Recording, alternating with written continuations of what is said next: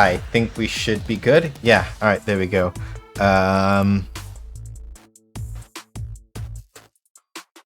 Pull down the audio. So, hi everybody. Happy Friday. I hope the day was restful and or productive for y'all. I probably should have saved this shirt for Sunday, huh? Because that's when Independence actually is. Oh well, guess I'm just doing a repeat. Lol. But yeah, I hope the day was restful and or productive for y'all. I have been just having the time of my life because Evo started today, and I heard some of the best news that I could possibly hear from Evo. So I'm good just by virtue of today. Today is already going great. Happy Evo to you as well. Hey Ryudo. But yeah, so yeah, a couple of things. First is that I did manage to get Diamond 1 with Cammy off stream. If in case you weren't already aware because you don't follow me on like co-host or you're not in the Gilded. Yeah. Yeah, we made Diamond 1. Oh, before I forget, Ryudo, are you out there or are you just kind of like home warrior, doing like the home warrior thing like I am and just like watching streams and seeing what all is up?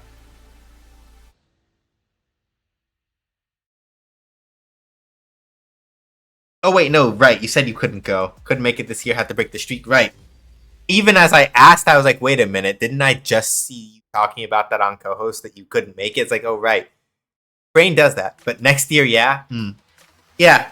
I have to see, because like Change the Future definitely has me back in mind for like needing to get back into tournaments. But at the same time, you know, COVID being what it is, I'm also just like, I have become very paranoid about like going out into like onto like convention floors and stuff like that for long periods of time. It like eats at me now. That on top of the fact that I was also not good with crowds anyways, like, So I'm thinking about it. But like it's probably, but you know, either way, I do want to like participate in tournaments more frequently thanks to Change the Future, because like that reminded me, it's like, no, actually, this is a thing that you know how to do. But yeah, hey Vallejo. And also, if I didn't say hi to Stubby, then also hi to Stubby as well. But yeah, I made Diamond 1 with Cammy off stream. I'm really happy and excited about that, specifically because I think, yeah, can do some smaller local regionals or something like that to start, but that's tomorrow's problem for tomorrow's you. Today's victory is the D1. Yeah, I'm really happy about that. And specifically the reason why. So I'm going to give a little bit of history about how it was like for me playing Street Fighter V. And if at some point I randomly get up real quick, just assume that I went to go get food. Yeah, Stubby pretty much hit on the heart of it. But to elaborate on that, basically, right, when I was playing Street Fighter V, and this was like Season 2, Season 3 time, I think was when I was really trying to push this, right? I was playing Street Fighter V, and I basically hit a hard plateau at Ultra Gold. And I would keep fluxing between Super Gold and Ultra Gold, and I could never, in Street Fighter and like Street Fighter V, I could never break through to Plat. Just never. I couldn't. And I am saying this with these caveats because it's kind of important that I talk about this in a Medium article that I wrote a couple years ago about like 4 things I wish I'd learned about fighting games. The main thing at that point is that, yeah, see, came already. Be right back.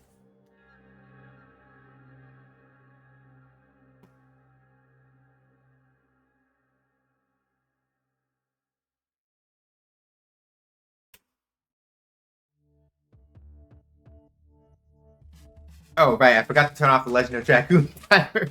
Hold on. Let me get sorted and situated, and then go fix the timers. I almost banned Nightbot by accident. If y'all want to watch Legend of Dragoon, that will be this Sunday at 5 p.m. Eastern Time on this channel. We are very close to the end. If you want to watch Legend of Dragoon, that's on Sunday. Let me let me go fix this. Let me go fix the timer before I forget. But yeah, right. So I talk about this in that article. Nightbot can eat shit. Fuckers almost banned me enough times for random shit law. Yeah. I mean, I had a conversation with Nightbot, and my Nightbot mostly behaves. My Nightbot mostly behaves, but I know that in other channels, no, they do not, and it's just like ah. All right. So since I'm talking about the article, I might as well link it. In rare footage of me like being self-aggrandizing, since I'm talking about it, I feel like I should probably link it because it's also relevant. And then I immediately go and open it up on the wrong fucking computer. So give me a second. While I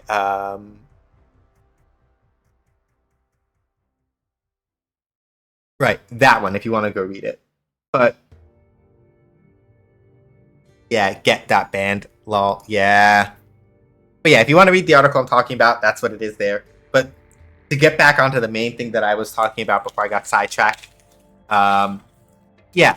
So the main thing is that at that particular point in time, when I was playing Street Fighter V and trying to get really hard and trying to push really hard to get into platinum, right?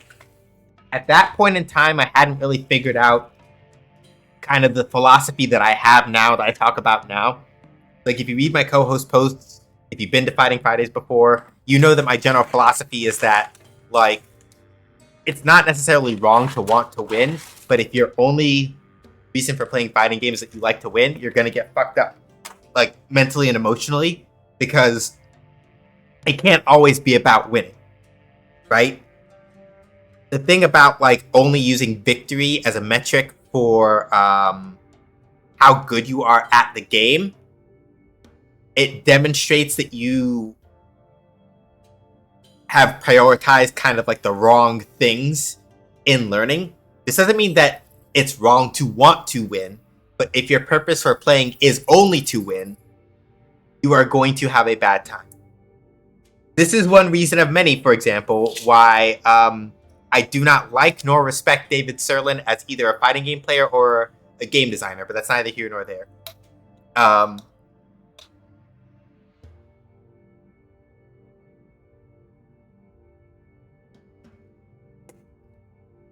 But I say all that to say, yeah, all competitive video games, yeah. Right, I'm just talking about it from fighting games in particular because with other competitive video games, right, to a certain extent, with other competitive video games, depending on what game it is, like FIFA obviously doesn't apply because like you're controlling all the characters in FIFA and whatever. But for things like Call of Duty or whatever, if you're like, yeah, I just have bad teammates, it's their fault, blah blah blah. It's really easy to like deflect that, right?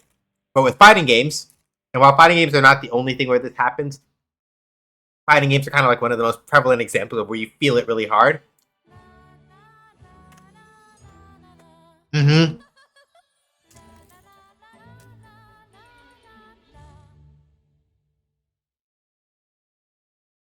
Also, as a side note,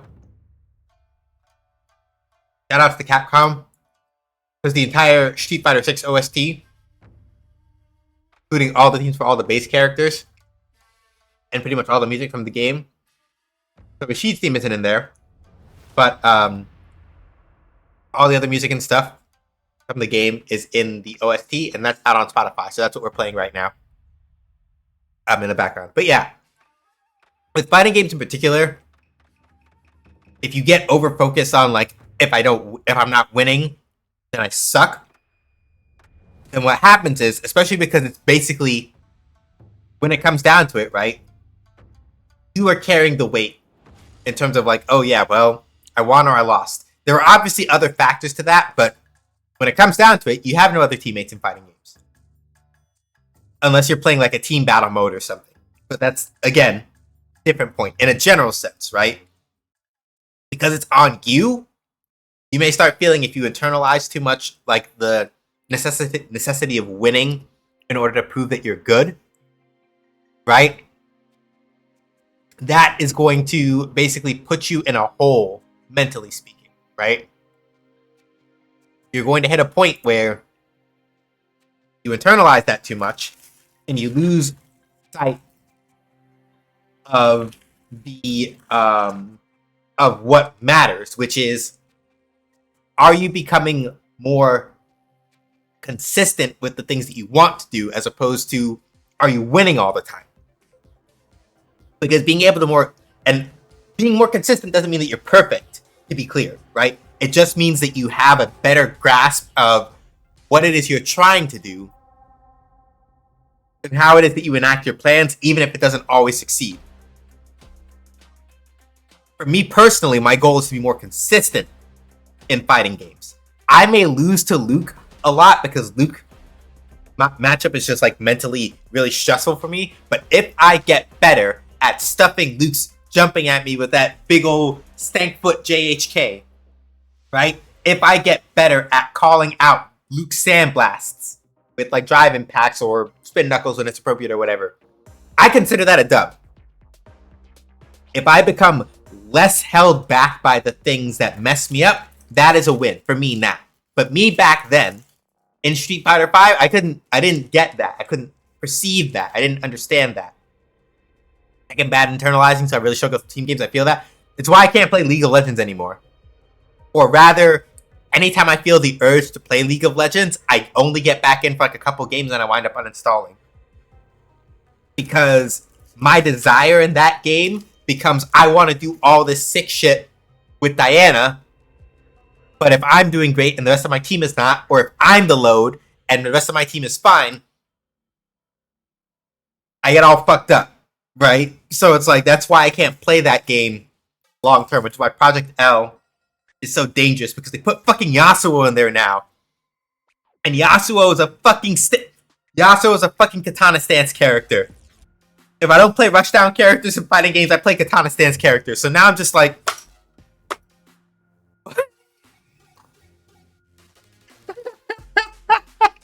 but we're gonna talk about Project L a little later. But yeah. We all know you're gonna be a Vi main. Realistically, if they put Vi in there, I would. I'm not gonna front.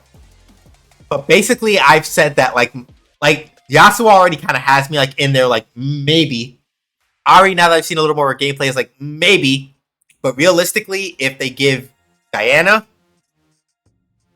if we get Diana or Samira, maybe even Leona, right? Leona, Diana, Samira, Akali, I'm fucked up. I'm there. It's just a done deal. I'm in there and it's over.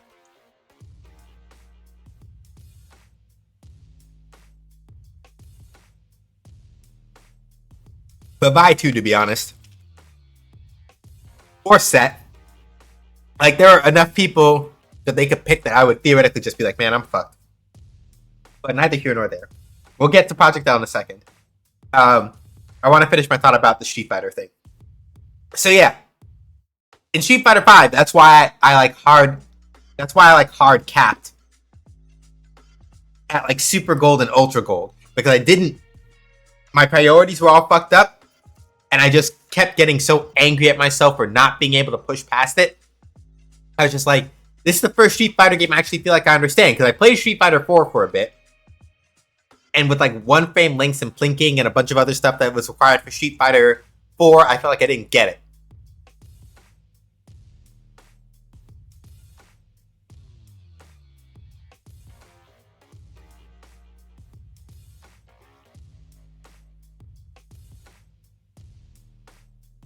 So Street Fighter 5 come along, right?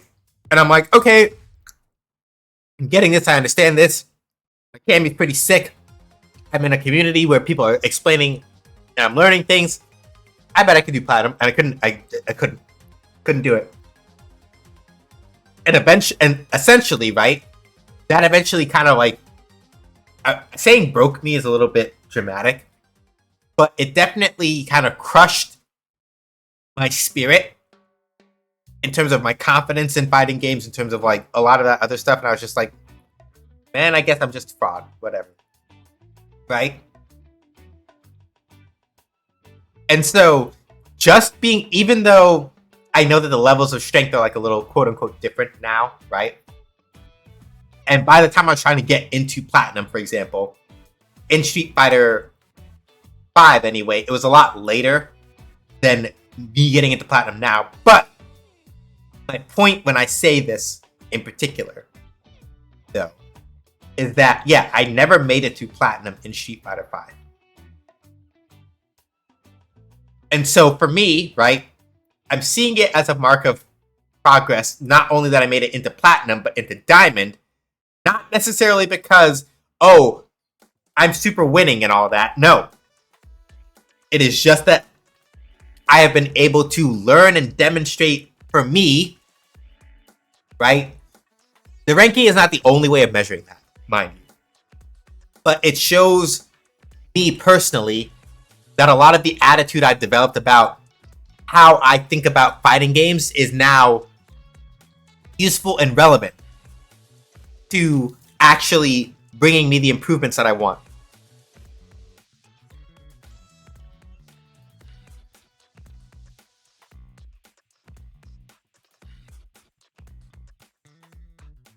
Not because I'm winning harder,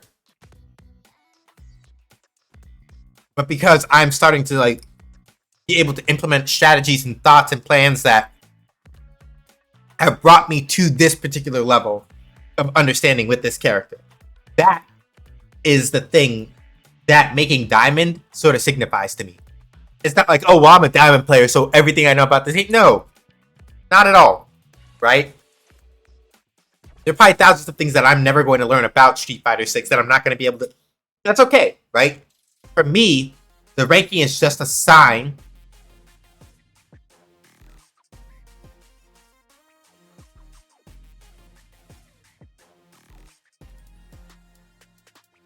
also, hi, Shark.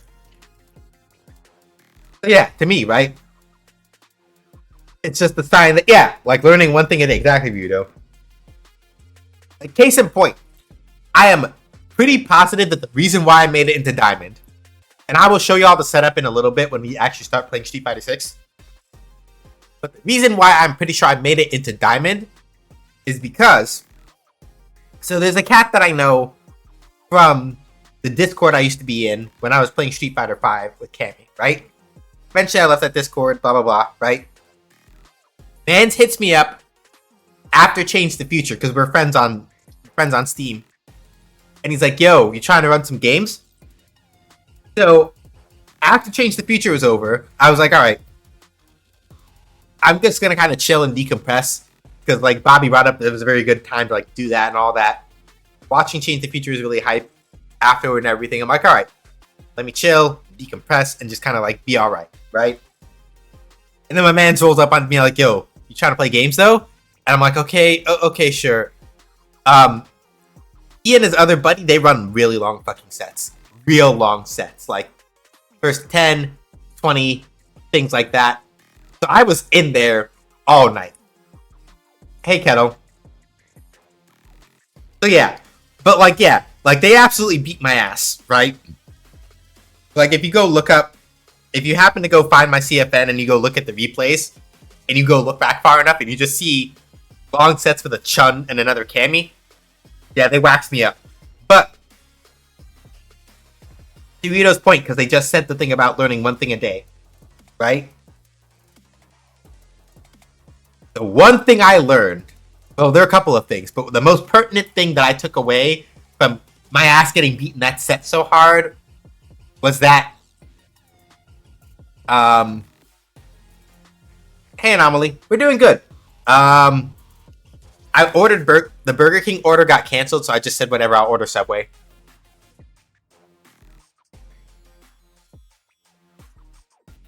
But yeah, there were a couple of things I learned, but the one thing that I really committed to, an appropriate food for you.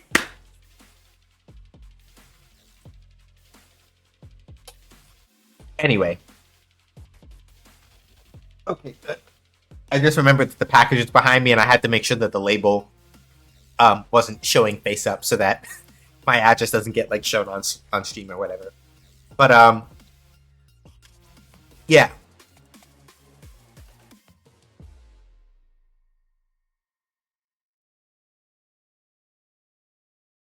The one thing I picked up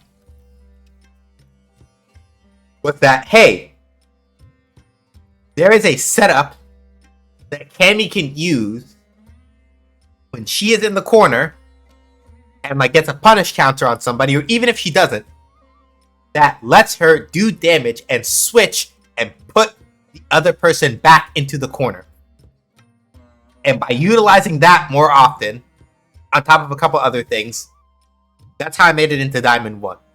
Because what that did for my game was, it meant, oh, hey, am I in the corner? Okay, did I manage to get a hit with XYZ button or a punish counter? Yes. Oh, I now have a way to side switch the opponent, put them in the corner, give me frame advantage, and now I can work stuff in the corner.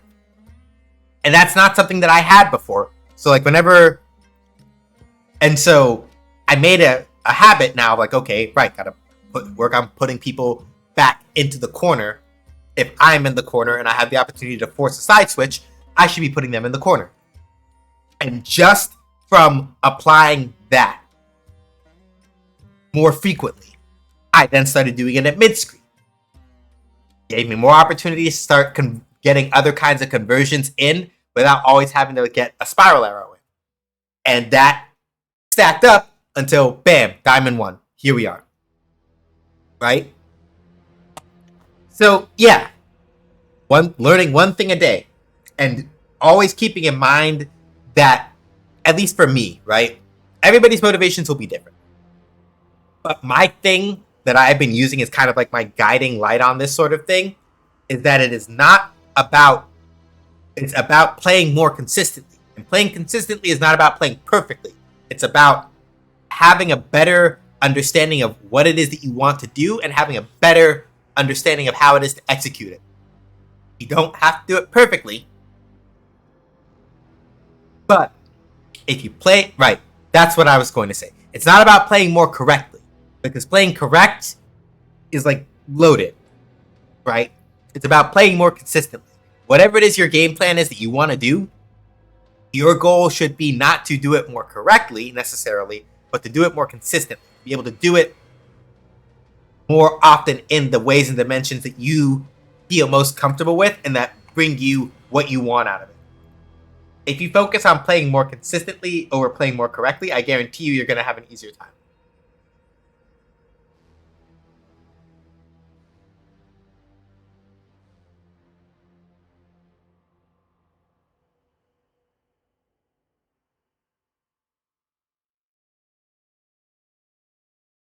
Okay, that's an interesting thing.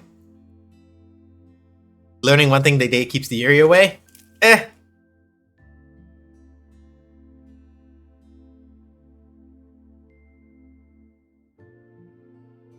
And then sometimes it finds you anyway. You know, life is like that sometimes. Yeah.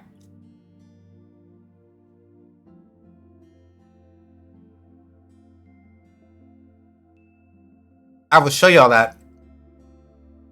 I will show you all that setup when we start playing Street Fighter 6 in a little bit. I just have like 2 more bits of Evo news I really want to go over. I'm really excited to talk about them. Well, 1 more really, because we already talked a little bit about Project L. Did I? Yes, I did. I'm down for that. I know I didn't vote yet, but yes, I'm down for that. I want to see that. Beating up debt collectors for being shitty is always a good time.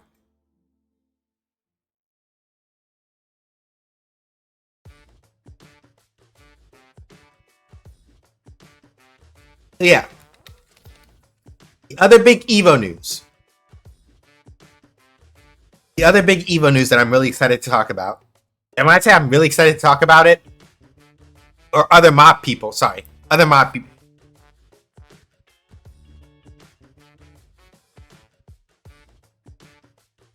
Still clutch though. That being the case, still down to watch that though. Sounds like bad as fuck.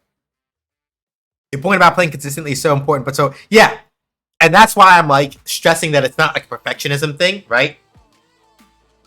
Because if you're like, okay, so in order to play consistently, I have to be perfect, is what you're saying, right? It's like, no. I'm just saying that it's like, it's about being able to more often, because in case you also haven't heard, my main thing is also that perfection is bullshit and isn't real and doesn't exist. So don't bother trying to aim for perfection, because that is not, it's not a real thing.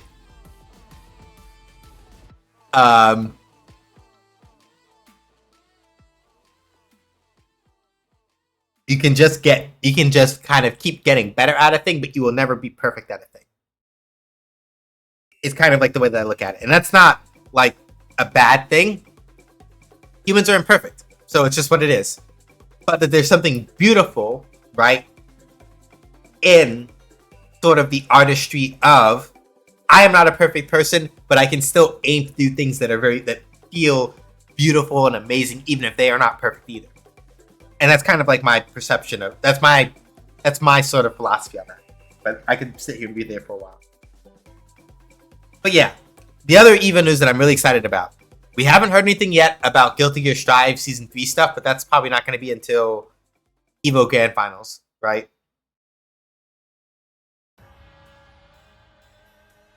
EVO Evolution, aka bar none, the biggest fighting game tournament in North America,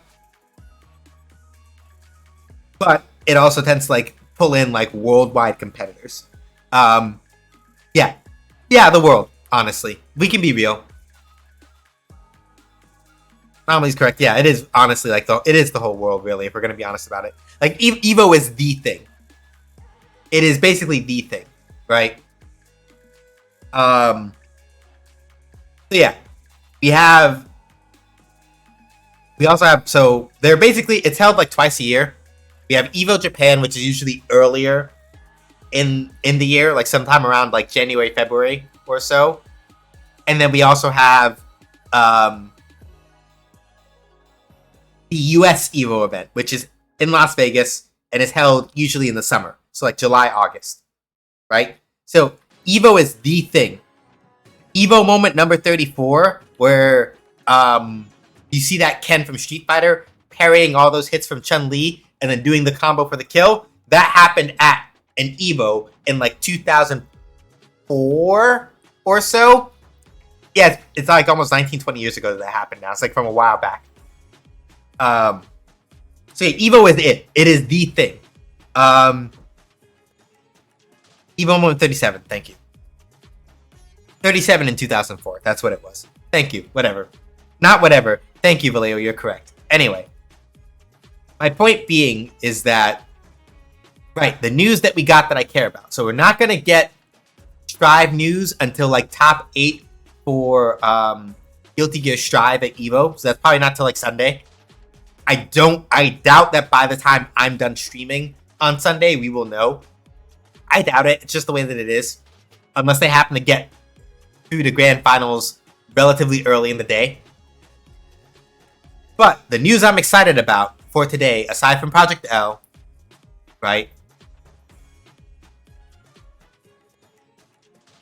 After so many years, we finally have a new version of Under Night In-Birth coming out.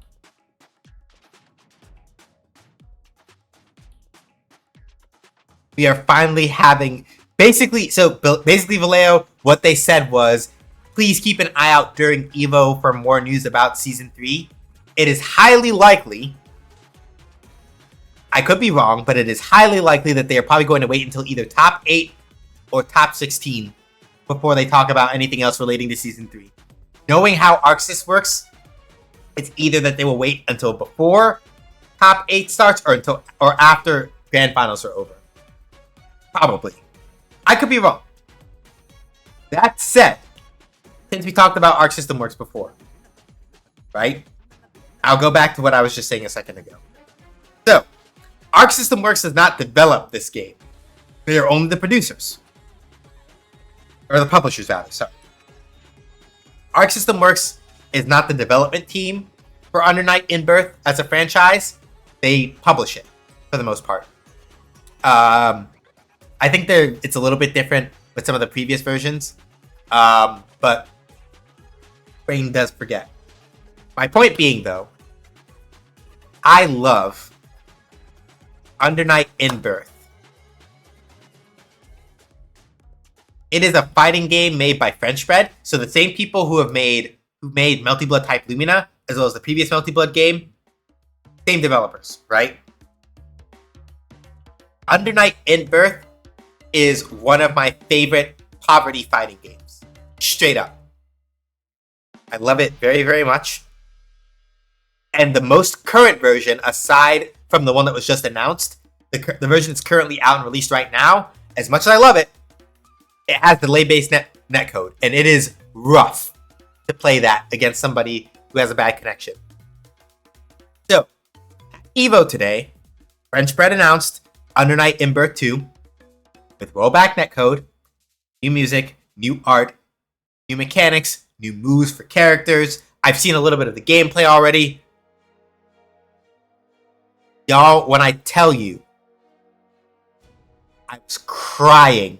Not like blubbering, but my eyes were wet when I saw that announcement. I'm like, I can finally hit people with the Yuzuriha mix again after so long. It's not coming out till 2024, but fuck it, we in there. Let me read the other thing that Kettle said first before I come back. Oh yeah, it's a matter of actually doing the thing. Executive dysfunction makes doing things regular hard as hell. Perfectionism is also, yeah. You just kind of like take it as it goes, right? Like I fight that devil of perfectionism a lot. So yeah, I feel that. Like that's why like the attitude that I have now is like just the way that I had to like unlearn a lot of that. But yeah, I'll explain the thing about poverty. Actually, handy dandy time I think we can do for this.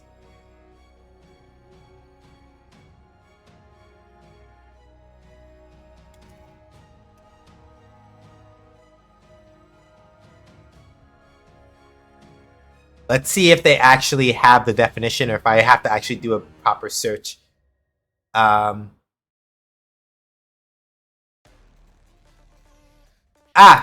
There we go. So yeah, that's what a poverty game is. If you want that, but the TLDR is that poverty fighting games are games that are mostly supported by small but passionate communities. These games tend to not have big tournaments or large payouts, and you may have to like use Discord to find players to play against, but those stick around. Yeah, like that small passionate game base. Is it that one fighting game I've watched you lab before? Maybe. I can't remember the last time I actually opened up Under Night In-Birth. So I can't even tell you realistically if that was the one. But I love Under Night so much. So it's getting, now that I know it's getting a sequel, and that it has rollback, we now have a new thing alongside DNF Duel.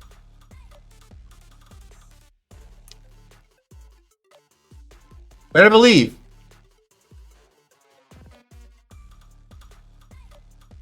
When that game is out in 2024, I'm there. 100%. Done deal. There's a character in that game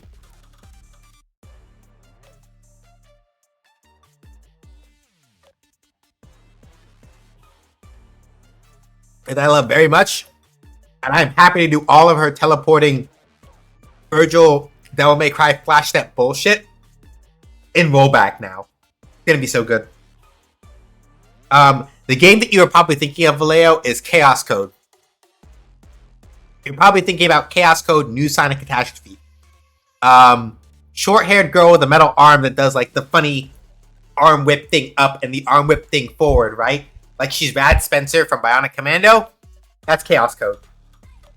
I have not heard anything new about the new Chaos Code game. I know it's back in development now, but we're probably going to hear.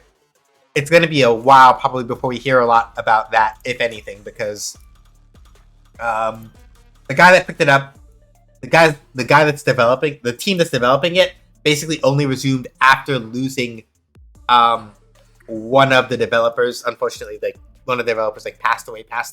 So it's just like,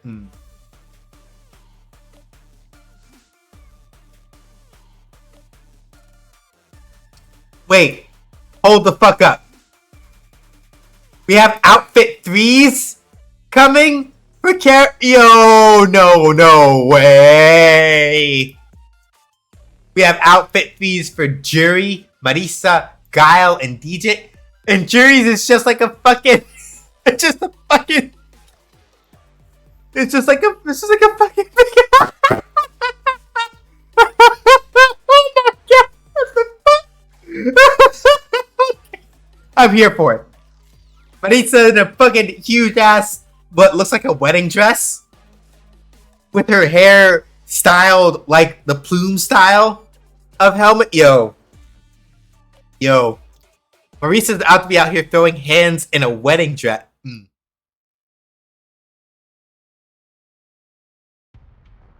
What a game. But yeah, I'm super excited for Under Night in Birth 2. It's gonna be so good. It's going to be so good. I'm so here for it. I am so ready. I cannot wait to show y'all that game. Fucker. I almost dropped my stick. Hang on. I'll drop off the link in here. It's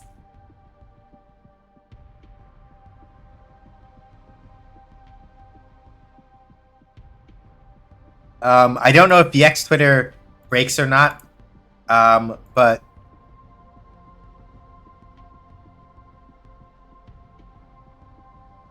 hang on. Hopefully this will work. If not, I will go put it. I'll go put it in the appropriate spot. From there. Where's my feet, lesbian? Juri's already in this game, if that's what you're asking about. So, and that's the character I'm planning on bringing to Diamond next. So, there you go. Oh, you mean the outfit? Oh, yeah. Oh, that's fair. Lol. But yeah, like literally her outfit 3 is just like giant fucking teddies. And I'm just like, what the fuck? But also, that's amazing. What is this guy? What is this Guire outfit? Yeah. No, they literally just like, yo, Guile is gonna enter like his hair down Benimaru era. Right here, right now. And I'm like, that is an amazing amount of sauce.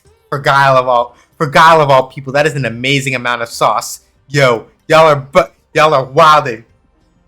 Like, y'all can't put that much sauce on this man. So it's what if Miss Havisham was buff as hell? Yeah. Yeah. Alright. Let's play some fucking Street Fighter, though.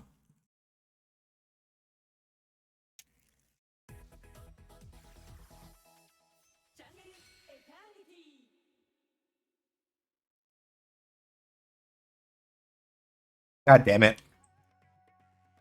Oh. I forgot to plug the fucking capture card into the... I forgot to plug the capture card into the Haimu. Give me a second, y'all. I'm a fucking mess.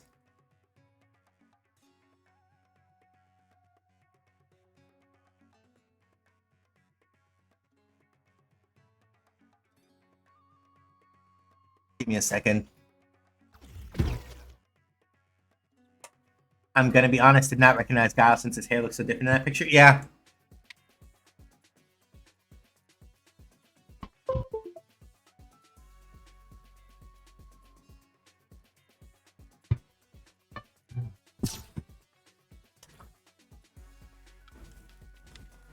Yeah, we might. We might get Library Geef. And that's really wild. That's the really wild part.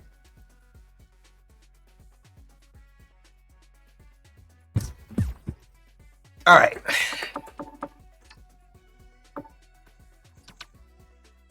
Alright. So thank y'all for indulging me while I was like yelling and being super excited about all the stuff out of EVO.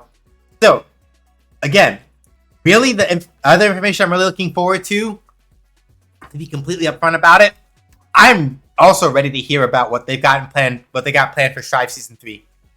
I'm not joking with y'all. If for Strive Season 3, I know this is a long shot, and I'm coming with no expectations, right? I'm coming with no expectations. I am devoid of expectations on that front.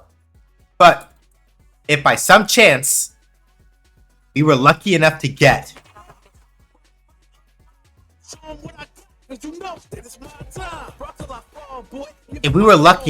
right, to get alongside the new mechanics and stuff that they say are coming to Strive, if at some point we get Jam during Season 3, I'm fucking insufferable. To be clear, I think Giovanna is cool. I love Sin. I do. Really and truly. Like, the characters that I play in Strive, I do not dislike. But,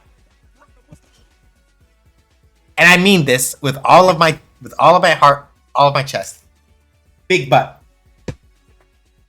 Neither of them compare to being able to roll up with Jam in Guilty Gear Strive.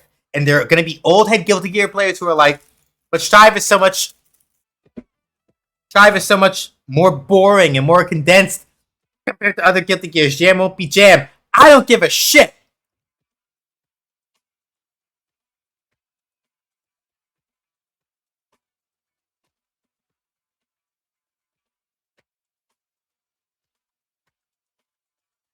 We'll figure it out. And if they do Jam and Strive, and I'm like, you know what? I'm not feeling it. I got Xrd right there with Volback, and I'm good. But if they put Jam and Strive, done deal. I'm insufferable. It's my time.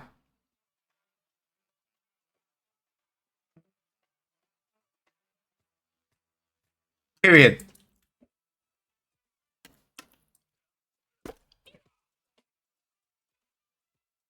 So,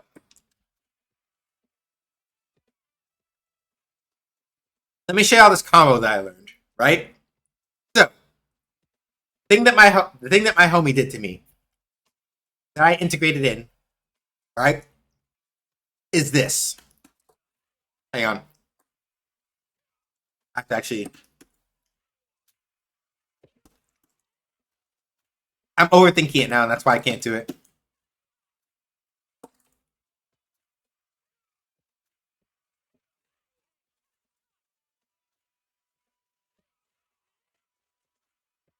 I'm gonna need a minute because my brain's not cooperating.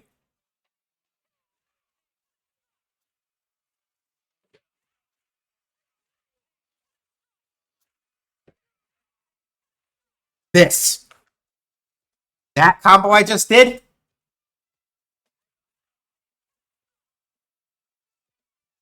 this changed everything for me. Because I saw him do it to me. I'm like, wait, what the fuck was that? And he was just like, yeah. All you have to do is do the launch combo, hit the heavy hooligan, wait a little bit, and then do the cannon strike. Right? And the reason why this combo is important is because I can get it off of a lot of things, right? And the important thing is that, hang on.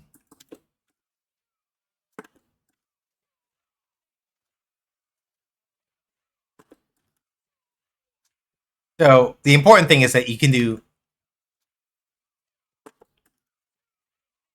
right? It puts them back in the corner and gets you out of it.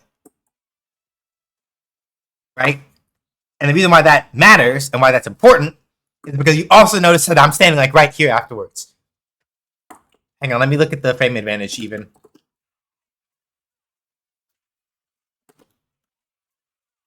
How much frame advantage do I have? 27 frames. That's a lot. It's not enough to do more. It's not enough to do like more hooligan mix up afterward, but 27 frames of advantage. I put you back in the corner, and I'm basically right on top of you.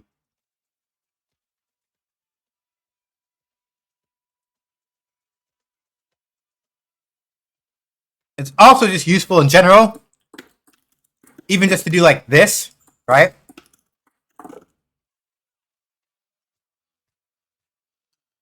Because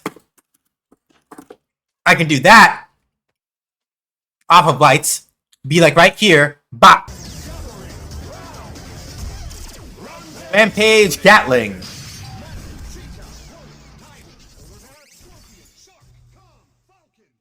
Woo!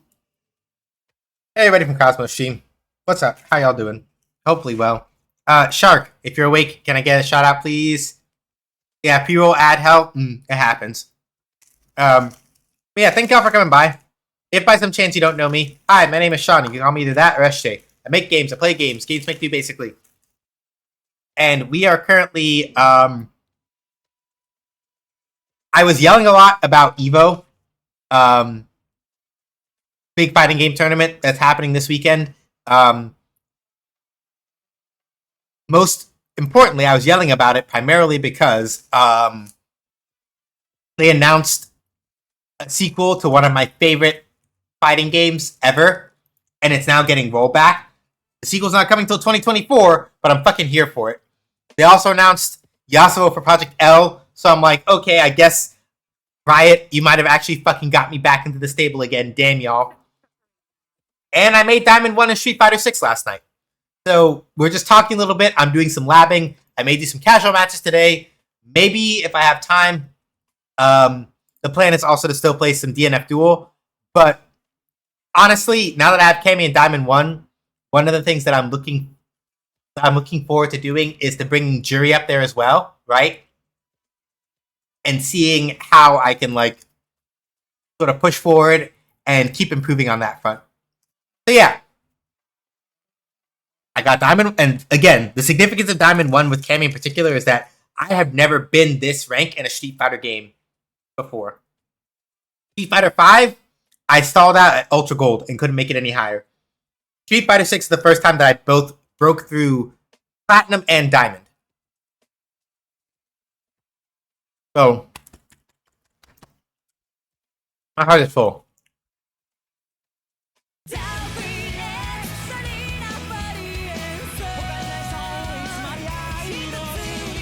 WX Psycho no Patona de Autoki. Thank you so much, Cosmo, for the 4-month sub. Somebody hit with an exclamation point hype in the channel. Please let us know what's up.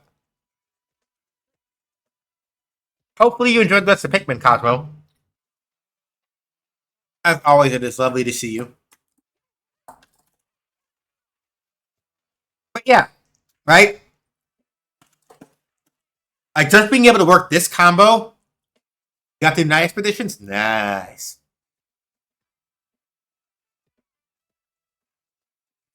But yeah, being able to just do that combo alone opened up a whole new world for me, right? Because now, if I'm backed up in the corner like this, I don't have to use DP in order to get a side switch. I can literally just, if I can pull it off, right? Or if, for example, I get like a punish counter, right? We get like a punish counter, drive impact.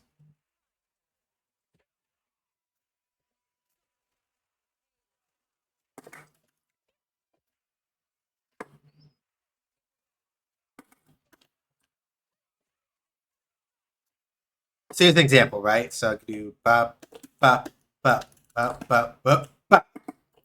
Right? I can capitalize, get pushed further out of the corner, mind you. But, right, even if I was just going to do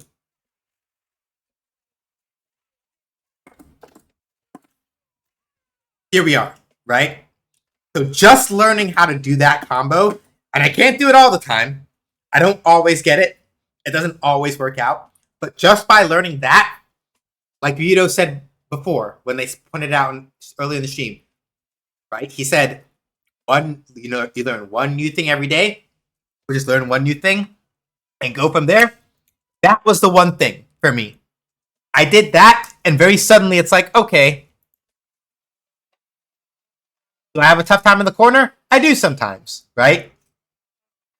But now that I have that, I can capitalize off of mistakes and put people back in the corner. Even if I can't do that, if I just remember to back throw people, right, like this. Sure, I don't have a bunch of plus frames to work with or anything, but at least you are back in the corner. right? And so just being more conscious about that is part of what got me up to platinum. Got me up to diamond, rather.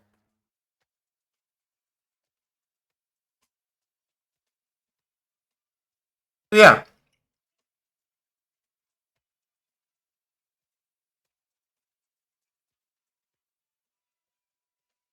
We're not going to stop playing Cammy by any means now, mind you.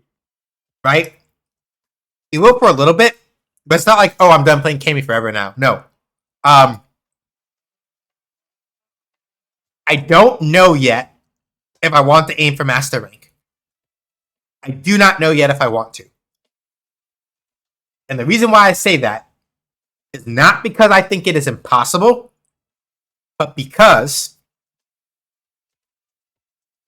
I want to be very careful about how I approach that grind so that I don't wind up treating master rank like what platinum was for me in Street Fighter V.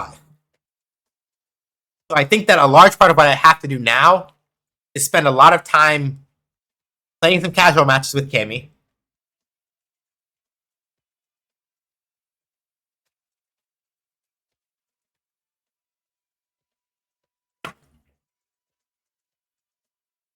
Just to kind of settle in a couple of things.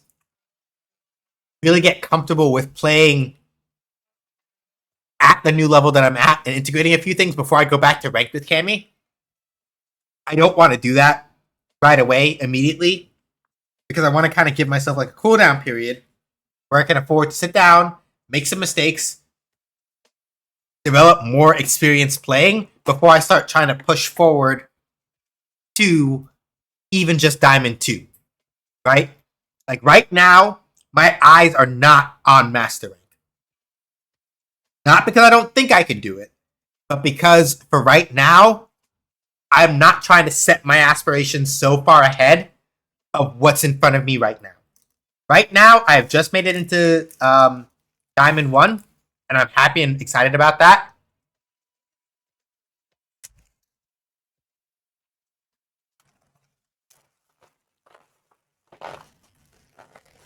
I'm going to sit with that. I'm going to let that be my state of being for a while and just understand what I know and what I don't, and just get some more matchup experience before I start thinking about Platinum 2. I'll try anyway.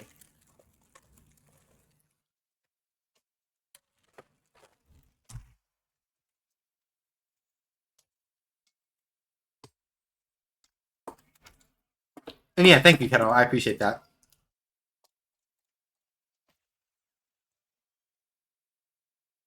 So,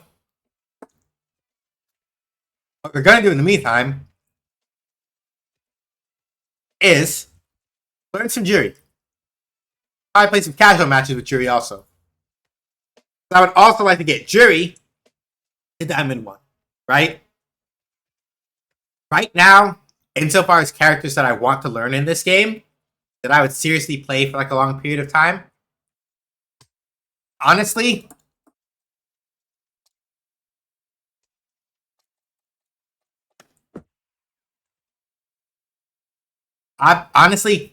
Cammy and Judy are about it insofar as that goes. Oh, they made an Evo comic one shot, or do that is the first I'm hearing of that.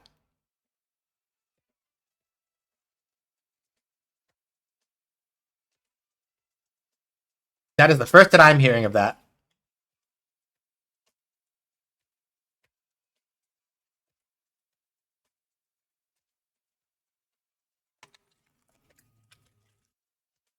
Yeah, we're gonna go back to Evangelion Unit 2 colors for Judy, actually, because these are cool.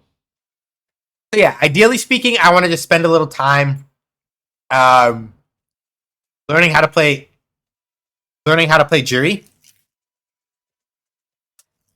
Just to kind of like figure out some stuff, because Juri was my other character in Street Fighter V. And right now,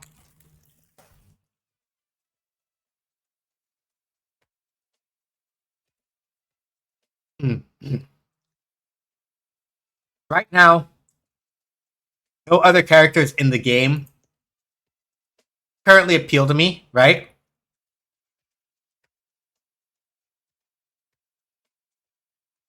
And this is not to say, right?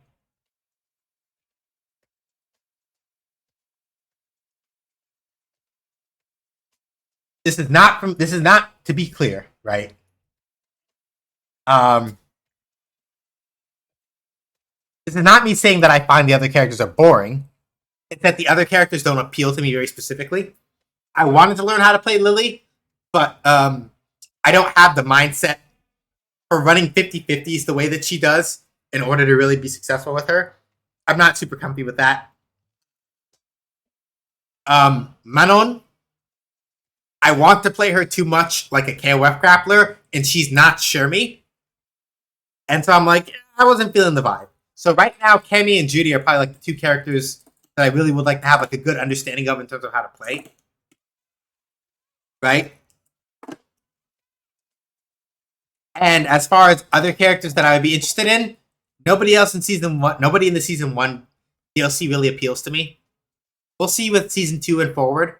Because basically it took until Akira got released for Street Fighter V before I found like another character. I'm like, not Cammy, not Juri, but we'll play it all the time. I tried to learn a little bit of Falk as well back then, but really, Cammy, Juri, and Akira were my 3 in Street Fighter V. So today is mostly just going to be a little slower. We're going to do some labbing, probably play some casual matches with Juri, but no rank today. We're not doing any rank today. So even if I play some Cammy today, not doing ranked.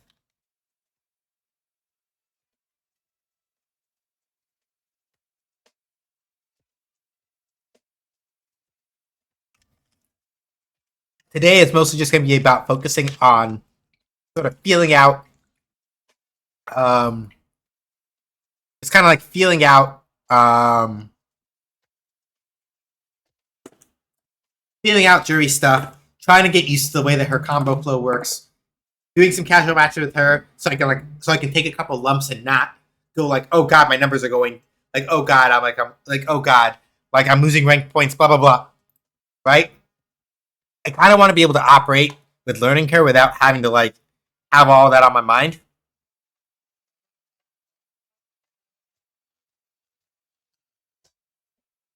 And so that's the plan for right now. So yeah, let's talk a little bit about Juri and kind of what makes her a little different from Cammy, in terms of like how she operates and how she moves, because it's important. So Juri is still relatively agile, right? As far as like character movement and stuff, she's still relatively quick. Um, I don't know the exact number of how her movement speed compares to like Cammy's, but she still moves relatively quickly. Her drive rush is really scary.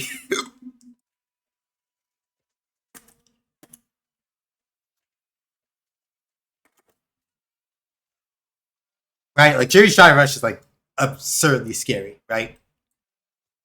But her main thing, and this is kind of like the way that I look at it, right? I would not say that Cammy is necessarily a defensive character because it's not quite true. But Juri and Cammy operate in a very similar space in that they both like to play at like close range and mid range and kind of like stuffing people's buttons out and things like that.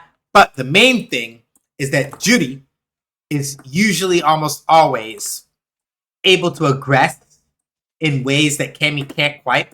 Like, for example, she has a standing overhead that she can use for like high-low mix, right? She has a fireball that she can walk behind for extra pressure, right? Her dashes are really good at closing gaps and otherwise kind of like getting to aggress at people. And most importantly, with the way that her Fuha stocking system works, you have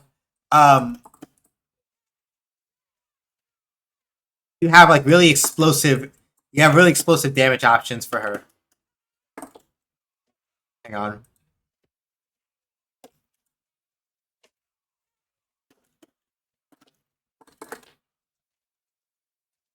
right? There are a lot of things that you can do where, right, you get a Fuha stock, you can run up, aggravate people with your buttons, right? Hang on.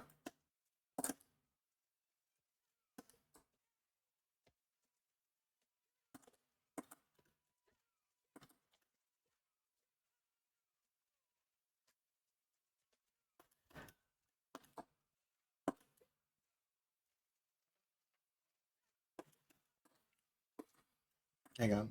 Whoop. Nope, wrong one. Mm, mm, mm. I did that wrong.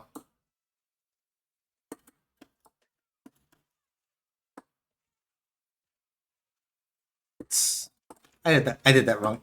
Yeah, this is the part where it's like this is why I have to like sit down and like actually learn her. Right? Because in the beta I was doing a lot of like I was doing like a lot of like very basic stuff with her. Just trying to like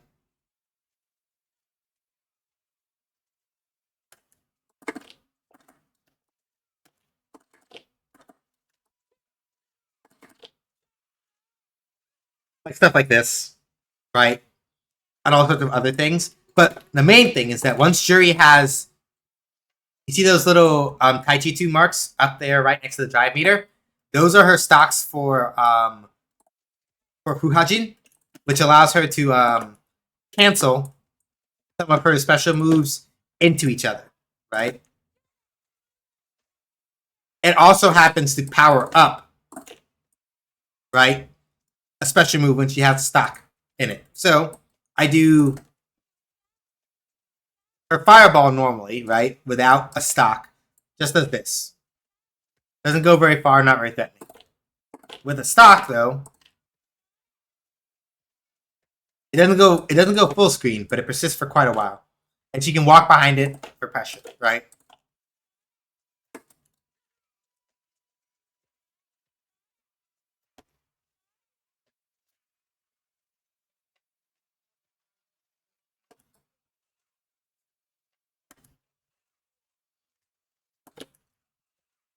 Without stock, 236MK is not super threatening. It can low crush, but not super threatening. With stock though,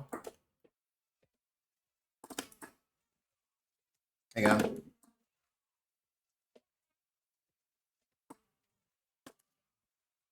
Get a combo on it, right? Without stock, this move just does this. With stock, you have that, right? Much better corner carry, all this other stuff, right? And then more importantly, you can like super cancel it and like just fuck up people's day. So the main thing with Judy when you're playing her is that you sort of have to draw a balance between like making sure that you can like stock up,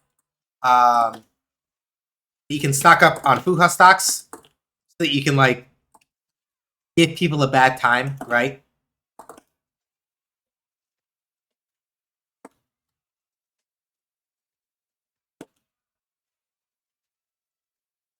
And make sure that you can kind of like keep your pressure and just like do stuff. And then when you're stocked up,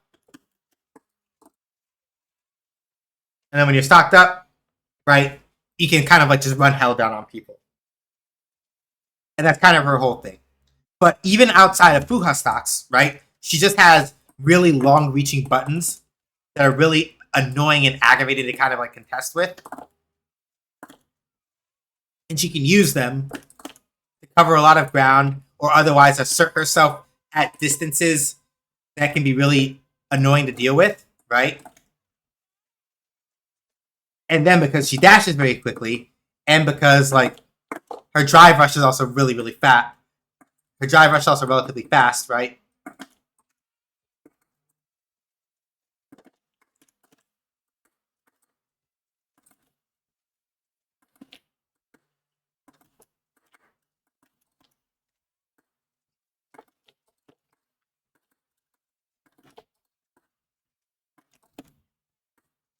Right? Jerry is basically just kind of like a run at you sort of menace, right? And she's very, very good at that.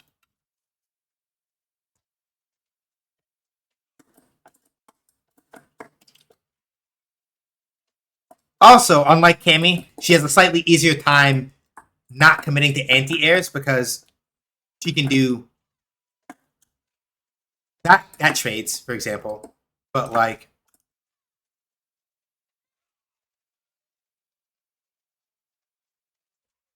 she has 2 HP and is super disjointed. She also has air throw. So I'm gonna have to remember that like air throw switches sides. I think. Yeah, air throw switches sides, so I have to be careful about using that as an option. I only want to do it when my back is to the corner, for example, right? And then even without that, like if I just yeah, that's the main thing, right? Like Jury basically does a lot of things very similar to Cammy, but she has a slightly even more offensive bent than Cammy does.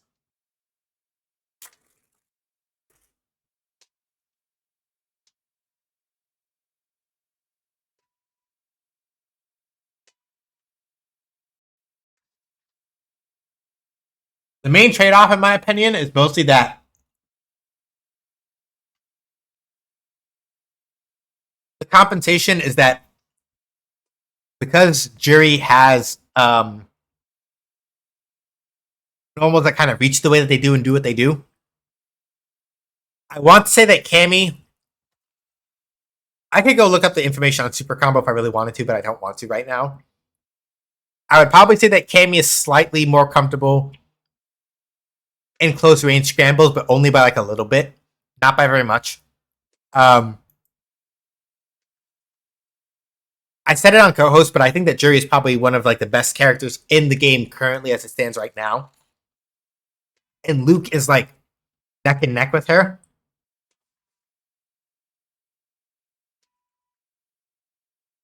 And then Cammy is probably within like maybe top 5. But that's my impression, personally. The tiers in this game, or at least it feels like, I'm not going to get into tier list stuff because like that's always a can of worms. But it feels like, generally speaking, the tiers in this game are very compressed. And there is no character that can do nothing. Right? Every character generally has enough spice and sauce to do stuff.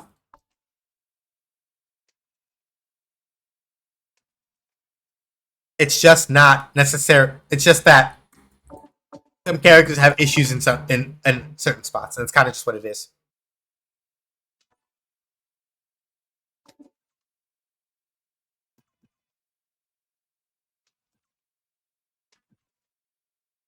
Yeah, we got. On the one hand, I want to represent brown skin Jury, but on the other hand, I really did used to like Evangelion Unit 1 colors for Jury also. So I feel like I also have to represent like Ava Unit 1.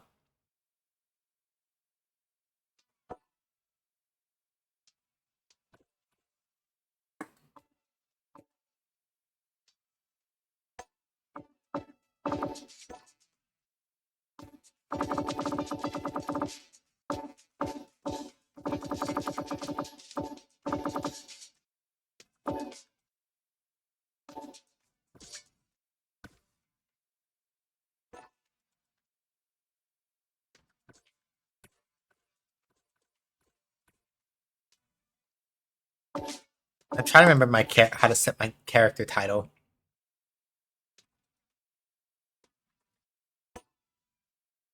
Here we go, title settings.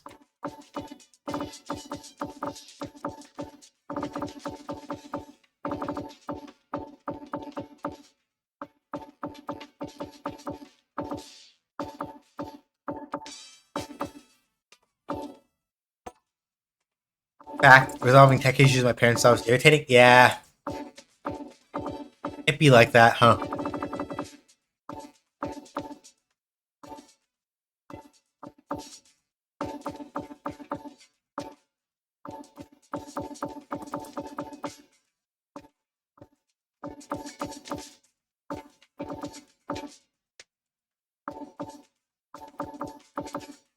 I guess we could do that.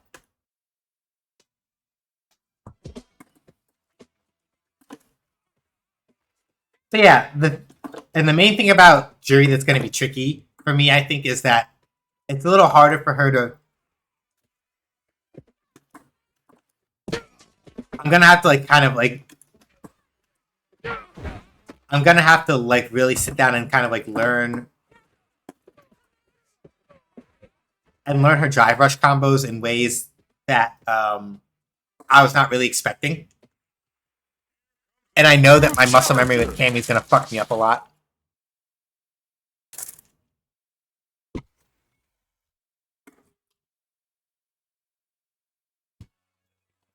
A player is here. Time to play.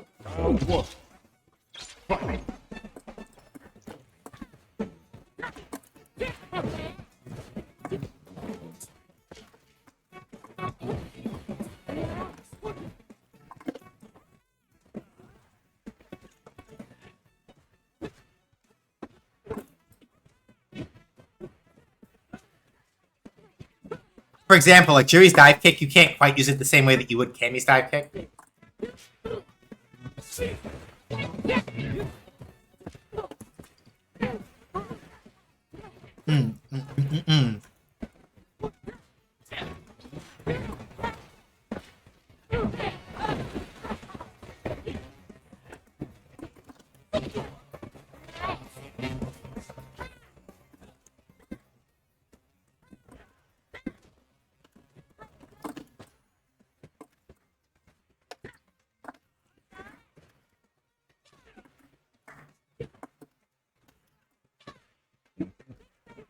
Yeah.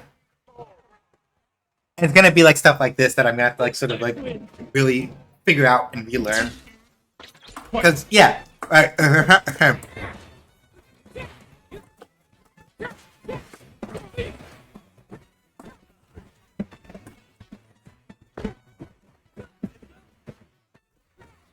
ah,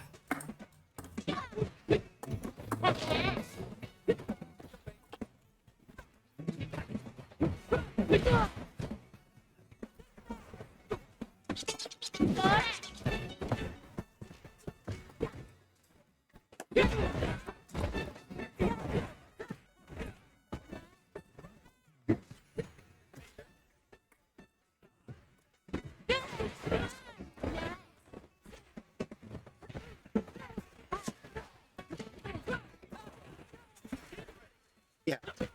So yeah, and this is why I was like, I need to go to casual match. I'm just gonna need lots of matches where this happens.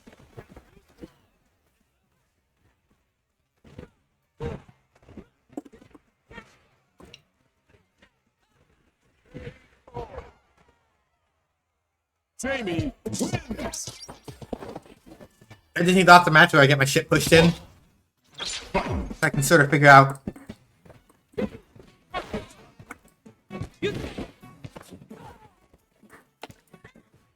Hey, also, what's up?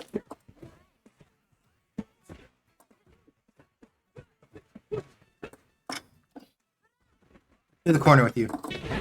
Fair.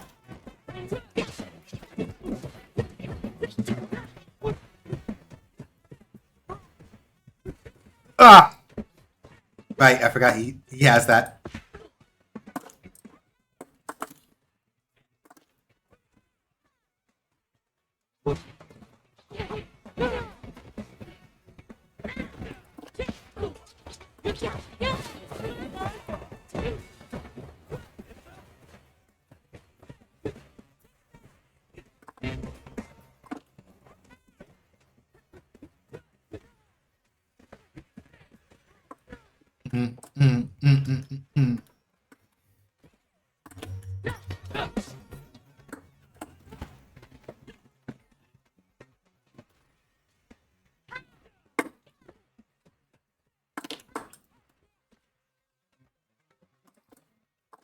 Ah, yeah, swagger step. Yeah. And this is fine, really. Like. Ah. No.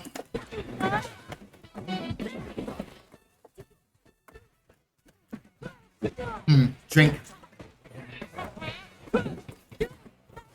Nope, not the move I wanted to do.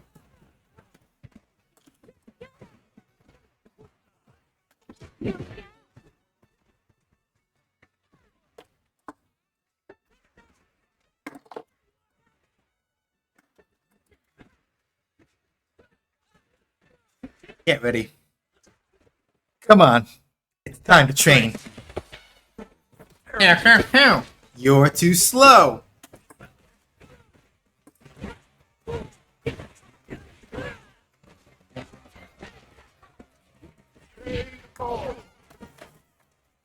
Jamie wins. Hands are too big. I have to. Hi, Squishy. One. But yeah, like as big as my hands are, I can't play fighting games on a controller.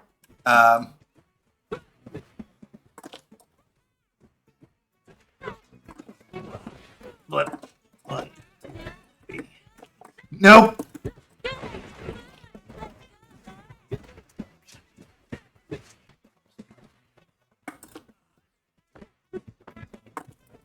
Nah, like I'm too rough on I'm too rough on a keyboard to play fighting games with a keyboard.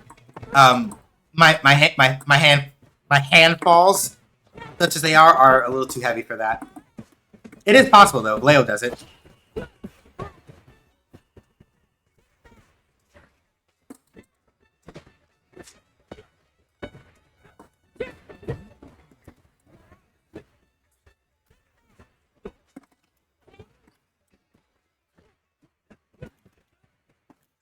Ah, impatient.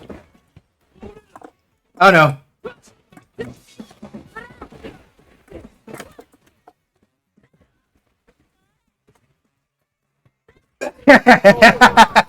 There we go. I got the jump. Round two. Fight. No.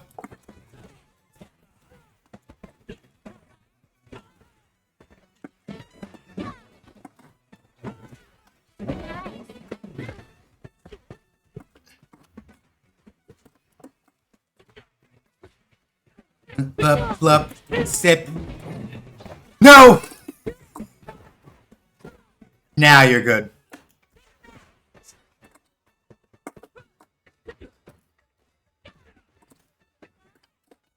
No.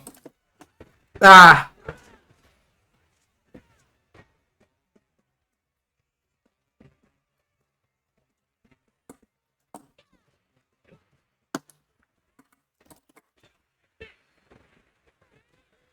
Oh, I should have done the cancel the Super Art 3! I would have killed! Oh my god! I should have done the cancel the Super Art 3, I would have killed. I'm a little upset about that, but... No! Yeah. Jamie uses Drunken Fist.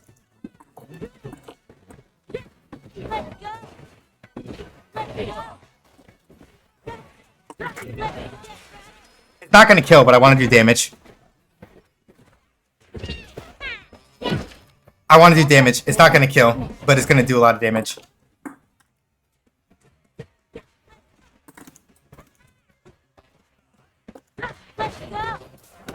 Ah! I'm not gonna die. It's gonna hurt. It's our destiny. Secret art. It's got. Ayo! On that.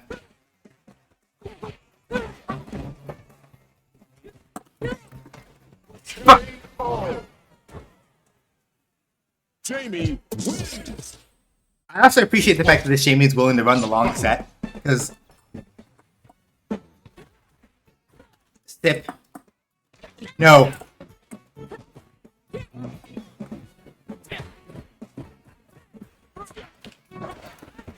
Ah!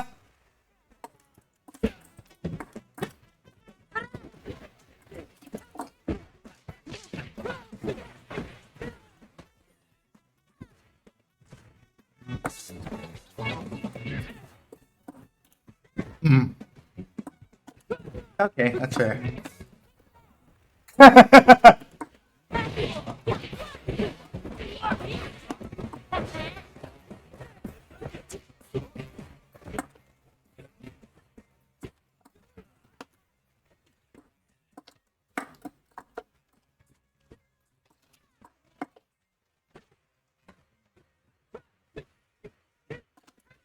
Oh, you committed to the Rekka. Committed too hard to the Rekka. With that much health? Nope, that was a terrible idea. I wasn't able to hit it in time. Shame.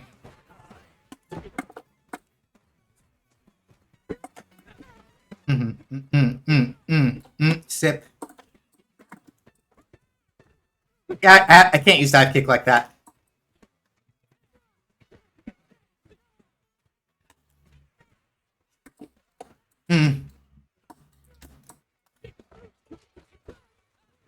Bacon.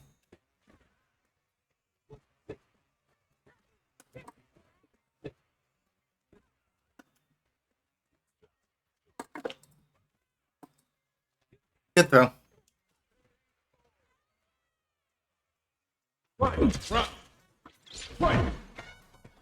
Ah, that's fair.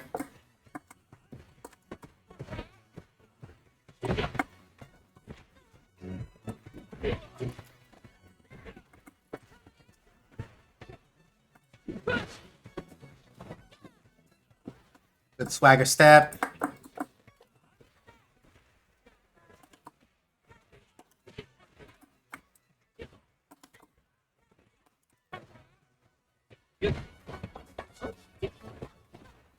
Yeah, I just gotta keep it simple. I just gotta keep it simple.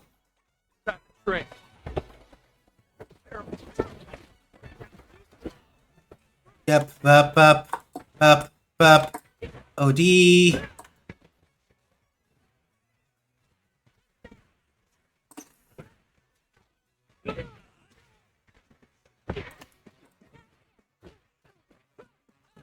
Yeah, I'm okay with that. I'm gonna have to take some time and learn what my light confirms are and things like that eventually.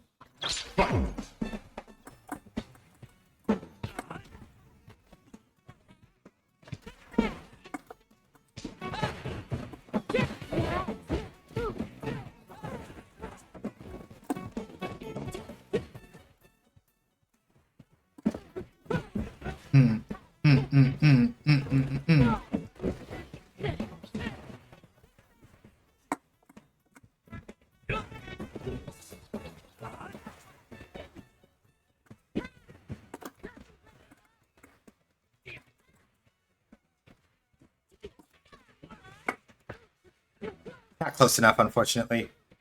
Too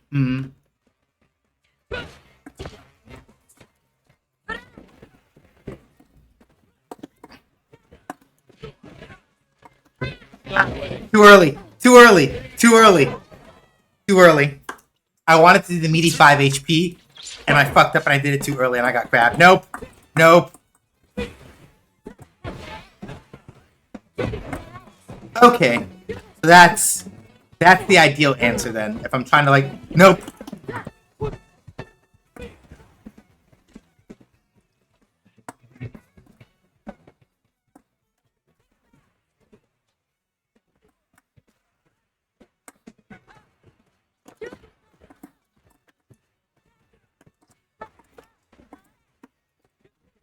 Good.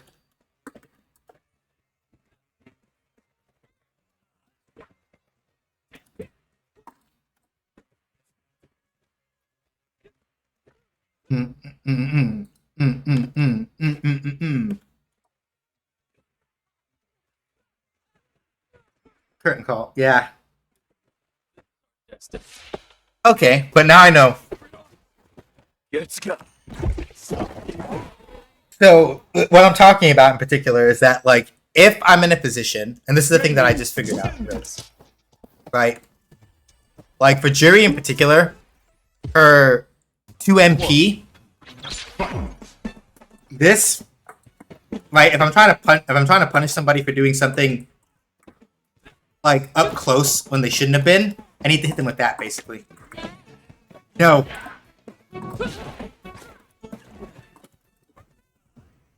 Let's go. That was good.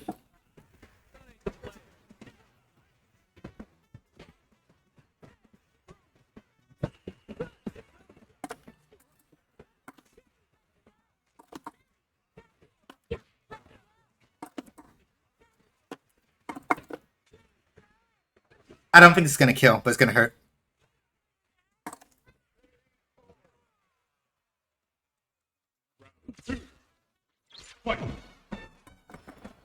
Damn, a little too slow.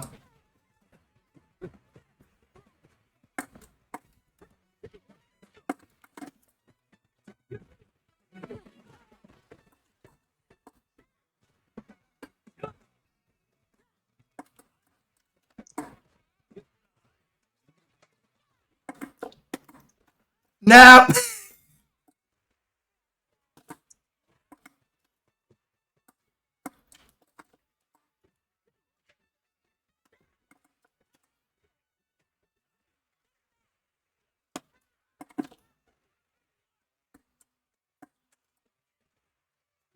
I messed up the throw timing.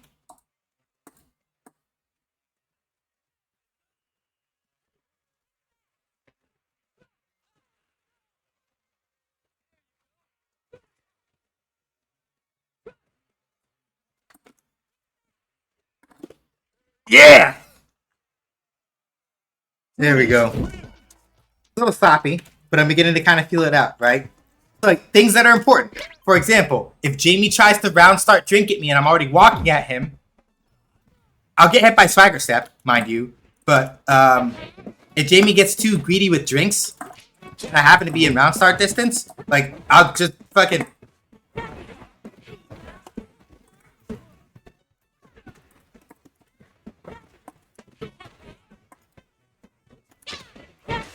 Stop that.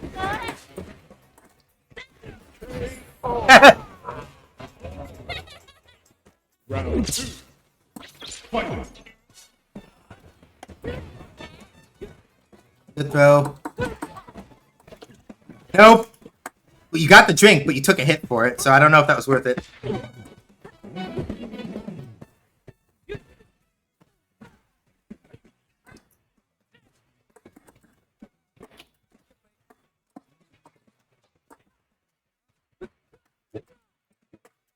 Mm-hmm. But.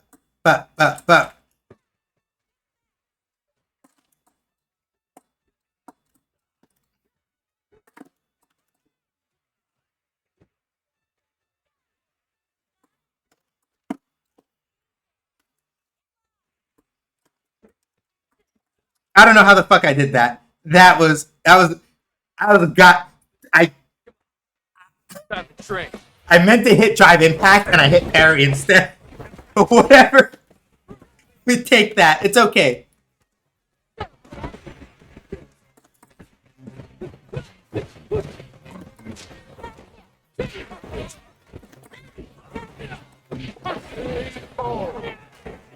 Woo! Trudy.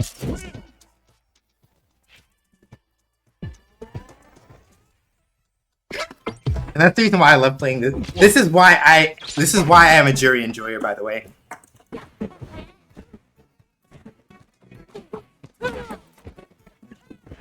Oh, it. Oh, that's unfortunate.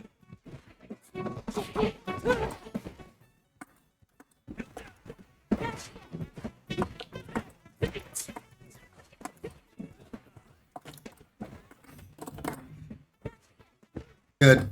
Now I have to stop doing that.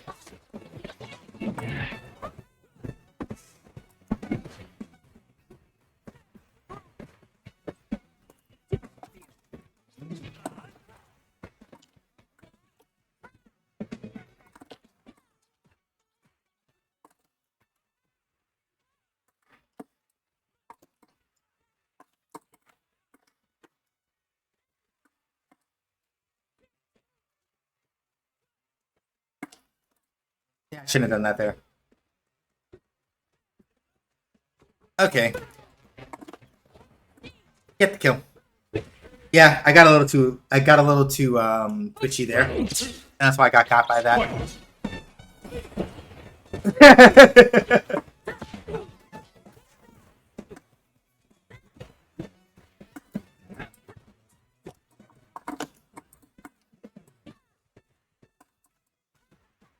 Mhm.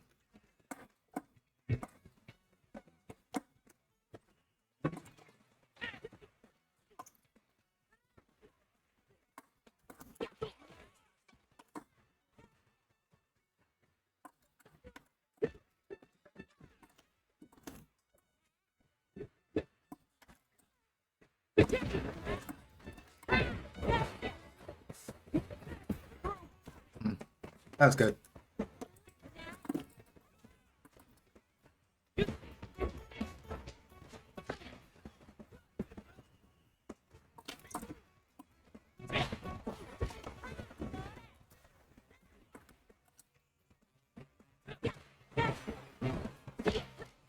Go.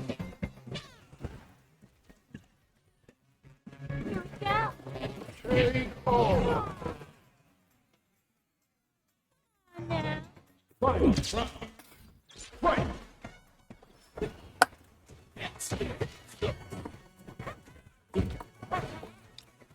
Oh, didn't want a dive kick. I put in the input for dive kick by accident, but I didn't want a dive kick there.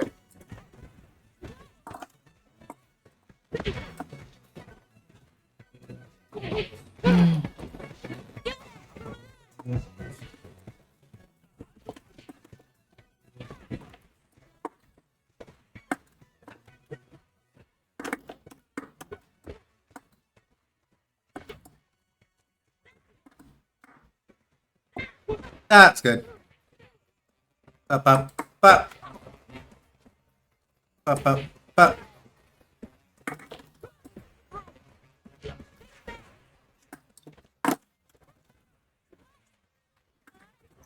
Ooh, good arrow kick.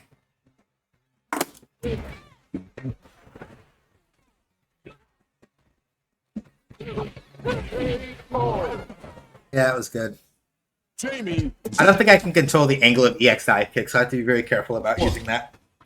Fight.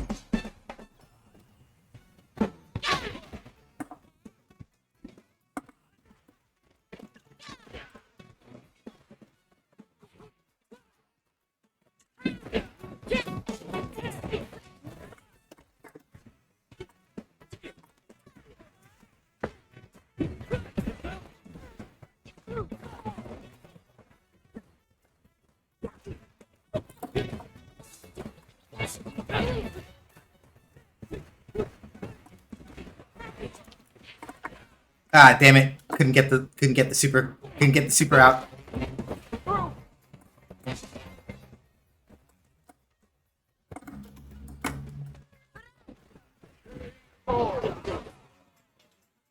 Round 2. Fight. Yeah, I have to be a little bit more careful about that now.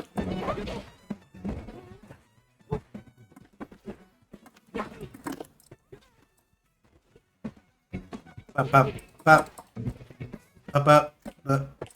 Yeah, and now they're starting to anticipate like.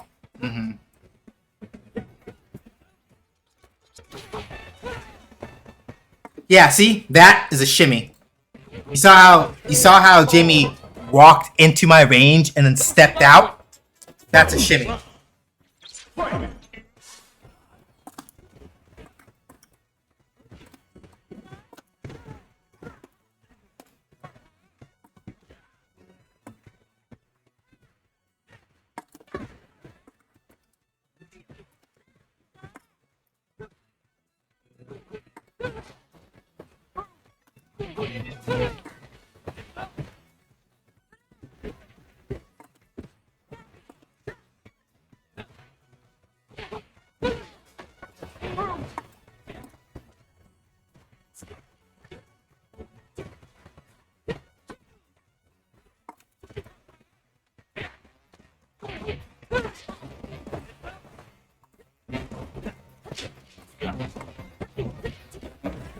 There we go.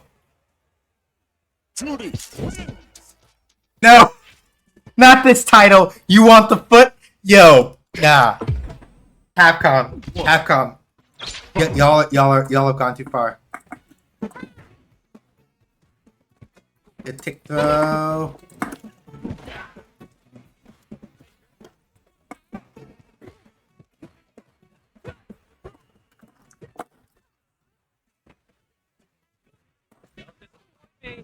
They need to stop. AXCP, yeah. Like, oh, yeah, there's the break. Loser.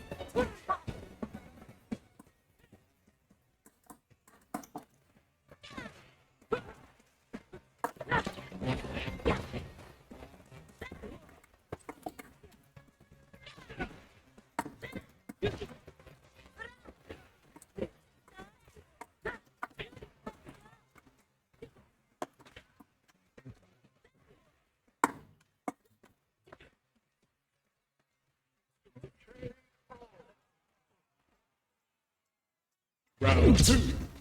Fight.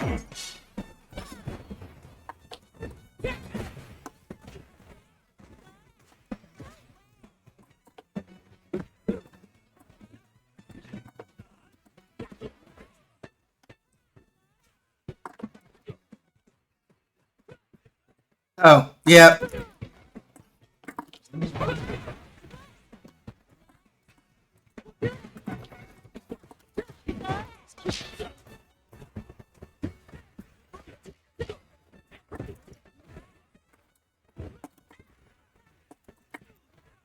I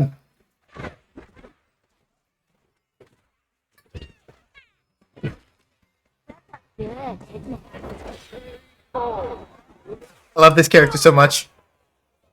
Judy. So yeah, the nice thing that this Jamie is doing as a good adaptation is that you'll notice that when they do the drive rush cancels, right?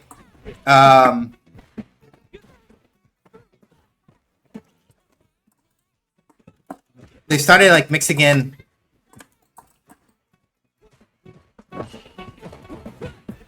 throws like here because they know that I've gotten used to anticipating I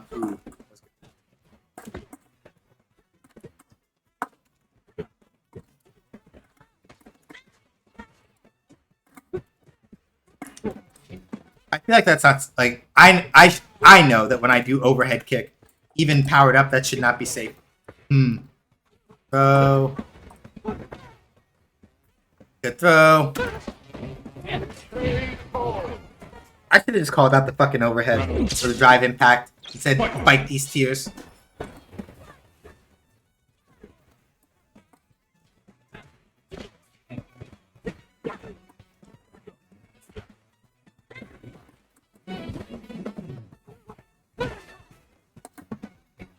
Ooh, good swagger step.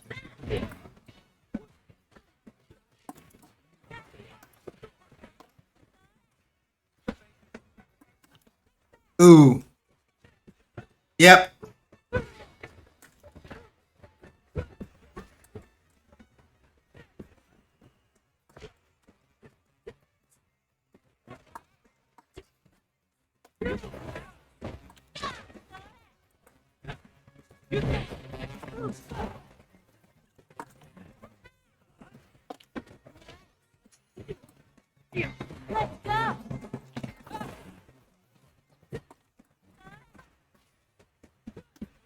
Ah, there's the throw again. Yeah, like the thing that they started doing because they realized that if I suspect that they're just gonna drive rush and do Jamie 5 HP again.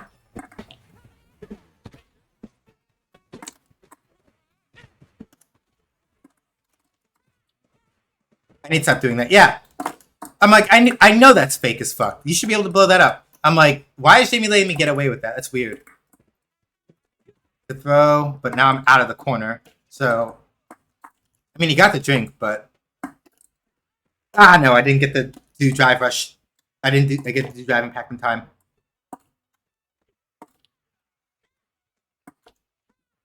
Hey, Ebony.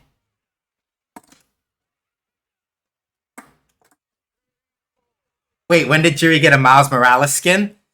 This is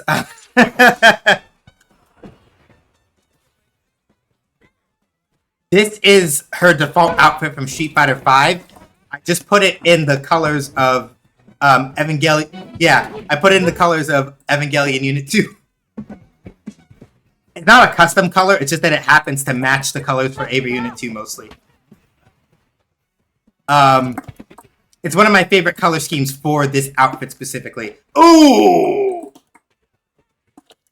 Damage!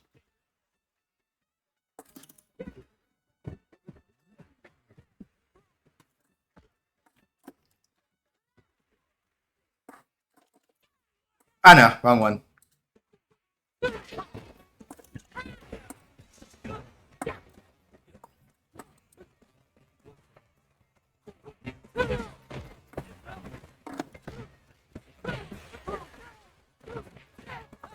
Bacon.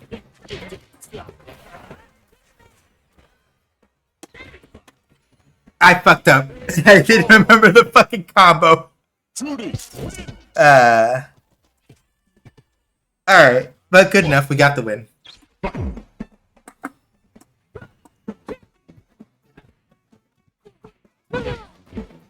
No!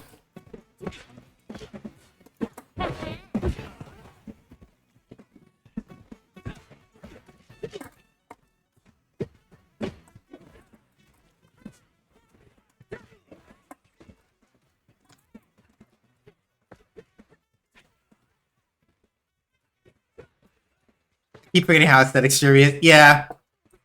He's also just wicked fun in this game. The main problem that she had in Street Fighter V is much less of a problem in this game. Oh no, I got fucked up!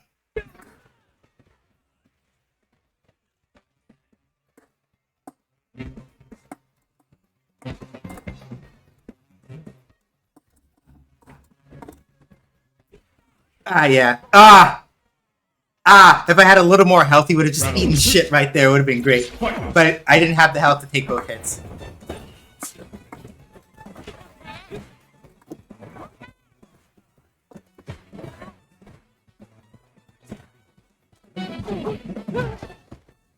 No.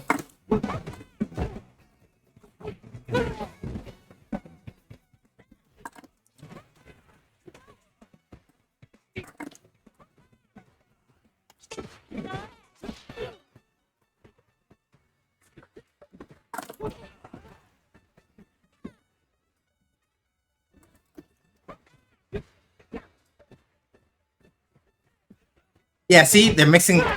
You notice how they're mixing in those throws after the drive rushes? It's because.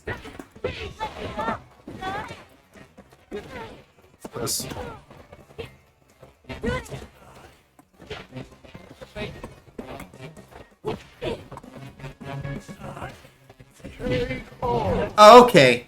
I gotta figure out which version of Swagger Step it is that Jamie's using. Because,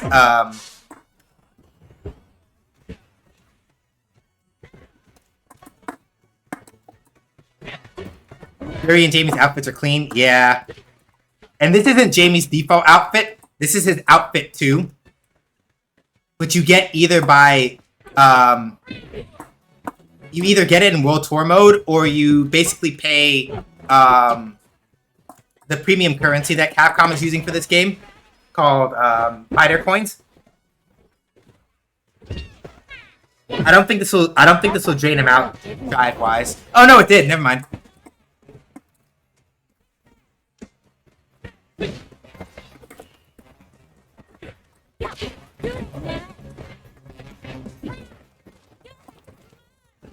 I could have done another cancel there. Gotta be. I don't need to rush. Yeah, I don't know which version of Swagger Step. Swagger Step is that palm attack he keeps hitting me with. I don't know which version Jamie is using, but whichever one it is, getting him fucked up.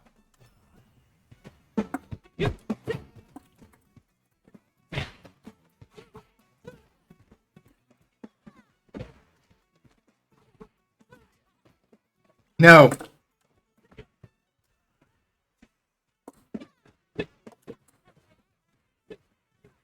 Okay, good.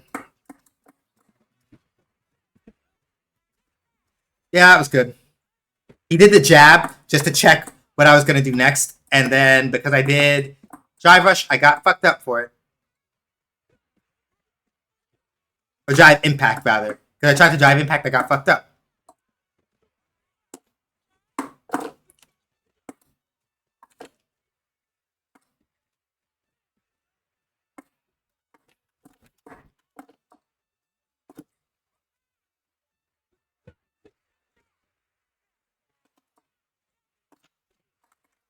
Fuck. Super Input, please. If Super Input had come out, I would have killed him. But it's okay. Made it work. I'm probably just putting it in too fast because it's not a straight up super cancel.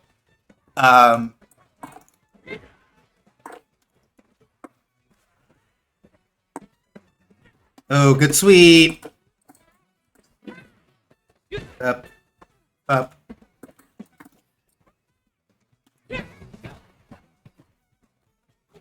Good throw. Throw. Alright.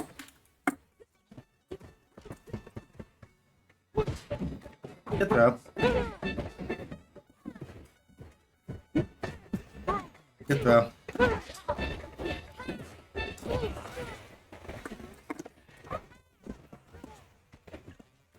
Oh, Jamie sauce now.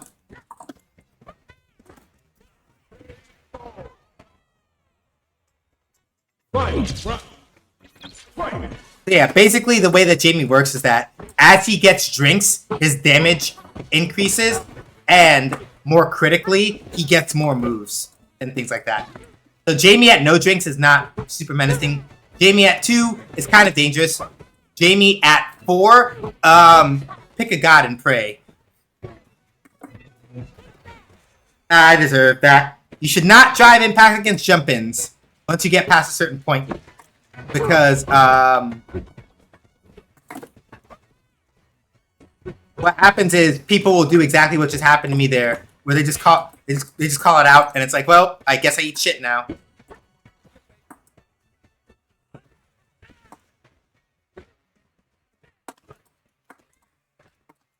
Yeah, it was good. So yeah, like basically, whenever Jamie gets 4 drinks, you're in for not a good time. That man will fuck you up.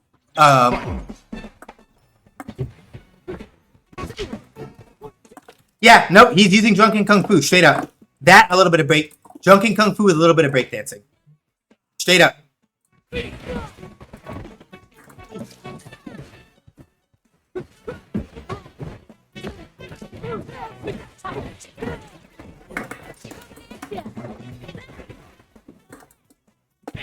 Ooh, that was good.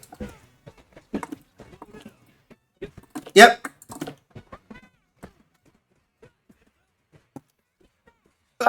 That's my own fault. I deserve that.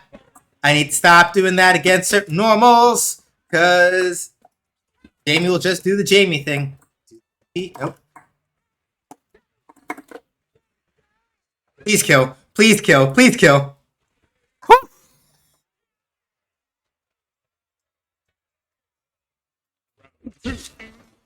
Fight.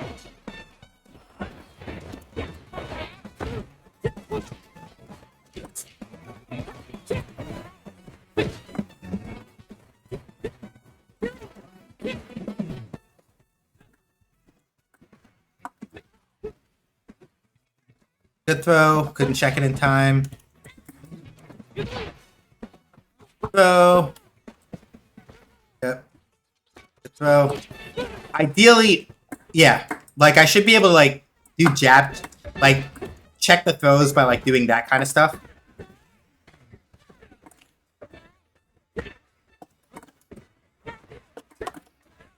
Not gonna kill, but again, I'm not looking for, like, super intricate, like, got it. Like, I'm not at the stage right now with Juri where I can do that consistently, so, like, I'm just trying to cash out damage where I can.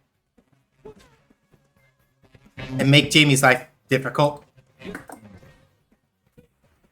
Ooh.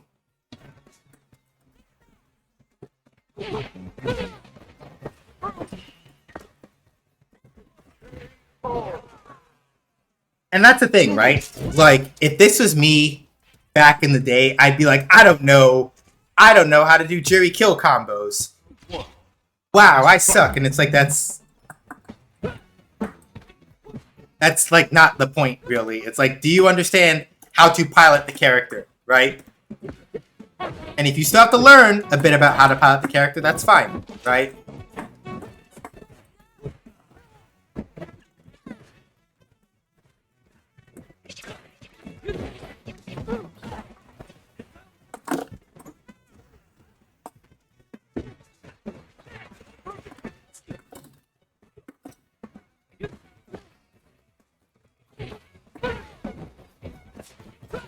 Ba ba ba ba ba ba ba ba. Sippy sip.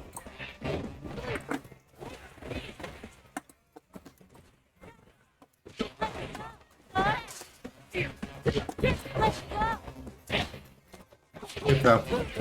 I'm always going to have a hard time teching throws. Round two. Unless I literally anticipate that they're coming, I almost never tech throws. It's just not a thing that I'm good at.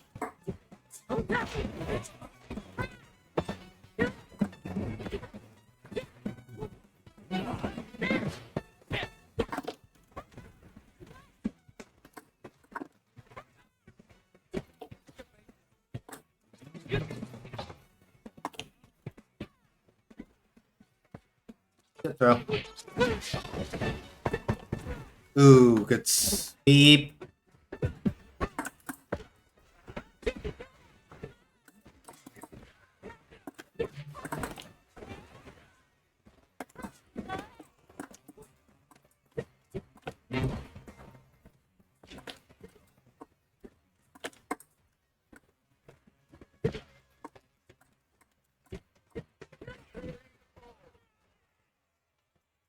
Fight. Fight.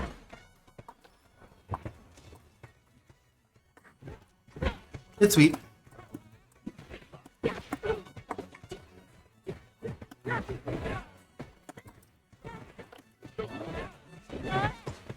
Alright, nah, too early.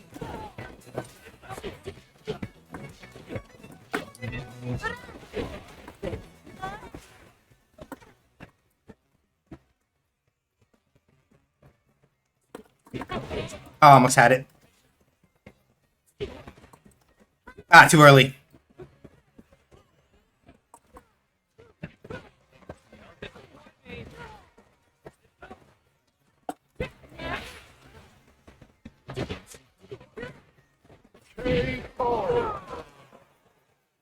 Judy. God. One. Jerry JLK is so short, but it's so fast.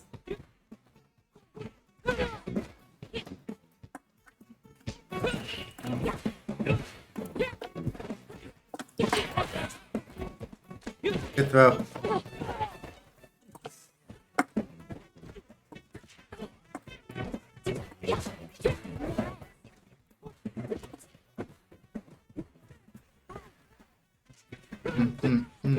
Dip.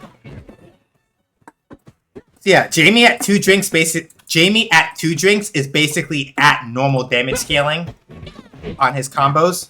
At 3 drinks, he's at like I forget how much exactly. I would have to go and check.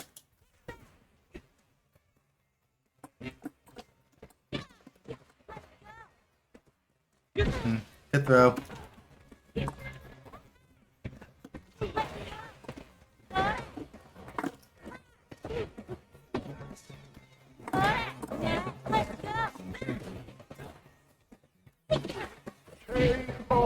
So yeah, a thing that a lot of other juries do that I am sort of purposely not doing, not because it's bad, but just because I don't feel super comfortable with it yet, is like a lot of other juries will drive rush you constantly and like use the fed of like that kind of stuff to like freak people out, but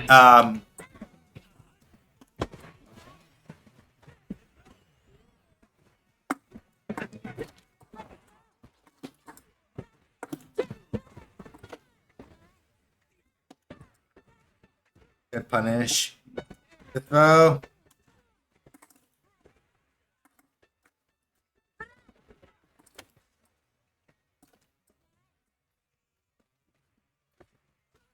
That was too close. Break in into Getsugasayo. I'm dead. I really appreciate this long set against this Jamie. It's really good. Because, yeah. Jamie wins.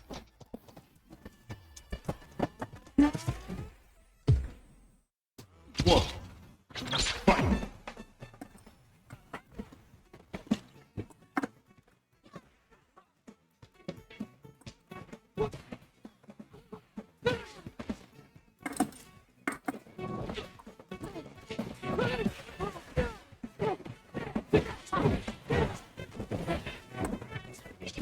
Yep.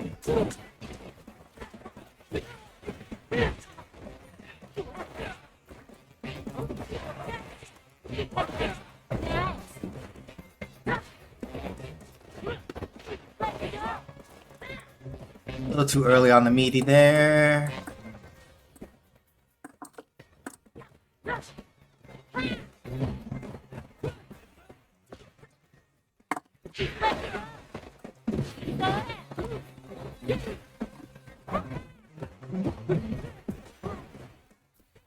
All right. God. Yeah. Using Drive Impact against Jamie is really hard because he has a lot of moves that will just break that shit very quickly.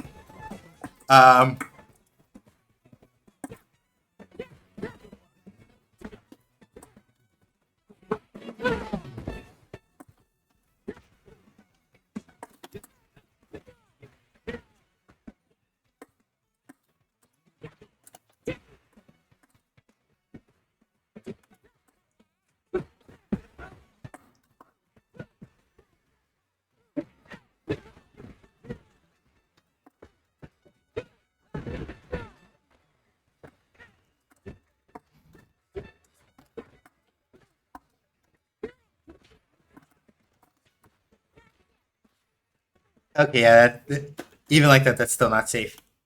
That's fair. Good throw. So yeah, the thing I'm gonna have to also start working out that I think I sort of am beginning to get an idea of with Cammy that I now need to adapt to Jiri is just where can I stand to throw a normal after knocking somebody down where I'm not gonna get hit by wake up throw. Right? Because if you notice,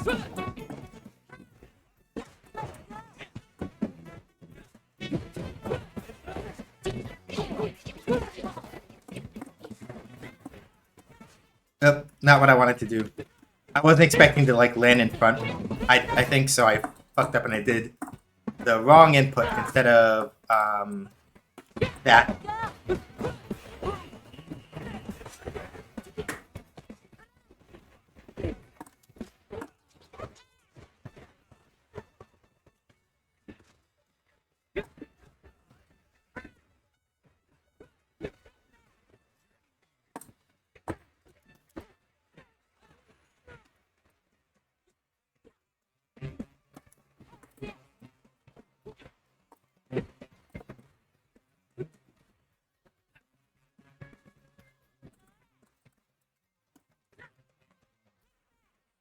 Yeah, that was good.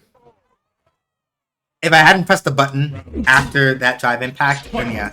Head off sleep. Thanks for the stream. Appreciate you immensely. Have a good night, all. Catch you later. Bye.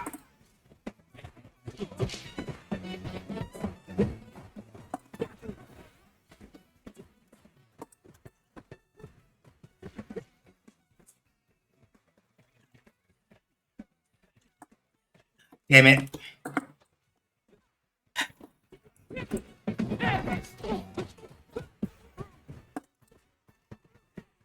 I got distracted by that phone call.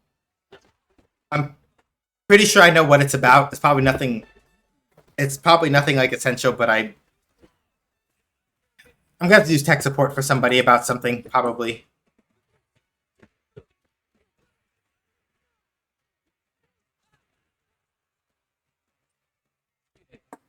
Yep.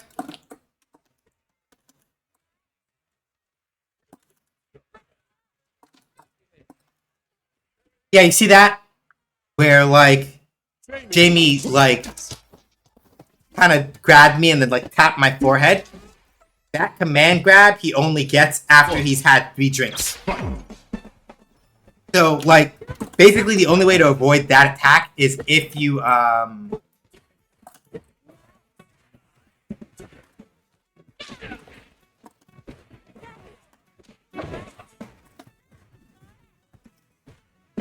the only way to avoid that, basically, is that you have to just not be in range when he does it, or not be throwable.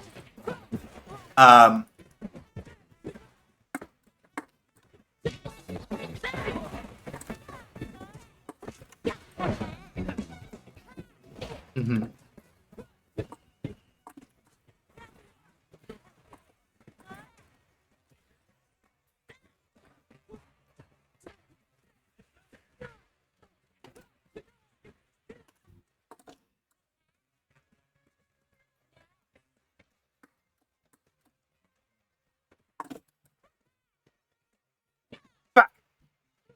I got blown up for that.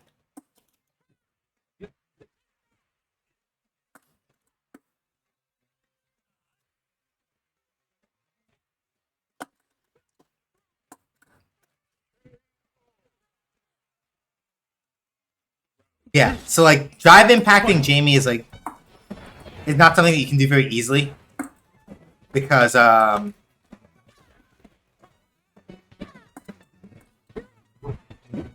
he has a lot of moves that are like meant to break it very easily. You can still drive impact him, but it's less that you do it in the middle of like it's less that you do it in the middle of a lot of his strings and more that you do it when you know that he's committed to something that he can't.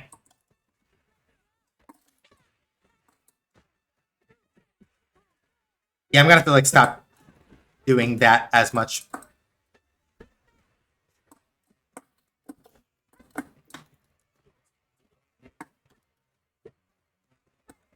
Yeah.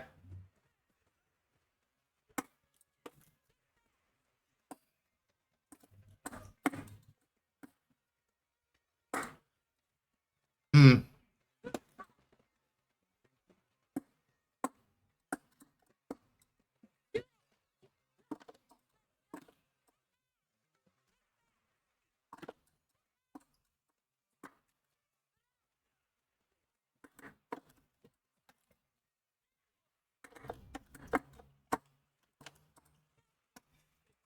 Ah, damn. Really hit me with the Jackie Chan adventure. The Jackie Chan Adventures Uncle. It's like, damn. Good swagger step.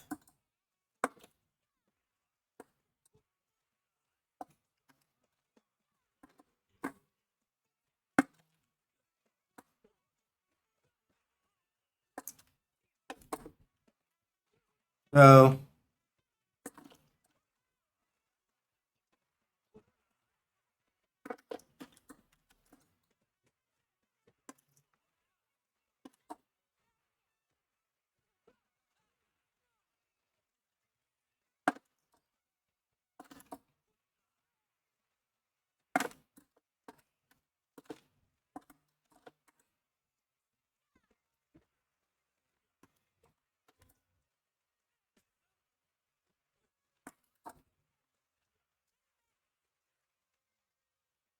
oh, got he.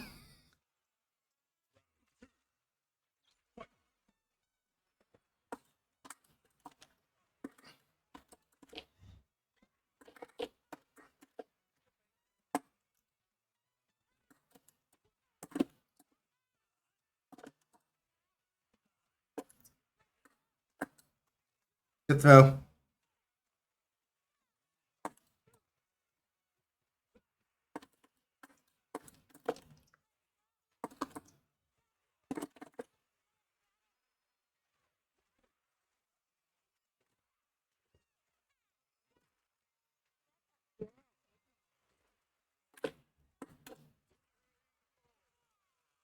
Yep.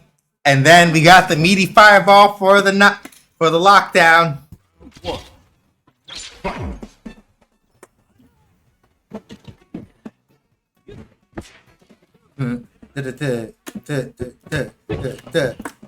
Ooh.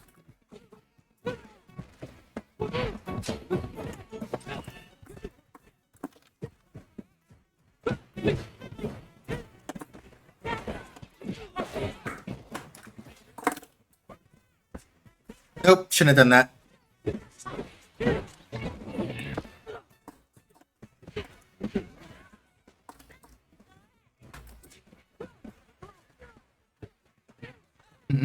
Breaking.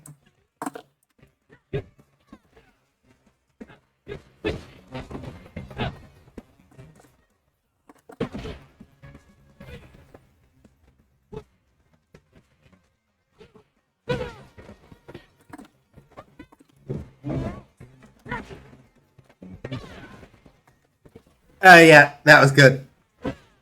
That was good. Round two. That was good. Fight.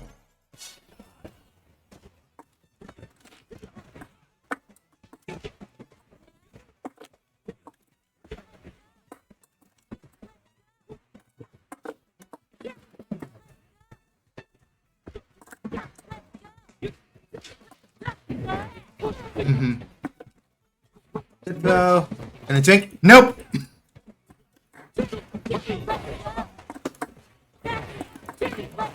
Dead.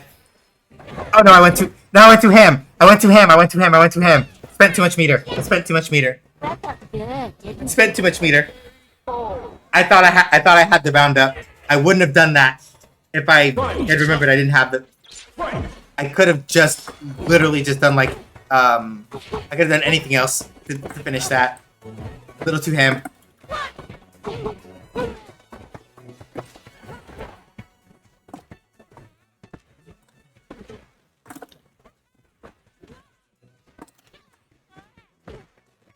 Hey Molten. Not too bad. Because I got Cammy to Diamond 1, so right now I'm just playing a bunch of casual matches with Judy because I don't want to start grinding to like Diamond 2 with Cammy just yet. I would like to put Jury into Diamond as well before I start thinking too much about next moves.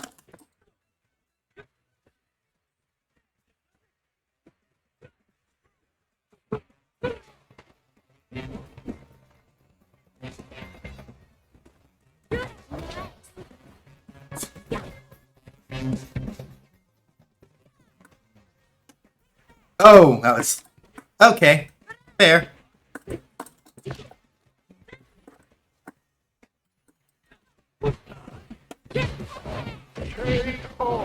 Ah. I should have used a different punish, and I would have probably exploded him right there. But it's okay. Right? Like again, like Swagger Step, whatever version of Swagger Step Jamie is using.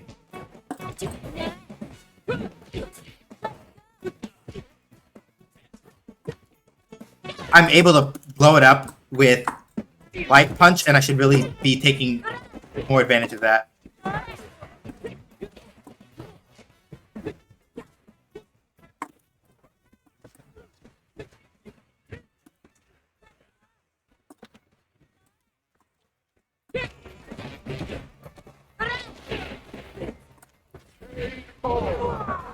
I'll pick the trade because I won.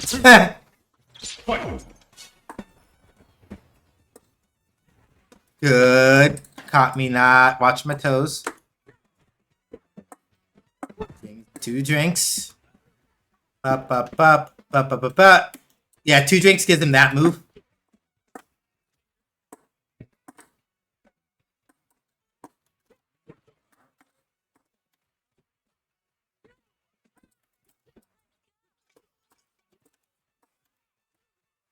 Da-da-da. Ba, ba, ba, ba, ba, ba, ba.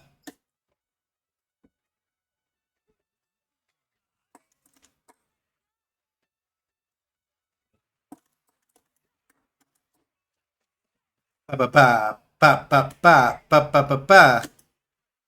Ba, ba. Come on. Time to train. How, how. You're too slow. It's a juggle.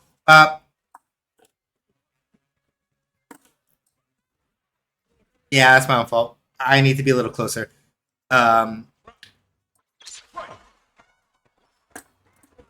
Good.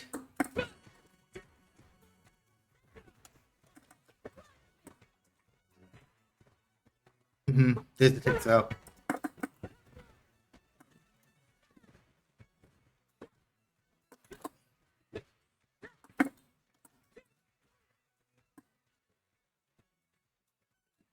Oh!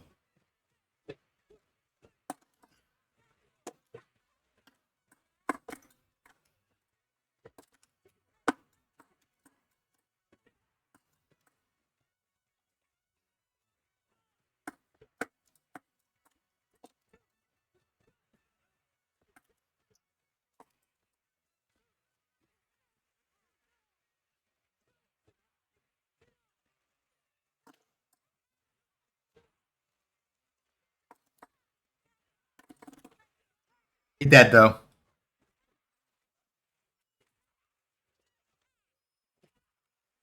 Yeah, you're dead. you? Love it. Yeah. Woo!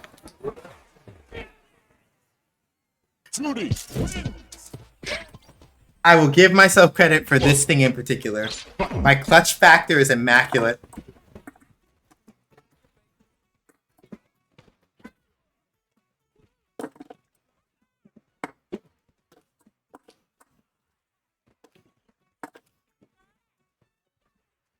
Fair.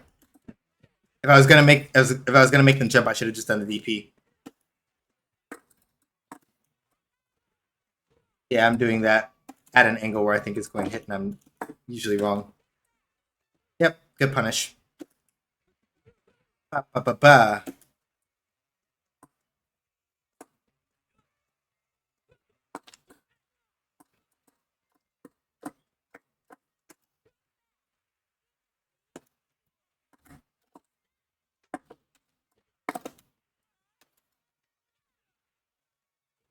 Ooh.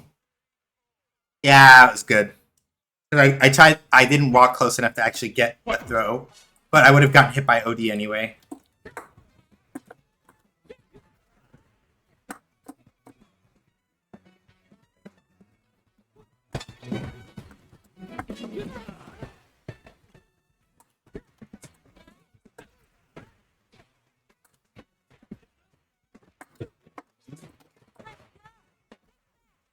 Yep.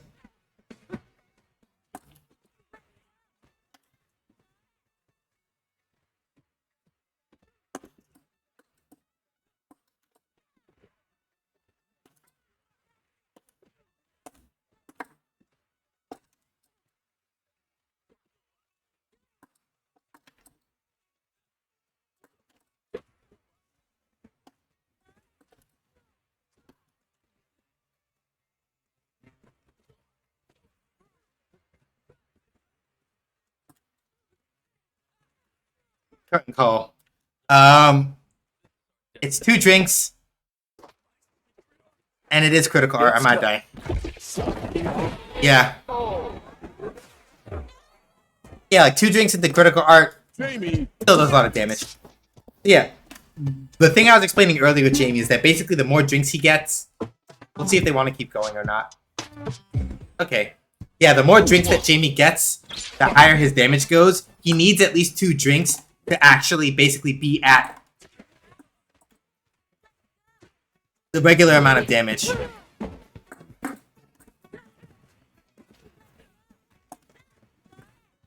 when I say regular amount, I mean relative to the rest of the cast. I shouldn't have back recovered. I would have been able to explode that.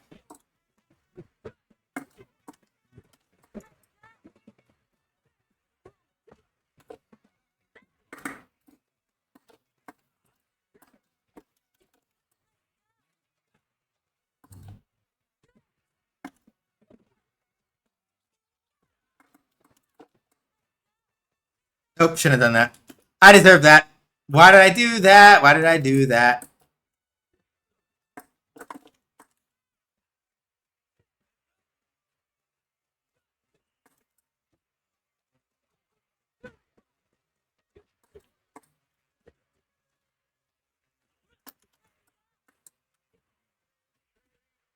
I finally baited the EXDP. I finally baited the EXDP, thank God.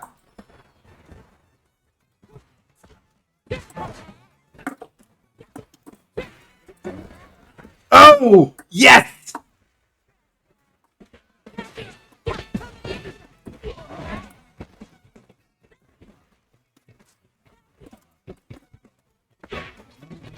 Good throw.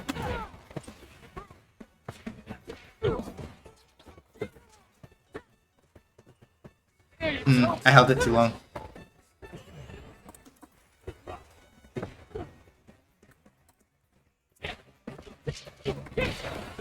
Nope.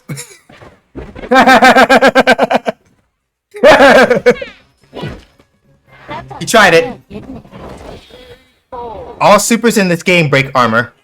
Every single one. Trudy. So, I'm not gonna lie and say that I knew that the drive impact was coming out, but I started buffering super when I saw that it was coming out because I was like, well, fuck. If I don't, I'm gonna eat shit.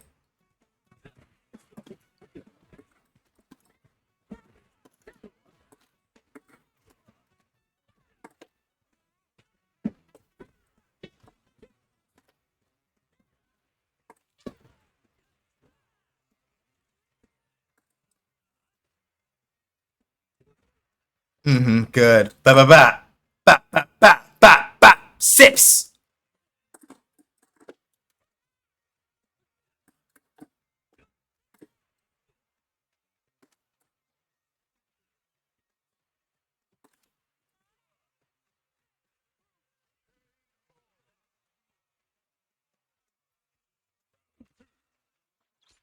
But yeah, this is why I wanted to play casual matches, Stubby.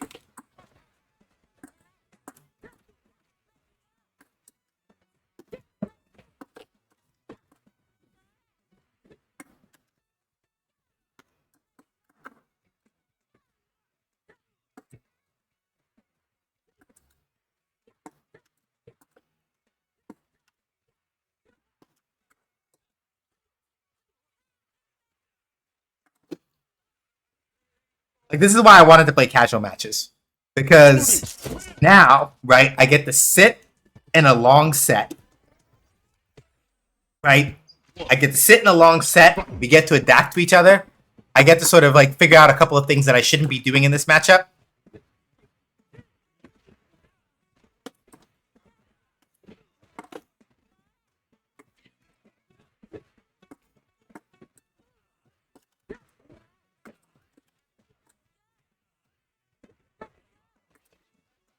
Like, for example, now I know whatever version of Swagger Step that Jamie is using.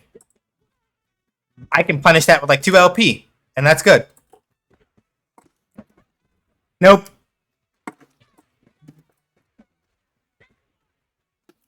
No, like, our ranks are shown, but I'm not gaining or losing league points at all. Like, it shows our ranks, but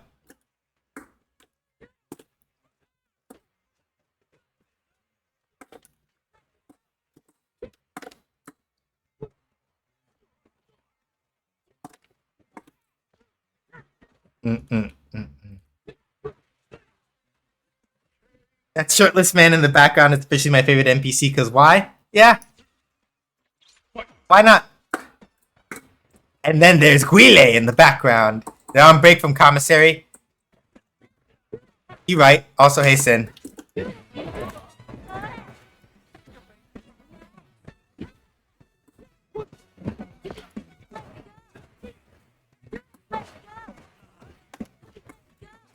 Yep, Guile. Guire. Yep, that, the man, the myth, the legend. Iris India.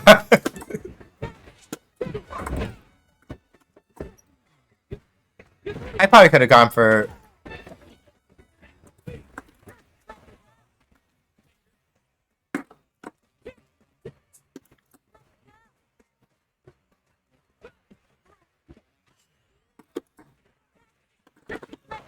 Super Art 3.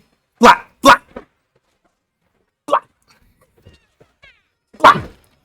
That felt good, doesn't it?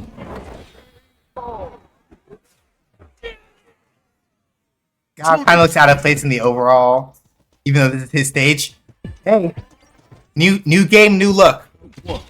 So if you do get your bond to 100 with Guile in World Tour mode, or if you pay the 250 fighter coins,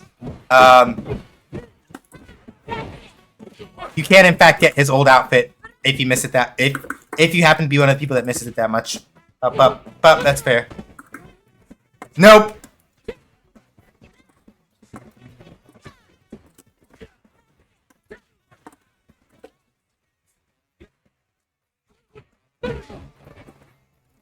Nope.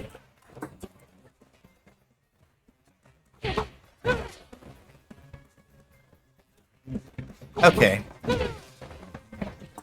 Nope. Give me one margarita. A theme for Jamie. Yeah. It doesn't... no, it does not. He will not appear... If Guile is being played by either character, he will not appear in the background, though.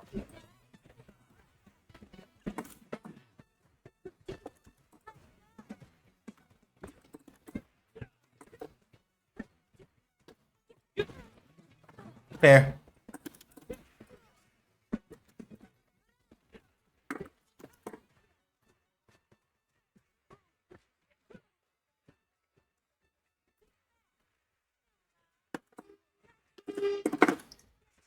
Not gonna kill. It's not gonna kill, but it will put Jamie into burnout, Rất là ghê, didn't which means that will.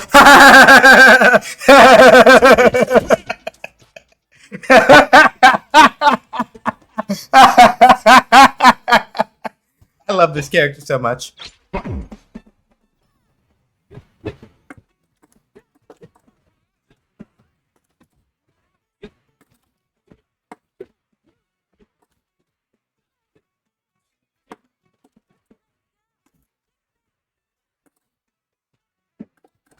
Good swagger step.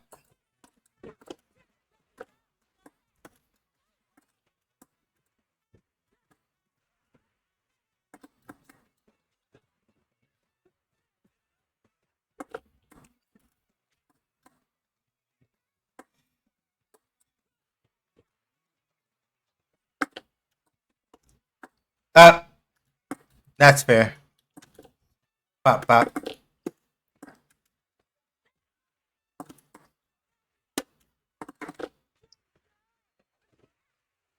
Not gonna kill, but it's gonna hurt.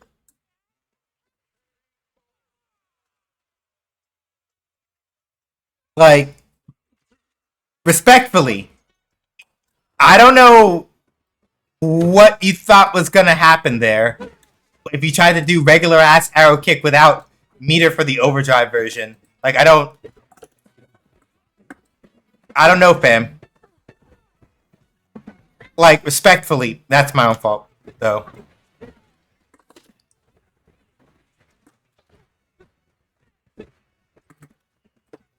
That's good, though. Yep. Good use of the 5 MP to keep me from jumping out.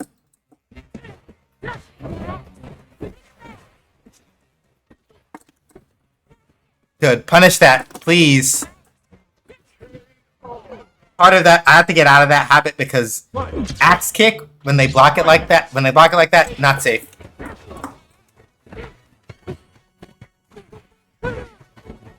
Stop doing that.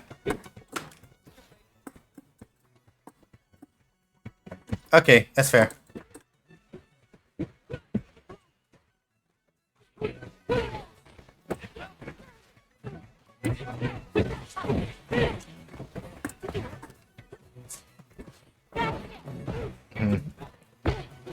Yep, but.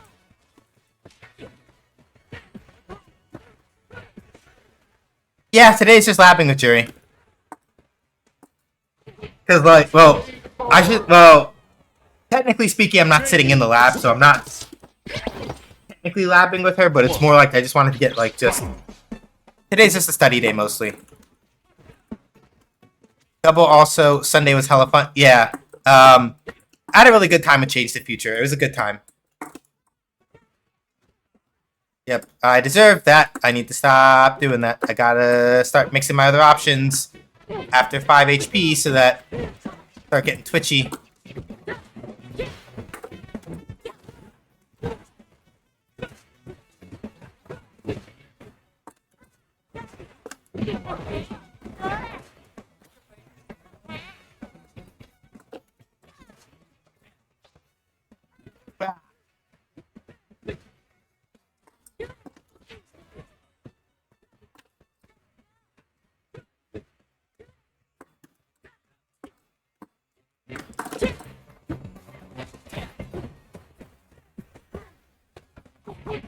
So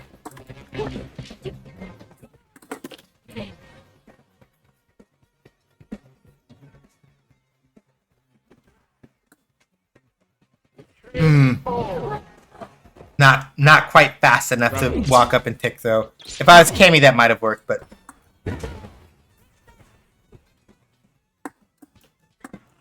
good swagger step.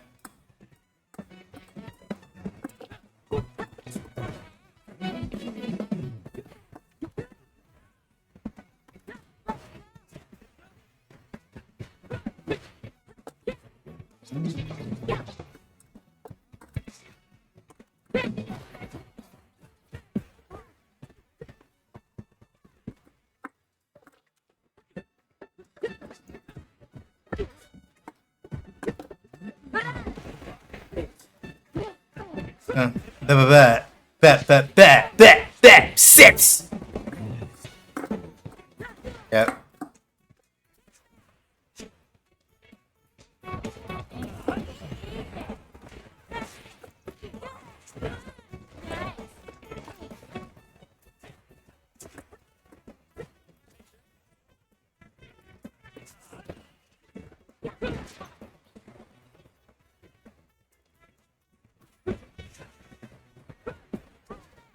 Ah, no, I'm dead.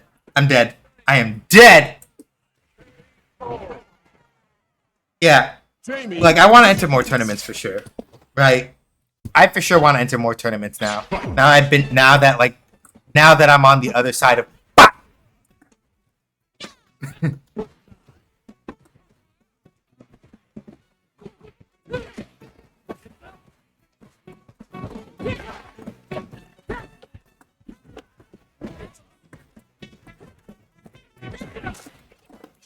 Yeah, no, I was not close enough for that.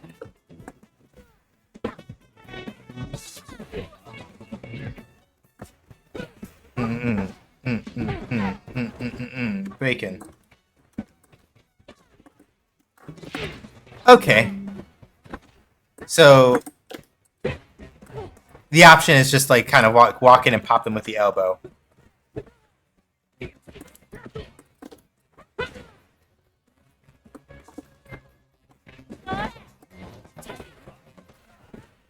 Oh.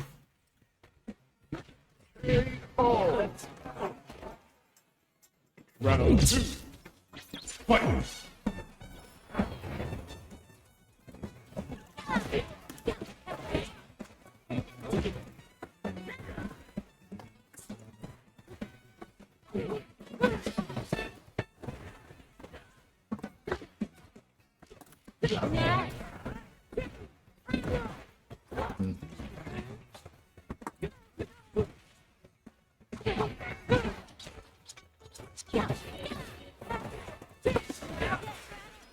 You're dead.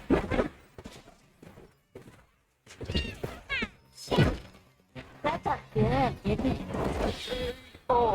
Ah.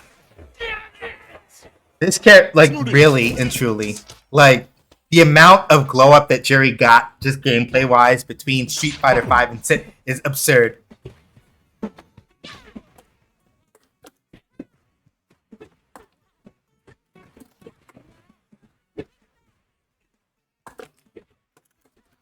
I know.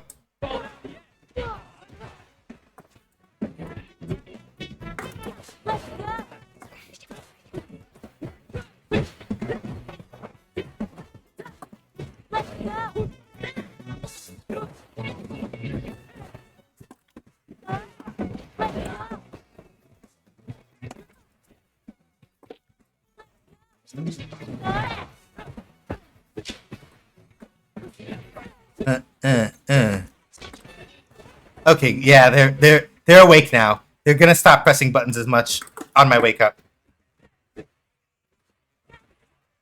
How long is the set gone? Damn, we're at like 30 or 31 games in total. The Jamie is ahead by like a little bit.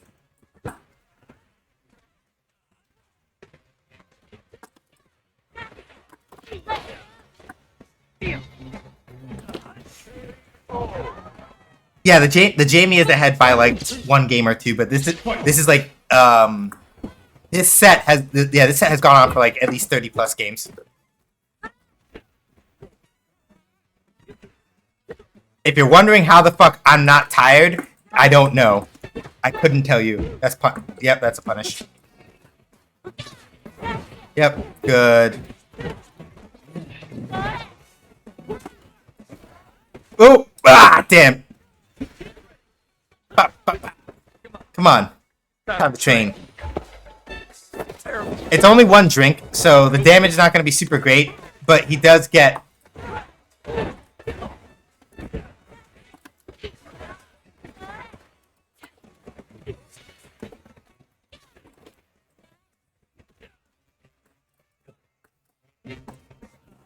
Oh! Swagger Step is not projectile invo, though. Oops.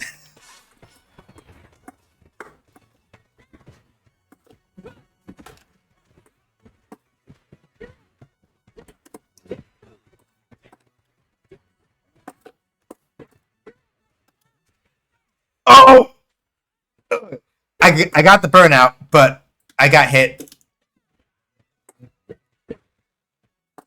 He did not get a free sip, though. Or he got the sip, but he had to take a hit for it.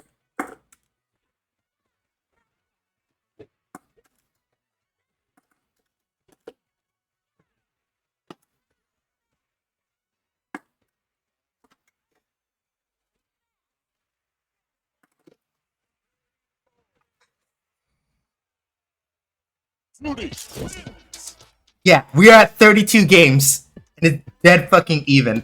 But this is what I needed. Like, I know people are like, damn, though, but how long is the set gonna go? But, like, at this particular stage, right, I need this, right? Like, this is a good opportunity for me to, like, sort of, yeah.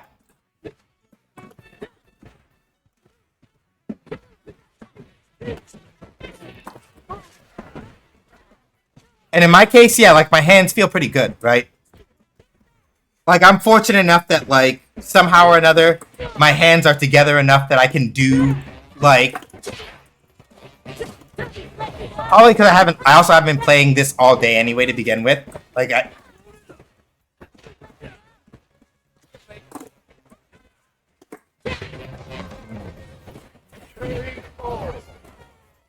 So that also kind of helps. This is also why I use an arcade. For me personally, anyway. Like, if I was trying to do this on, like, a gamepad, yeah, my hands would have been too fucked up by now to keep playing at this sort of... I say intensity in the general sense.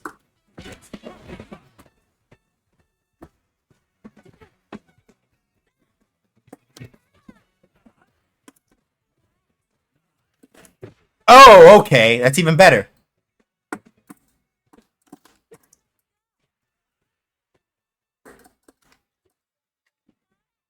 I know. I'm not fast enough to be able to do that and throw that.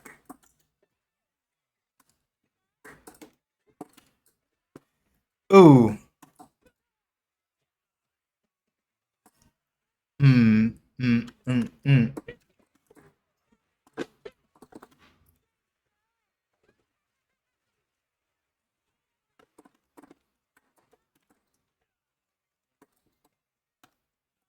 Ooh! Tried to swagger step in, but I had enough space to throw the fireball.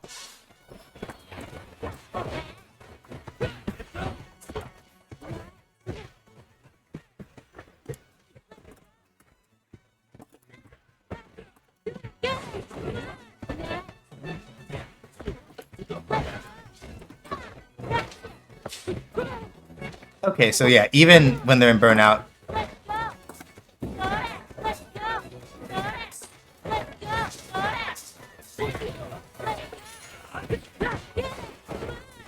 Yep, that was good. That was a good punish.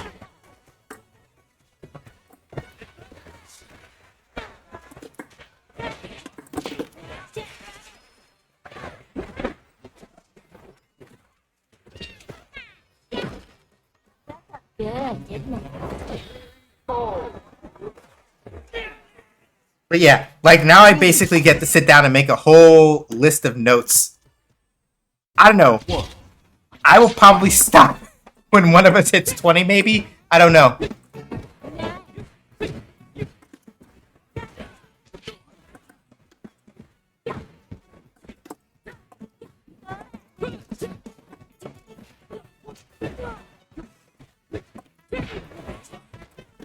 Oh. Hold on. I can punish the first hit of... Huh.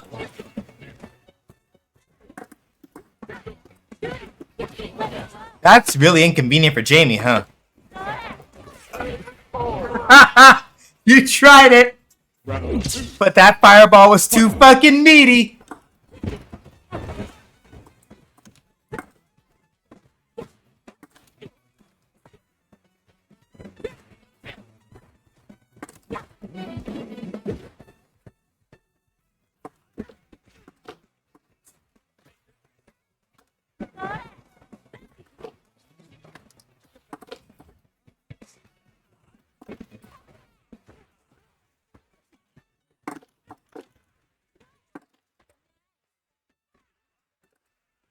Ooh.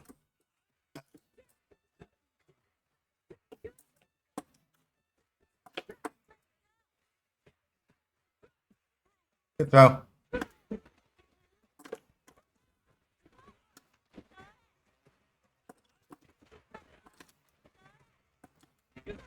Oh, that was good. Snooty. Win. One. Fight.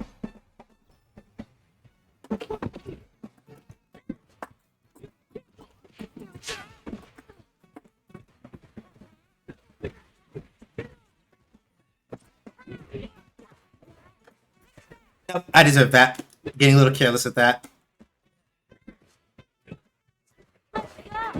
Yep, that was too close. That was too close.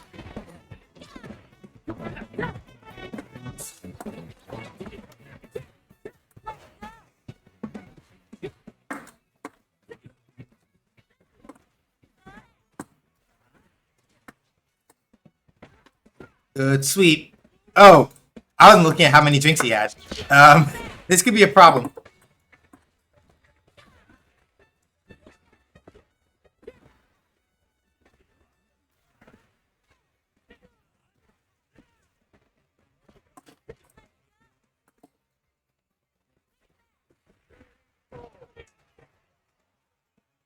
I got a little lucky there. I should not have drive impacted that jump in like at all.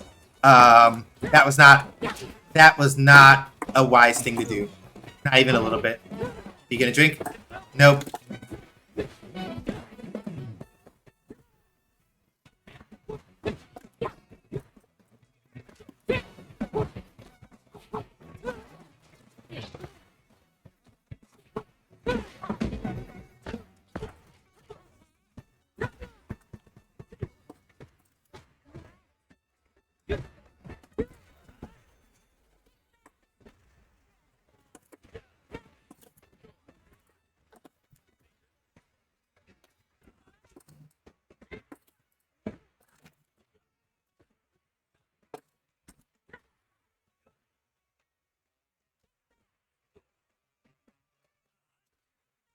Okay, so right, trying to drive impact swagger step does not actually work. That's good to know.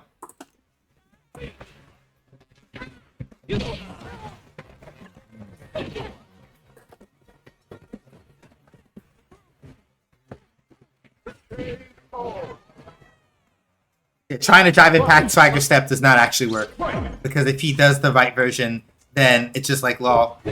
He recovers in time.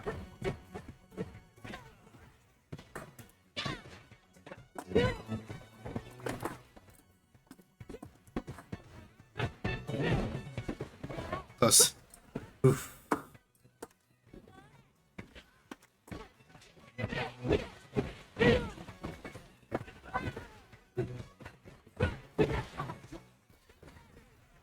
Mm-hmm.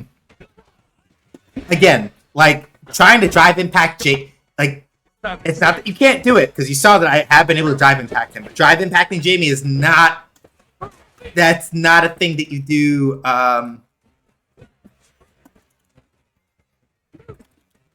It's not a thing that you can do very carelessly because, like, literally, right? Jamie. Any opportunity that he has where he either gets 5 HP or does other stuff, like, you kind of just explode. You kind of just explode for trying to drive impact him.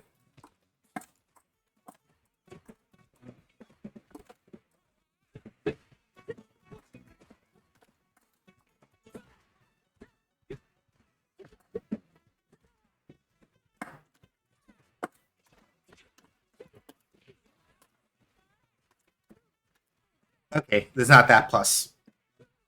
But I got 2 too.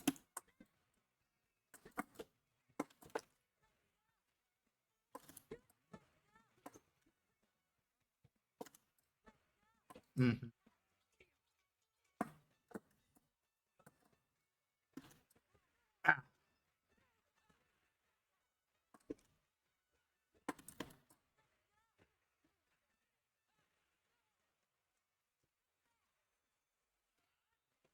Yeah, deserve that. Like I said, like again, and I'm probably gonna wind up just doing it a bunch because Your boy tries, but is also sometimes a clown. Um,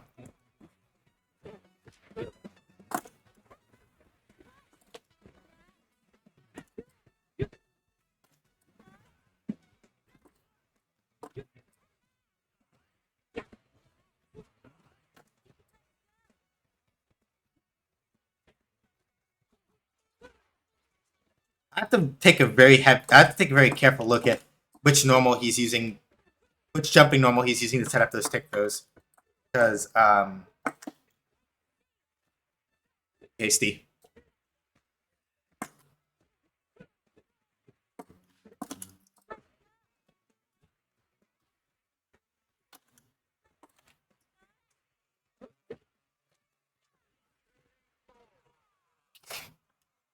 Fight! Fight!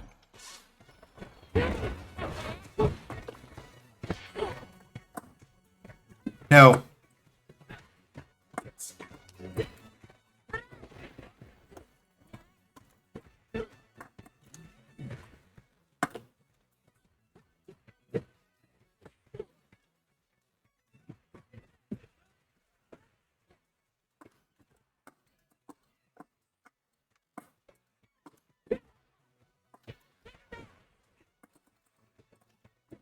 Oh, good.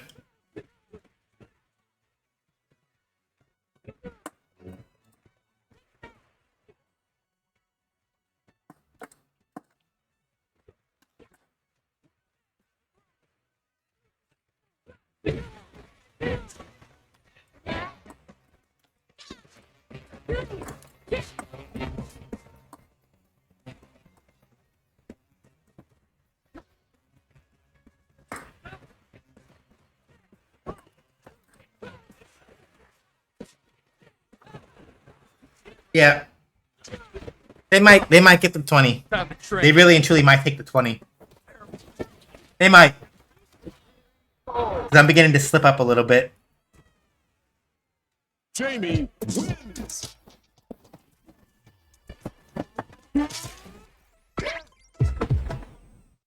One. Fight!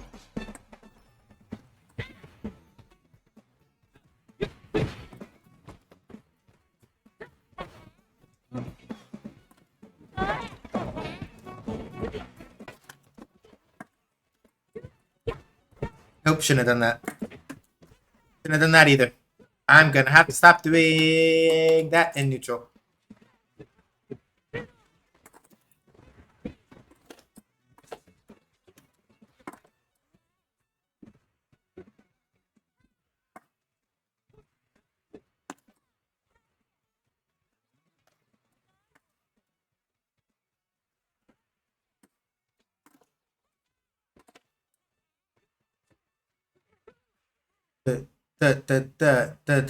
Bacon.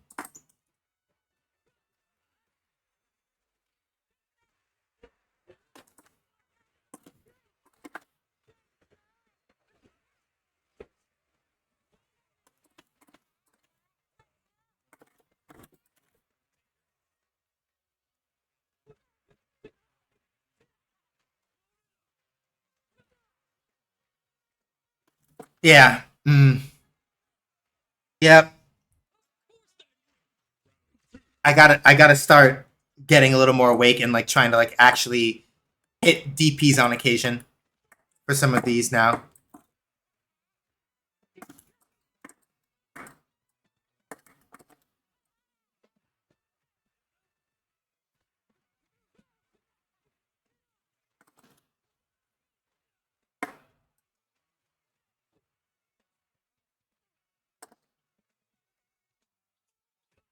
Ah, ah. Get ready. 2 drinks. It's gonna hurt some. The reason why like Jamie's Super Art 3 does less damage. Ooh.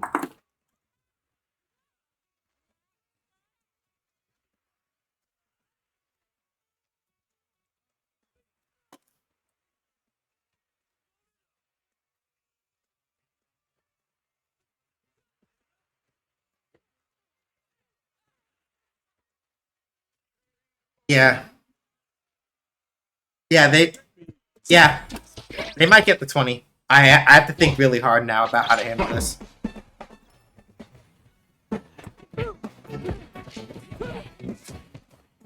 I'm also getting a little impatient. Is it normal that there's no game sound? No, it's been acting up a little bit. The short answer is that if I pump it loud enough for Voicemeeter to send it through, I'm literally going to be like having it blast in my ears. So I think anyway. So like, yeah, the setup is doing some bullshit, and I haven't had time to like properly sort it out. It's not a problem with Legend of Dragoon because I'm doing the audio capture straight using the capture card, but it doesn't quite work the same way for this for various reasons. So I have to either figure out a way around it or otherwise like.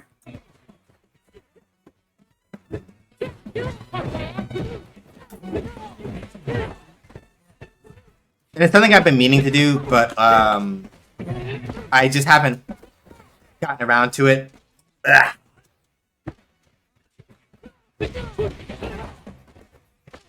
Yeah, they got the 20 because I've been a little bit careless. So I'll let it hold there. I have a couple of notes I want to write down.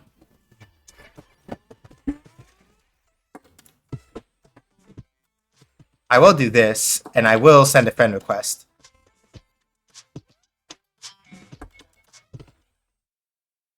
So yeah, let's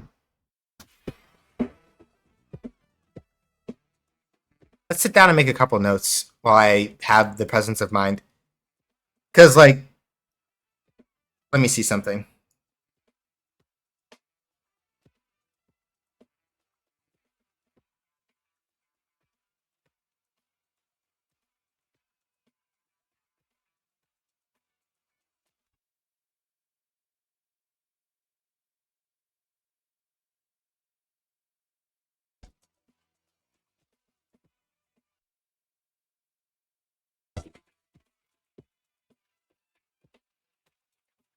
Yeah. Like the long and short of it is basically even if I pump yeah.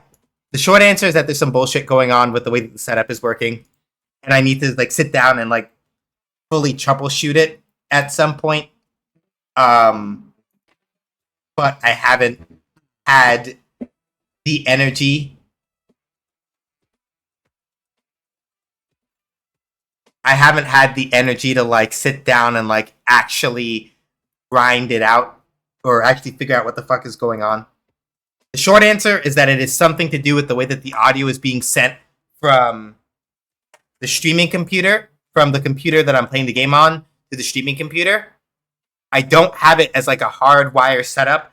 I'm sending it over Voicemeeter Banana. So if there's something that Voicemeeter Banana is having an issue with in terms of like getting the send to go over correctly, then that's probably what's causing it. So yeah, TLDR, yeah, I know it's a thing. At some point, I'm gonna figure out how to fix it, which is either I need to use a different audio to send, I need to use a different program to send the audio, or I need to figure out if there's a way to get the audio from and there should be, because I know that when I've done the capture stuff before, it has sent the audio. Sorry, let me phrase that differently. When I do the video capture with my capture card for my PS4, we don't have this problem. So there is probably a way to get the audio to properly like synchronize from here and send it over to the other send it over to the streaming computer and have it do it correctly. I just haven't been fucked to figure out what it is yet. And I will at some point. Okay, so I'm gonna do some note taking because we're done with games for the night, I think. But I wanna just double check and make sure why it's a good thing that I. Okay, so we can't. Yeah, we cannot use Notepad++. Much as I would like to, can't use that right now because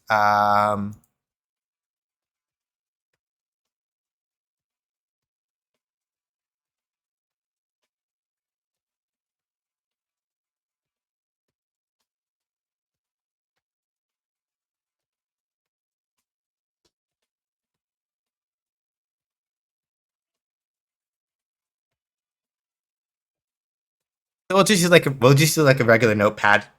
We'll just use like a regular notepad file, I think, and then it should be fine. Let me make sure that I can open that correctly. I'm trying to make, because like the thing is that I use Notepad++ for note taking normally, but the main problem is that I have stuff in Notepad++ that y'all don't need to see right now. So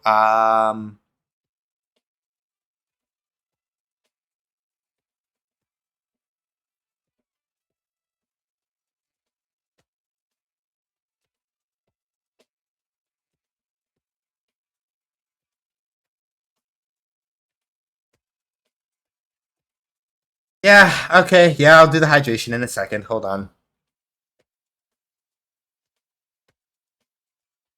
Yeah, I saw it. I'll do it in a sec.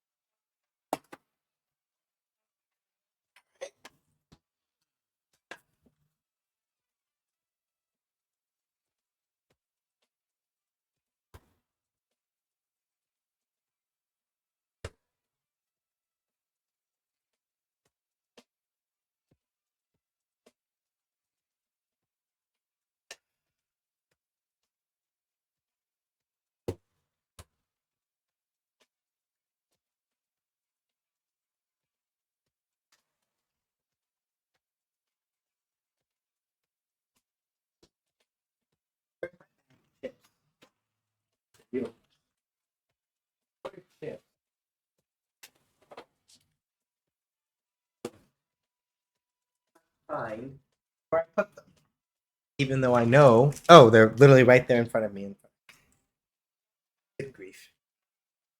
All right.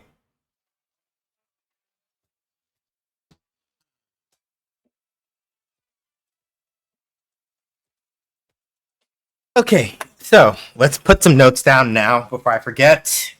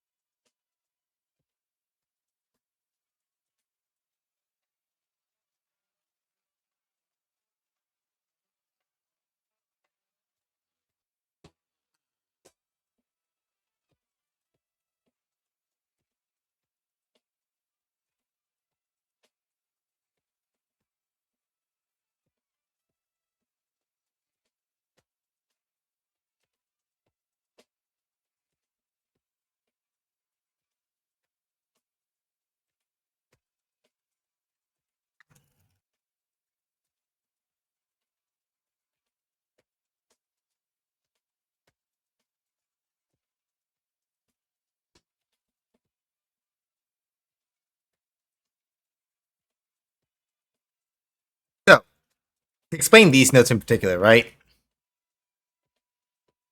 LK Fuha is this move, right? So let's do a little math here. Put it on block all. Rampage Gatling. Kong Falcon. Woof. Woo! Thank you so much, Sage, for the raid. Deeply appreciate it. More Tales of Arise. Mm-hmm. Hey, everybody from Sage's stream. Hi, my name is Sean. You call me either that or SJ. I make games. I play games. Games make do, basically. And today we just finished a really long set. We're not completely done with stream yet, but we're not completely done with stream yet, but we are we're gonna be finishing up relatively soon. I'm just taking some notes from I'm just taking some notes before we bow out for the night. Always glad to think I'm on my 13th episode of Tales, or 14th. It's odd. We're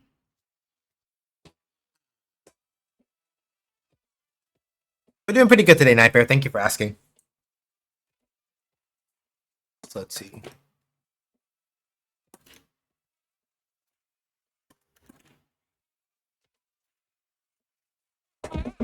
Okay, so I have to really be careful about that then.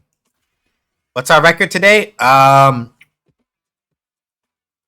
far as the last set I did, 18 wins, 20 losses against the same Jamie. We were playing that set for like a good... So that was like, what?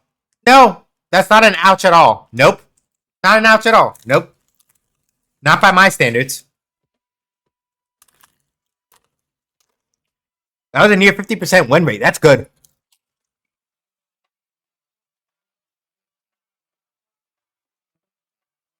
Like, people underestimate how powerful it is for you to be able to say, and I just mean this in like a general sense, not in the sense of like winning is everything, but just if you're like, damn, I only win about one in every 2 matches. It's like you realize it's literally saying that you are fairly close to basically winning on a coin flip, right? That's really good.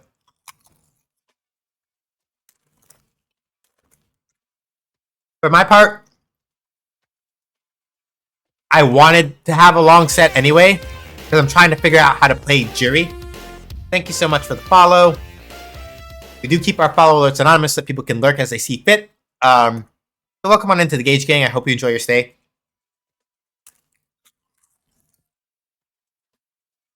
But yeah, for my part, I count it as a win because there's a bunch of stuff that I learned about the character I was fighting against. And considering that okay, I'm going to say this, and I know Shark is probably going to get her dander up, but I am not downplaying myself. I am being straight up about where my experience is. Considering that I do not know how to play Jury very well yet, I will take 18 wins and 20 losses against somebody who knows their character relatively well. I take that as a W. Because it means that I have an understanding of what fundamentals I have, and it's just a question of refining it a little more. If we were that close.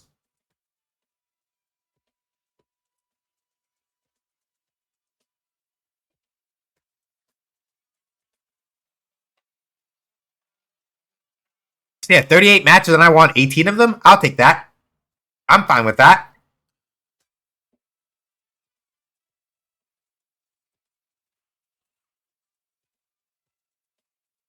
I have to end stream to cook dinner. Go on ahead. I appreciate you dropping everybody off with me. Go ahead and enjoy dinner. Hopefully it comes out well. And yeah, we'll talk.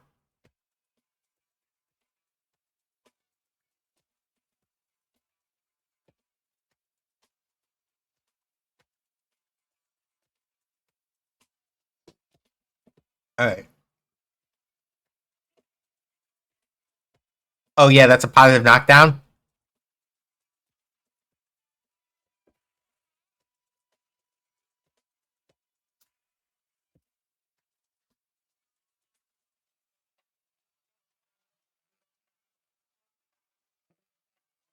Let me amend this note a little bit.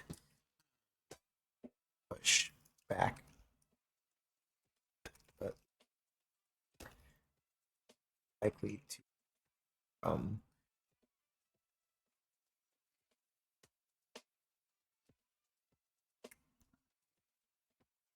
So yeah, like, so LK Fuha, right?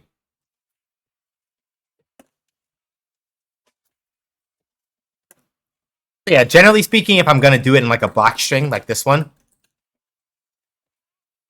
I can't do like 2 or it's gonna whiff, and then I'm minus 25 and I eat shit. But right from out here,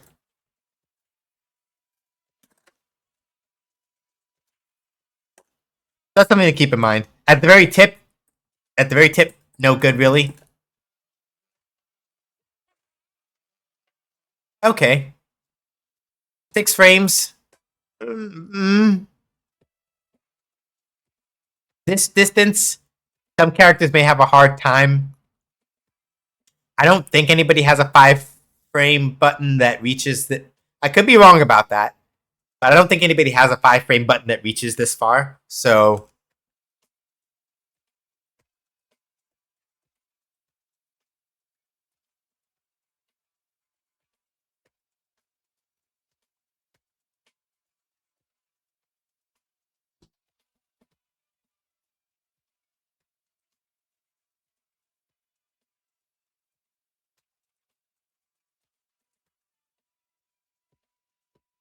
yeah, general notes, right? These 3 things to kind of keep in mind, right? The LK Fuha, if I'm gonna do it in like a block string, I want to do something like that, and even then not at max range. I have to be like up in somebody's face, right? And it creates that spacing. At max range, I probably want to do this, but even then, there, if I press a button app, my turn is over, right?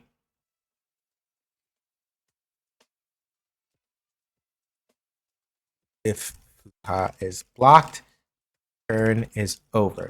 Do not press your advantage.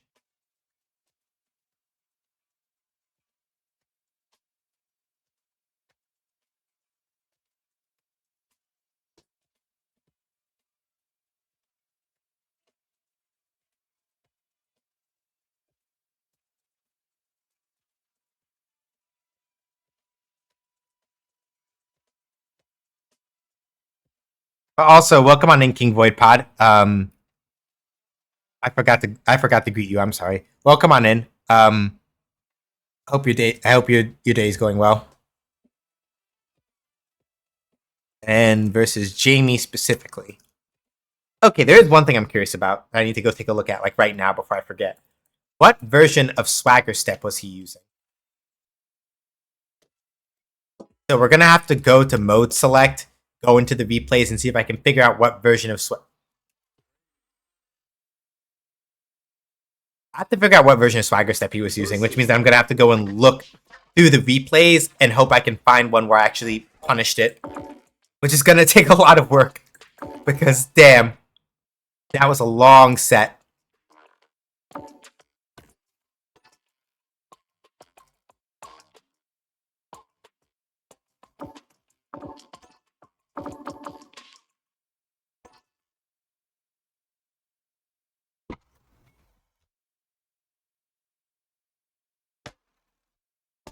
The top player is here. Time to play. One. Fight.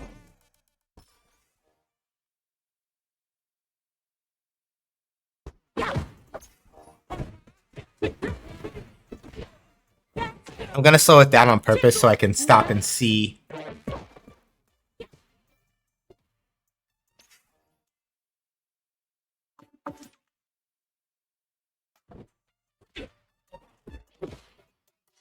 I want to know what version of Swagger Step that he was using that I was able to punish.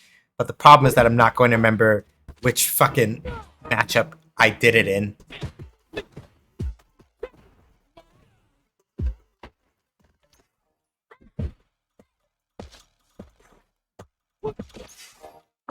Hang on. I want to start it over again because I need to see something real quick.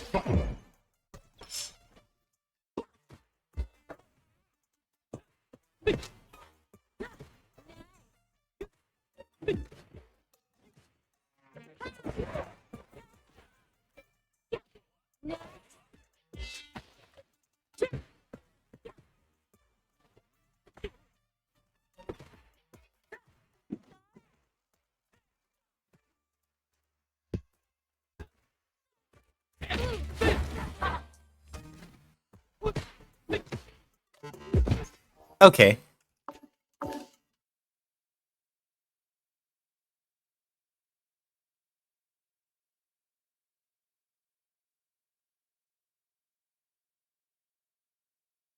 And that was a punish counter. Okay.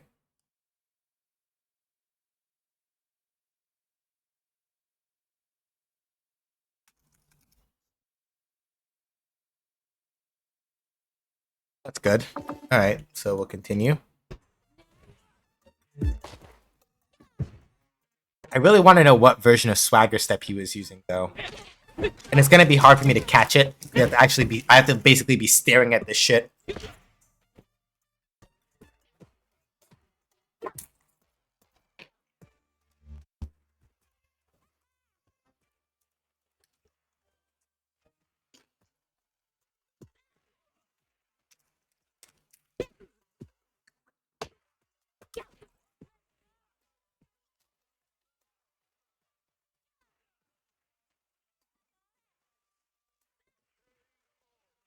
Good. Now, give me a little bit more. Fight!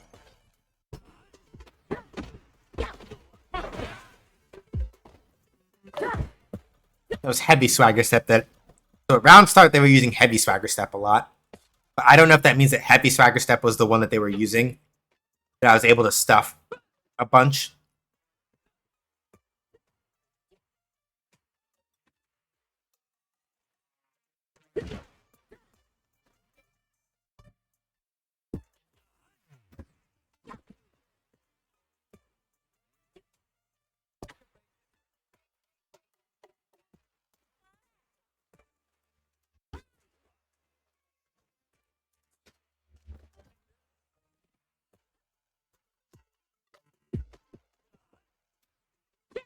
Ah, I see.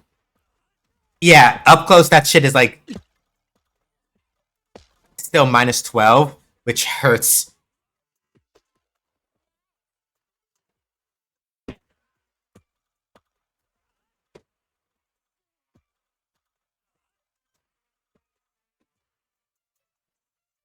Yeah, I feel like it was heavy Swagger Step.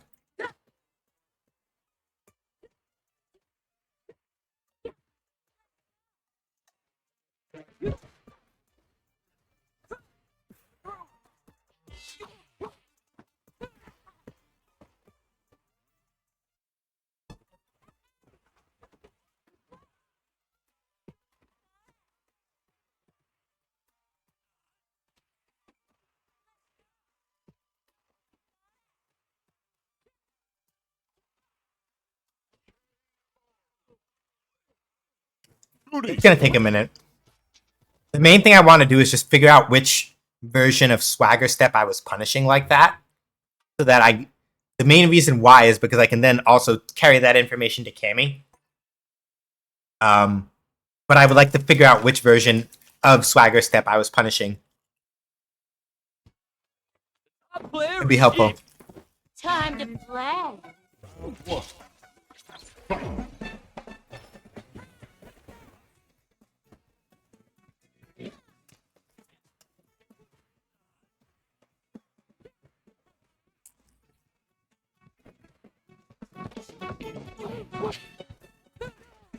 That was light. That was the light version that they used a second ago.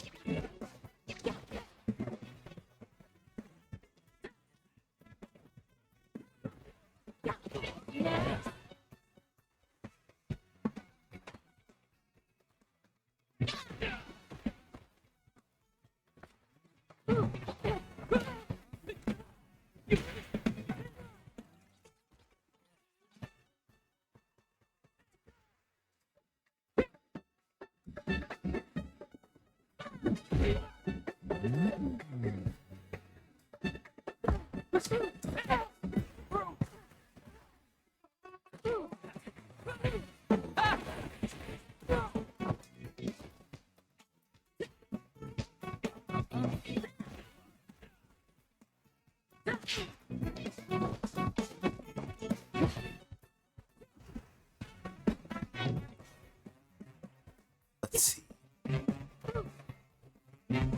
Yeah, the hard part is going to be figuring out which matchup I actually blocked it in.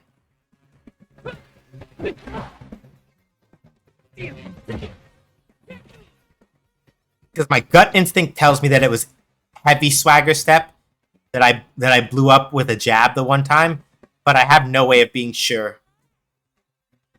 Like, I could try to go and lab it, but I want to be positive on my part that I know which one it was. Alright, and then they botched and tried to do a meaty like a meaty 2 LP and then fucked it up. And then I Boring. Round 2. Fight.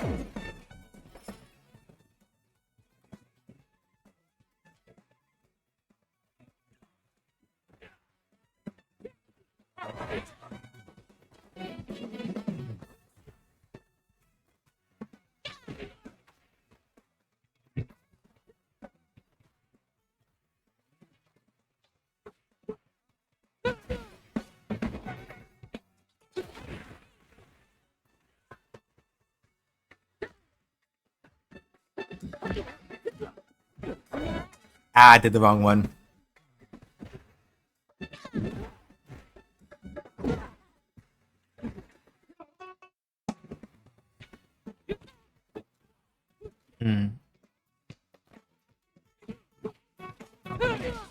Let's see. I'm trying to see if I can see it.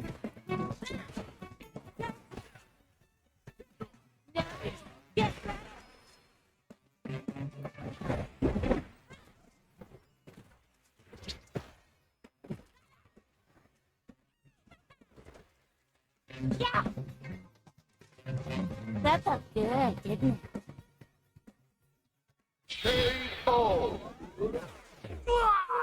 it? Yeah, like I said, it's mostly for my own self-edification that I want to know which version of Swagger Step I blew up with the jab. Because that matters to me just because it gives me another tool to work with.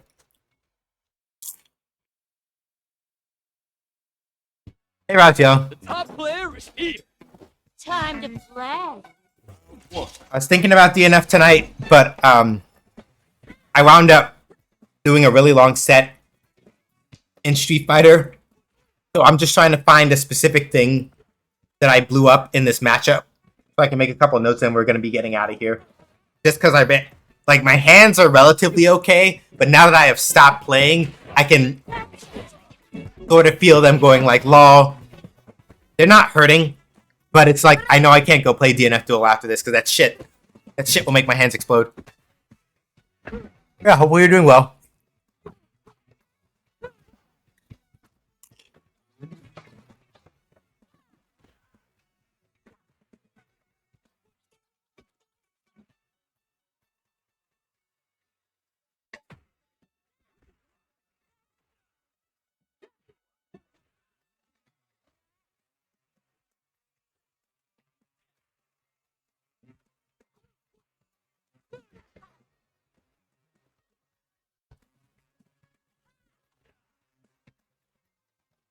I know there's a point where I blew up the fucking Swagger Step with a jab.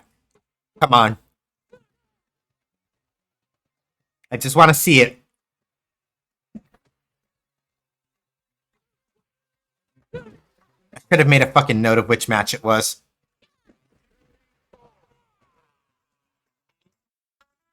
Oh no. Give me a little bit more. Round 2. Fight.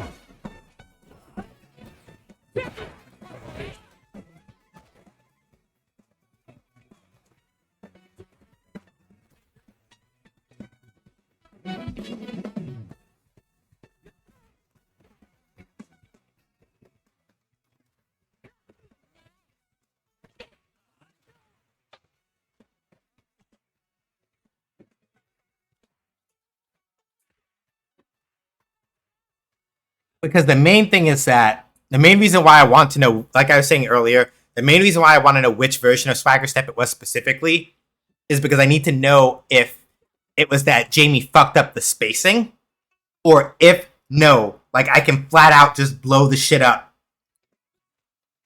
regardless of the spacing, but I have to know which version he was using. And I don't have a good way of doing that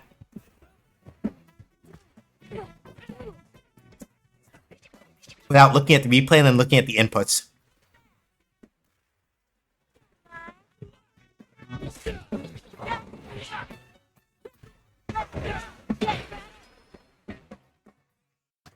Oh yeah, this is the one where I killed with because they were in burnout, and then I threw a fireball afterward, and they blocked it and died. I remember this now That felt because good. this hit burned them out, Then I threw fireball, and they basically they stood up and blocked it, and they died because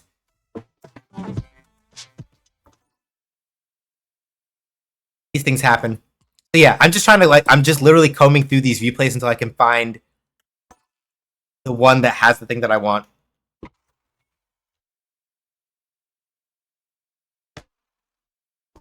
The top player. One.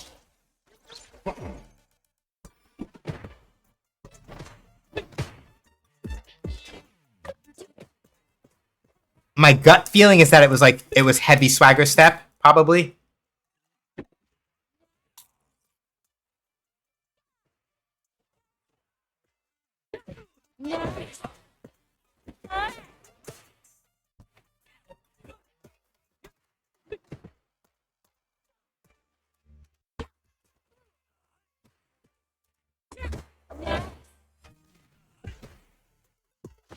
Alright, got it. That's all I need to know. It's light swagger step. Light swagger step, blow. Mm-hmm.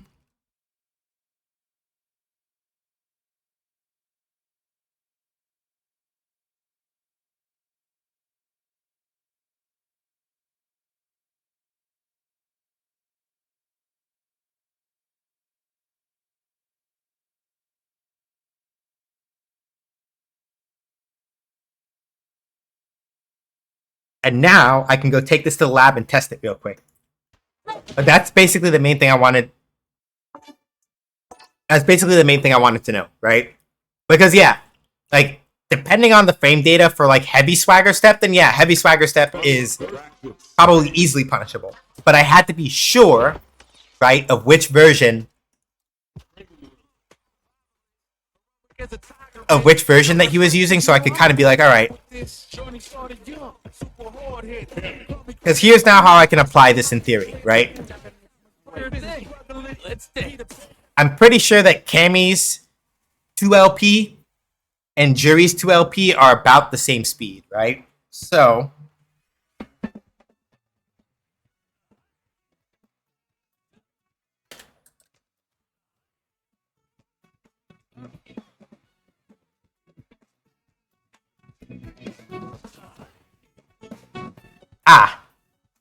and that's the thing I was worried about, right? Because notice swagger step, right? Yeah, so basically speaking, right? It's the way that I would use spiral arrow, which is what I was worried about. Because if you notice, right? Swagger step from like the very tip of its range is -4, -3, right? And I can't punish that from like here. But if Jamie fucks up the spacing, then yeah.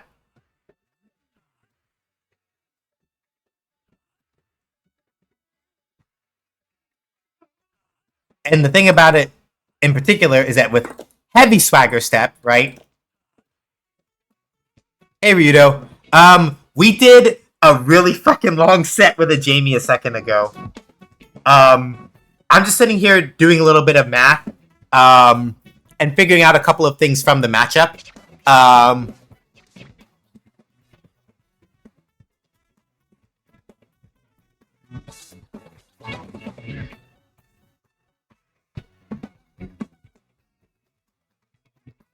Since it's versus Jamie, anything I can answer?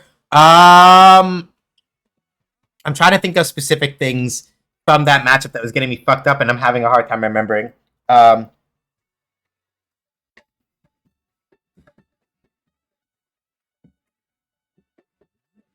I might have lied, actually. Because I was like, we're going to be done after this. And now I'm like, but I rested it up that my hands don't hurt. So it's like, let me see here. Because the swagger step stuff I kind of figured out already. Oh, right, here's a couple other notes that I want to bring up. From forward throw.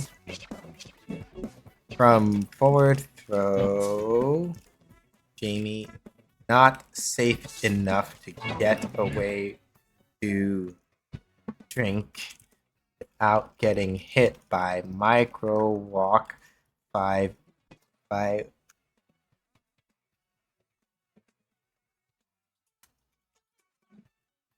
so does he have ways for free? This is something I guess that comes to mind. Are there, aside from like, obviously if he spaces like free flow strikes that first hit, this thing right here is not true, right? But what are some, I guess the way I would phrase it is like, what are some ways that Jamie tries to set up to make it so that he can space like swagger step and free flow strikes to be hard to punish? Or no, I have a better one now. My brain is unfarting. I have a better one now. I was getting hit a lot by hang on. What the fuck was Jamie doing to me? I'm trying to remember. It was some shit with hang on. Recording on. Like, I was getting fucked up a lot by like stuff where he would do drive rush into like drive rush 5 HP. And it's like, okay, the pressure here is like fucking with me a lot. So I think it was stuff like that. Or occasionally he would like mix it and do throw instead. Are there any buttons in particular where when he does a drive rush, right, that there's enough of a gap for me to like blow it up with like a jab or something if he tries to like mix between doing this and grab? Or is it just that like most of the buttons that he can drive rush off of are not going to have enough of a gap for me to like contest that? Because the main thing that got me fucked up after a while is that they would do, for example, like they would do stuff. I'm not remembering the strings correctly, probably. I could just go look at the fucking replay, I guess. But like they would be doing things where drive reversal. Otherwise, if he tries to do either of his jabs or his target combo, and that's what it is. Right. I was getting hit by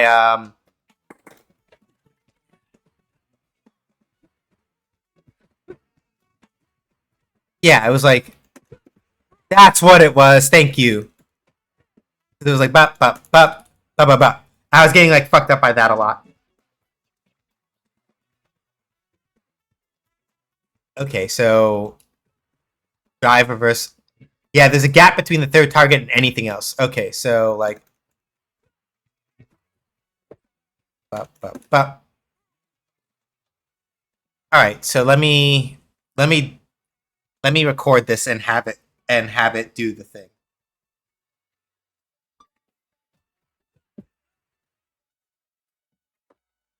Shit. Press the wrong button. All right, so fucked it up. Try it again.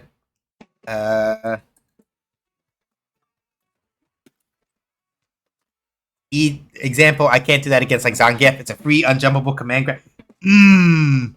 Ouch.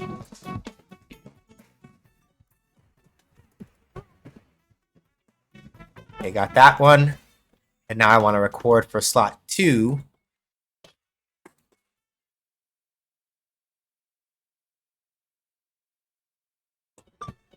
Hang on.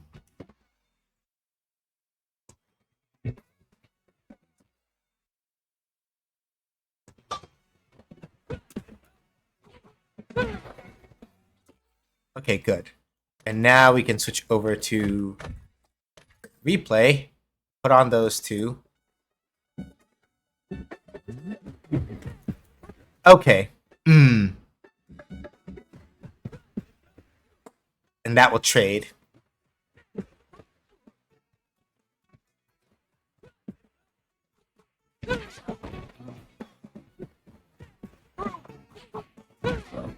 Or in that case, what am I not doing there? It's that counter hit.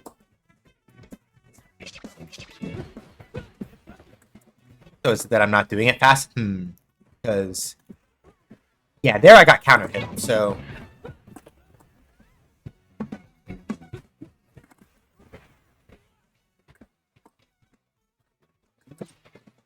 Oh, or wait, is it have to do that thing?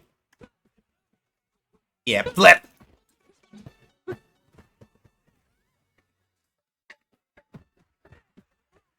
Yeah, like I'm like mashing jab there doesn't quite work, but I might be able to do something with like strike invo maybe.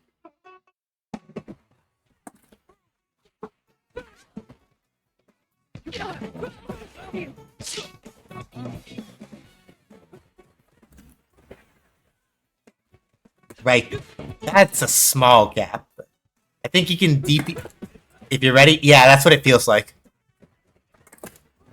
Yeah, like I have to be like, on point. Yeah, like the moment I see the freeze start, I basically have to be like, all right, let's do it.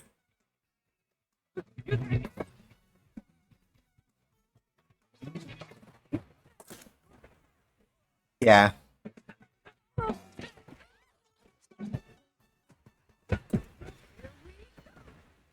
Yeah, there is just enough of a gap that if it's anything with like, okay, yeah, because like I just saw it now with like the hit. 1, 2, 3.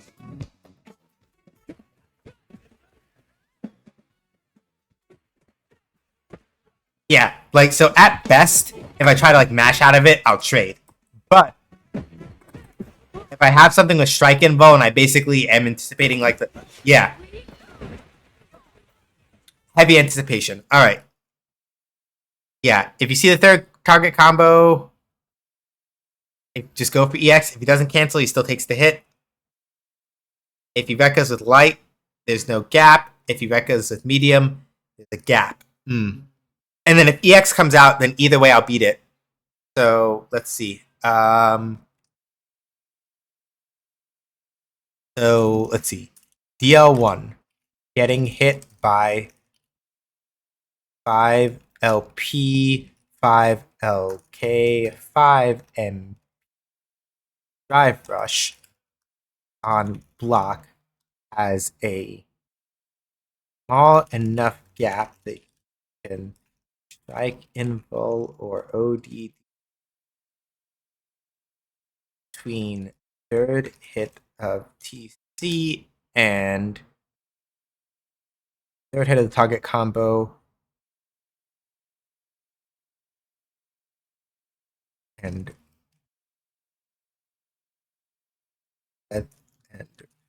whatever it chooses after the rush. If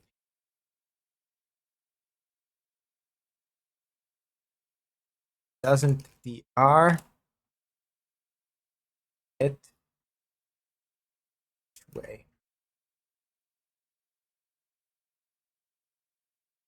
Actually, we can also probably yeah, we can also test that like hang on.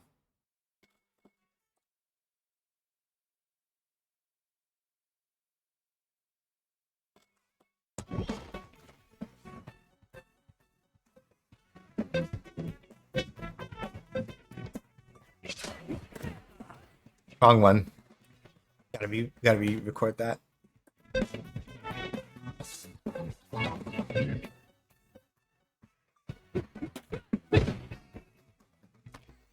All right, cool. Now we can test that just to be sure, because I believe you. I just also want to make sure that I test it too. All right, so let's see.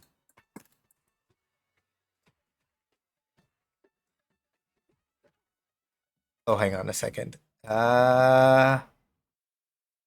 Definitely test but verify. All right. Play.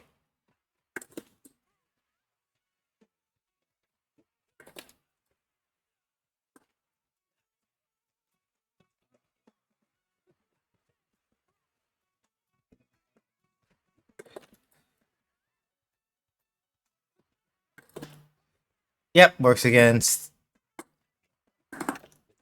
Yeah. Yep.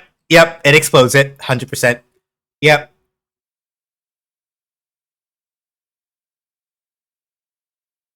Take the hit no matter what he does. If he does DR, he'll take the hit no matter what he does. Do not try to mash lights because it will it will frame trap.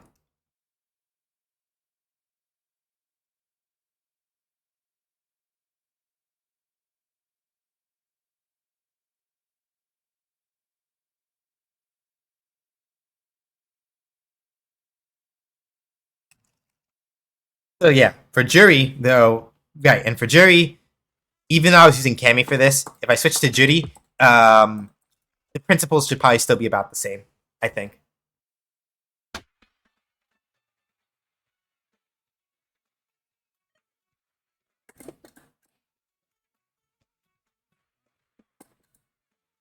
All right. I gotta fix his drink level. Where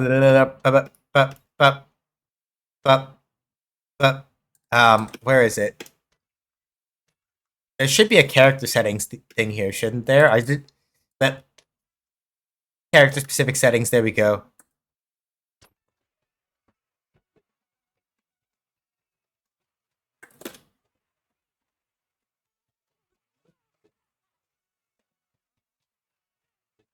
Yeah.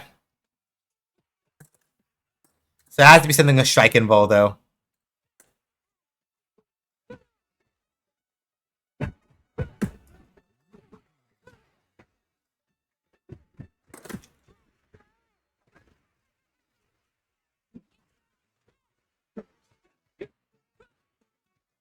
Who EXBP is. Mostly, I like to check both options because there are times also where it's like, well, fuck, right? Like, I don't want to spend the other sticks of butter, right? It's for the same reason that like sometimes like when I fight Sibira, as an example, right? Because Sibira and I tend to get matches like every week or so. It's like a 50-50 when Sibira does like a knockdown into like a drive rush 2MK with Kimberly. If I can do it correctly, depending on the situation, sometimes I prefer to just do level 1 reversal with Cammy instead because it pushes her to the corner and doesn't cross me over. Obviously, that's not the same case with Judy, but I like to have options because, you know, thinking very carefully about like, all right, do I want to do X, Y, Z versus not? In Jury's case, though, she doesn't have to worry about the cross up.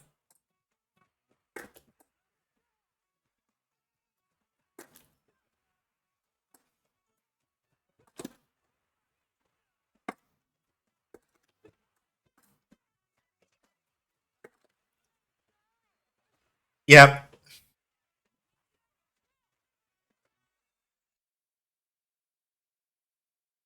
Jury really runs over Jamie with pressure too, so I think earning that is really strong first. Yeah.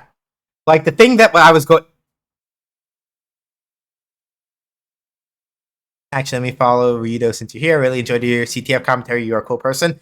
If you also happen to be on co-host, Ryudo is also on co-host. And they do have wonderful insights about their journey with that, as well as just other fun, chill things that they do every now and again. So if you got co-host, then like, yeah. I'll also give him a follow over there because they're pretty chill. I enjoy Ryudo chosting. All right. I said that we were going to be over, but at the same time, my hands are still feeling pretty good, and I want matches. So fuck it, we're going back in. I definitely don't have the ability. Like my hands are rested up enough. I don't think I can play DNF Duel tonight though because I love playing Spectre, but Spectre combos are a fucking mess to do when my hands are tired. So I don't want to do that. I love you, Spectre, but no, not after that set. But let's see. Right, that. All right.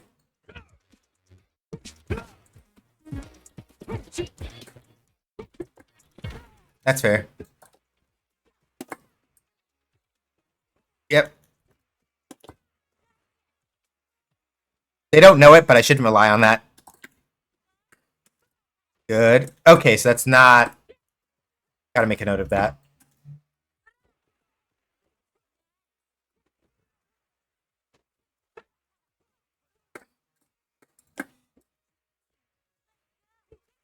Gonna jump? Nope.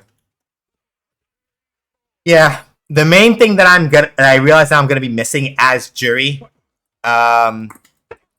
The main thing I know I'm gonna be missing as Jury in this matchup specifically is that now I have ways to nullify fireballs, but I don't have ways to get around fireballs. Unless I do dive kick.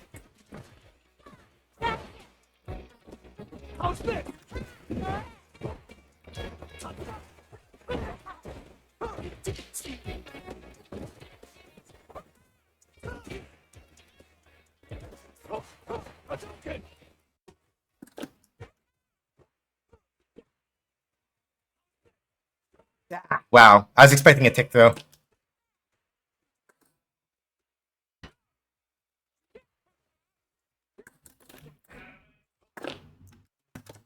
Shorty Reppa.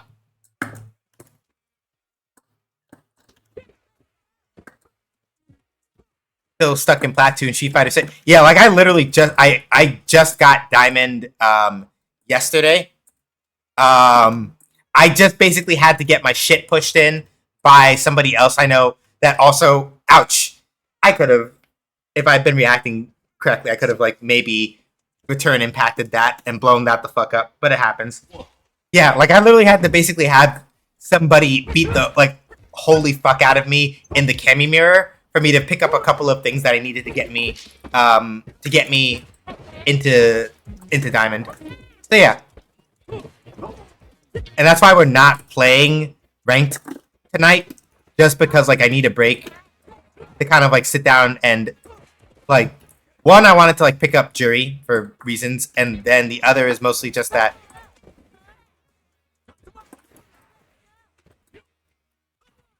yeah.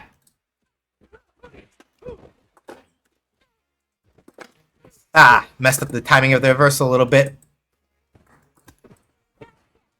Yeah. And that's why... So yeah, like if I was playing... And I'm not saying to say, oh, excuses, blah, blah, blah. But like if I was playing Cammy, I would be approaching this a lot more... I'd be approaching this differently because I'd be able to like... I'd be able to use like Spin Knuckle to skip through a lot of the bullshit that Ken is doing with fireballs, but I can't do that anymore. Let's go.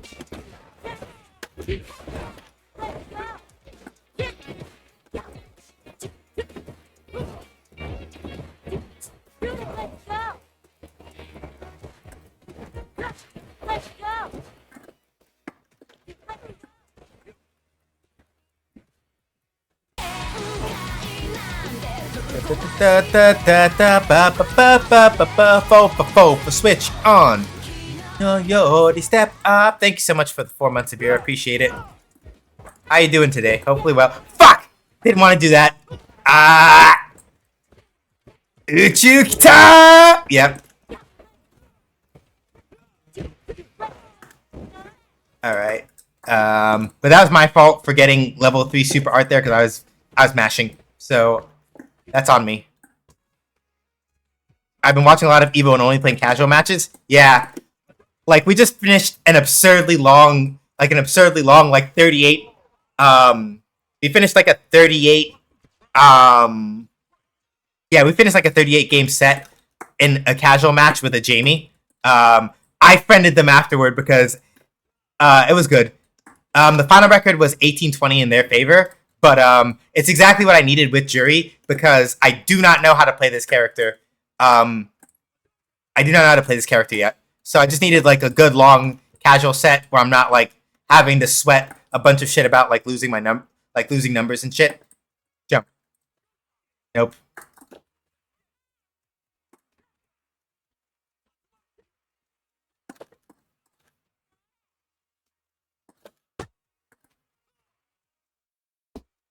Juries and Kens are my weakness here. Yeah, like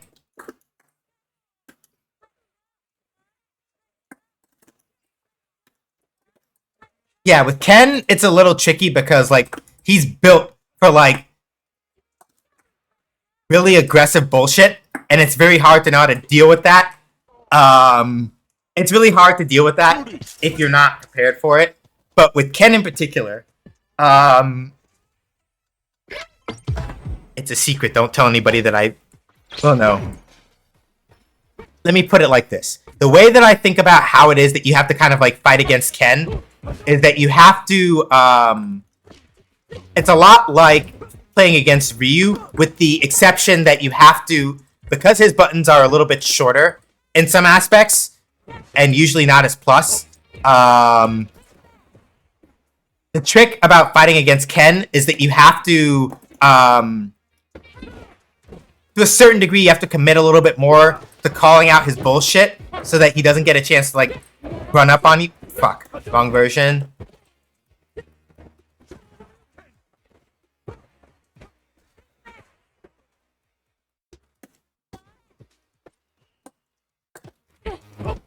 And it's hard, mind you, because, like,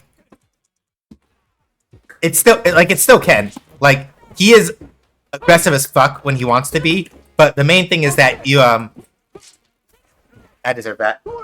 The main thing is mostly that with Ken, a lot of it comes down to you have to know where his stuff is fake, and you have to be sort of patient in the matchup in the sense that what Ken wants you to do is try to scramble with him. If Ken can force you to try to scramble with him, you've kind of already lost it.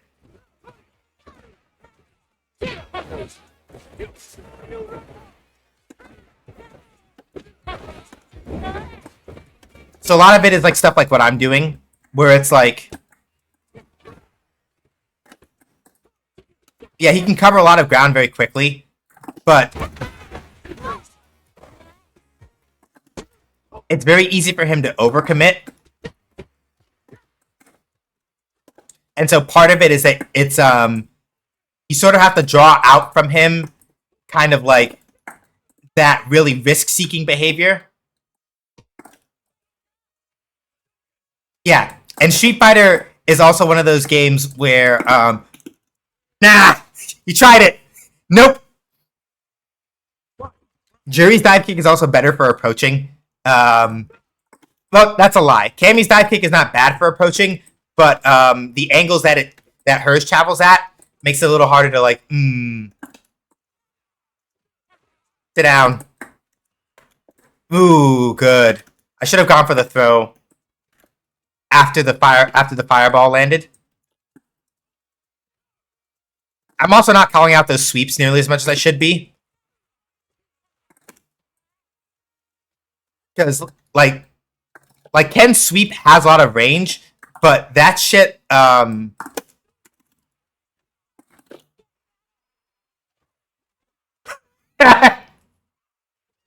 this is not going to kill by any means, I don't think, but... No, I lied. That killed.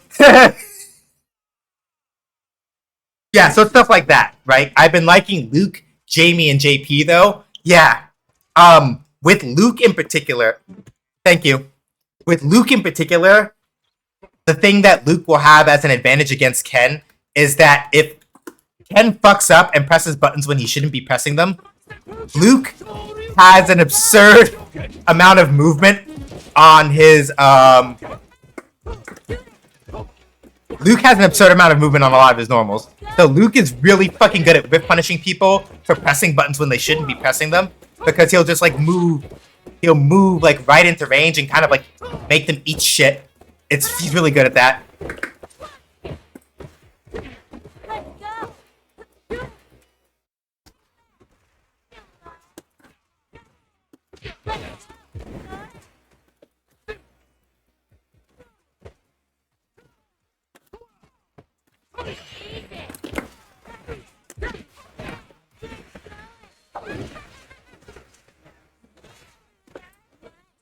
I shouldn't have done that. I turned out okay, but that was a situation where I didn't really need to do that.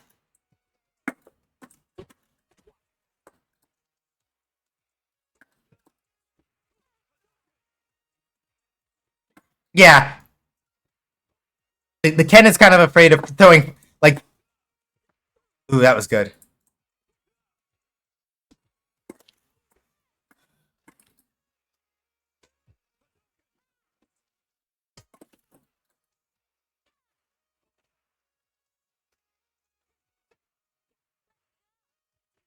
Whew! Jabs. So yeah, it's that kind of stuff, right? Like, you notice how I use that 5 MK to, like, just go, Ken, stop. And then when he tried to walk up, I just fucking jabbed him in the face. It's like that kind of stuff that you have to do with Ken. Because his buttons are so much shorter range, part of how you deal with that is that when you force him to, like, come in off of his buttons that are not his plus, you can basically, like, steal back your... Fuck! You can steal back your turn and kind of make him eat shit for trying to, like, pop up at you. So, like, so if you're playing Luke, for example, right? It's one of those things where, like, yeah, like, if Ken is not paying attention to,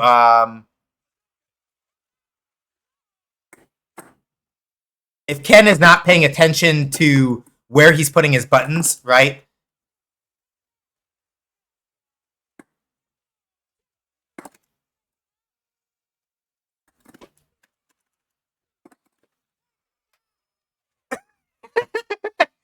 This kind of shit happens. If you're Luke or Jamie, for example, right? That would be things like, okay, are you fucking with Ken's spacing and he's doing bullshit?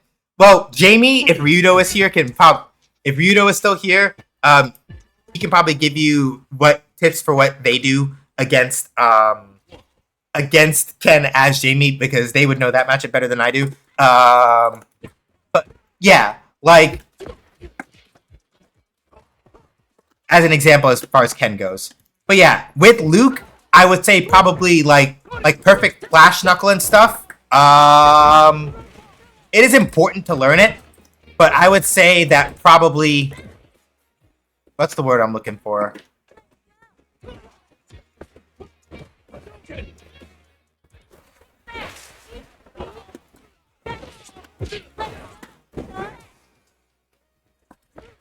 Ooh, good jump.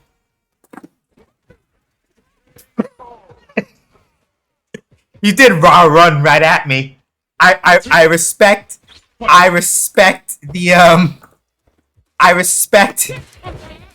bravery, but that's a little too brave. Right? I should be a little more careful about that. I could have just drive impacted. Impacted that, made him eat shit.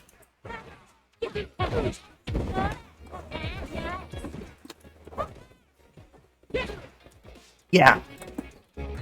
Bad at whip punishing, so yeah.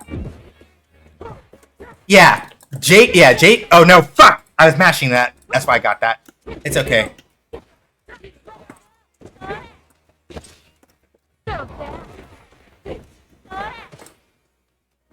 Oh, that's fair. That's also fair. Could have punished that though. Good throw.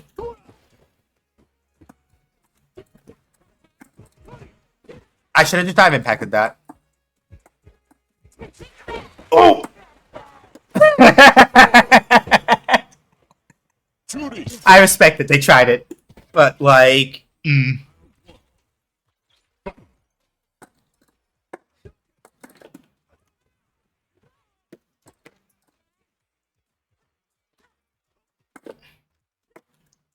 Up, up, up.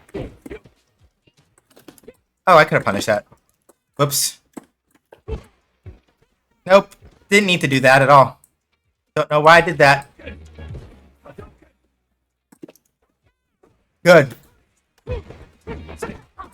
I got a little too eager there, and I was anticipating the fireball too early.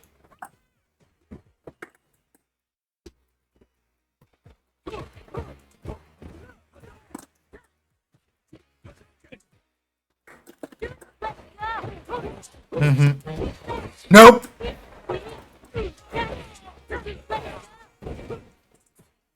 Okay, you didn't show your repa. You gonna do it? Nope.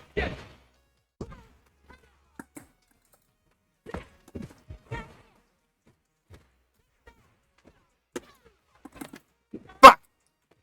Fuck! Super didn't come out.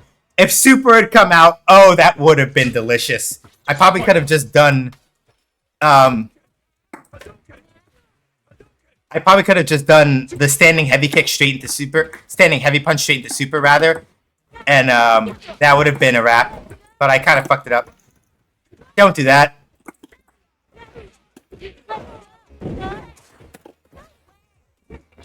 Good overhead. Good throw.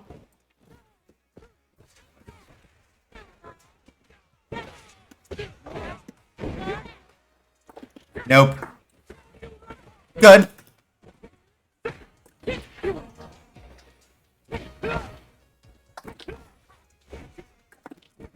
Why'd you keep doing that? Why did you keep doing that? No. Run has like a good 10 or 11 frames before you can transition out of that. Don't do that shit.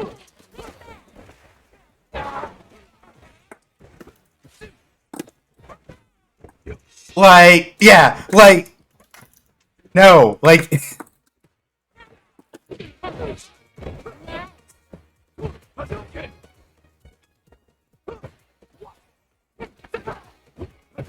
good on the overhead though.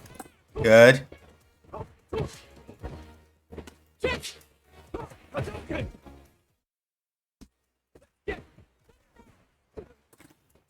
All right, no, I need to not do that though. Like, I will throw this shit away 100% if I keep trying to like. You're done though. Blah, blah, blah. That's also the other thing about Ken. You have to be careful about when you do it, but unlike Jamie, who you do not drive impact, drive impacting Jamie is a lot like, if you're not paying attention, is a lot like basically trying to win against the card shark. Like, that shit just doesn't work. Don't do that. But Ken, on the other hand, if you are careful about when you do it, Ken gets blown the fuck up by drive impact. Like, a lot. He's not like, it's not like a surefire thing all the time, because he has ways to set it up so that, like, you'll try to drive impact something and you'll get fucked up for it. But, so yeah, like, doing it in, like, raw neutral, like what I'm doing, is not necessarily the best idea. But if you know that, like, yeah, like, if you suspect,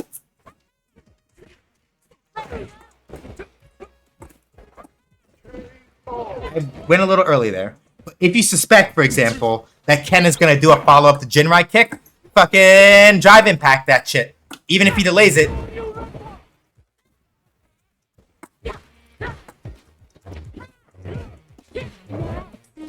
Good throw.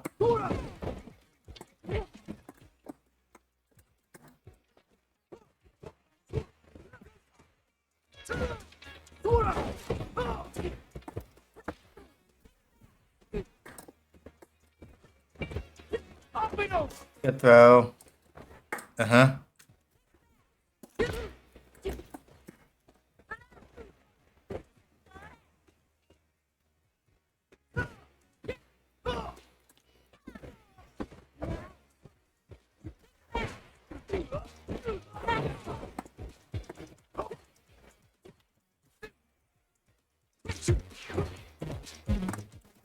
Yeah, I need to be a little careful.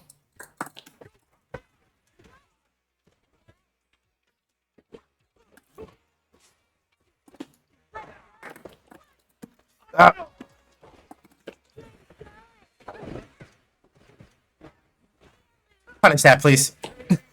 Yeah, I got a little too eager there. It's my own fault. But the set is going good. I'm not angry about this at all.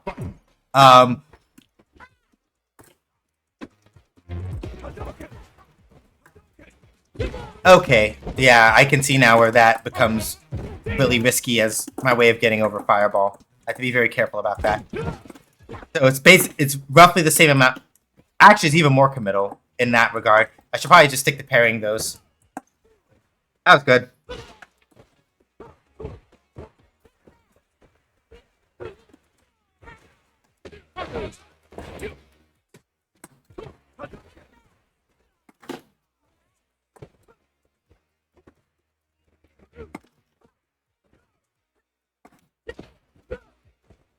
Yeah, like Ken up close is where you start running into problems, right? And that's why, like, part of it is that, like, it's.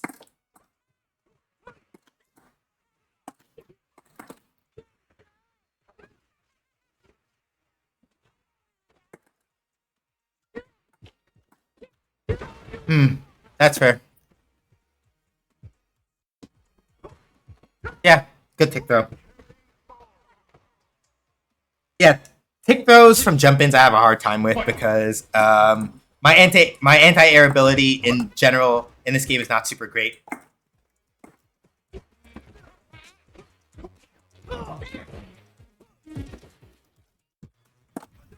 Ooh, I would have gone right over that if I'd gotten the timing right. Mm-hmm.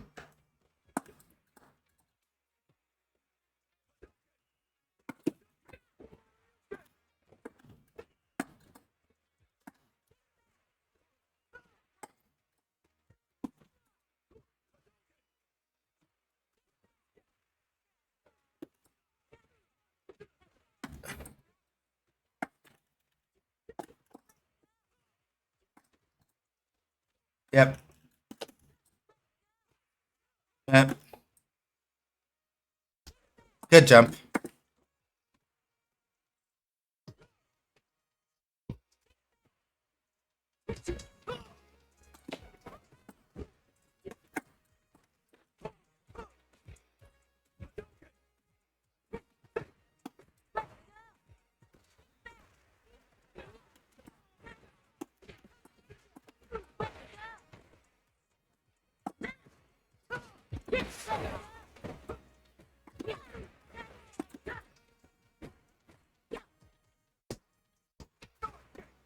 Oh, you tried it. You tried it. You tried it. But I kept walking backwards because I'm just like, if I just keep walking backward, eventually you're going to walk into the range where I'm going to be able to jab you before you can do anything to hit me.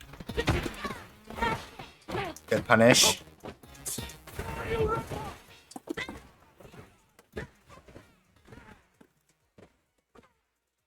Okay, no, it's fair.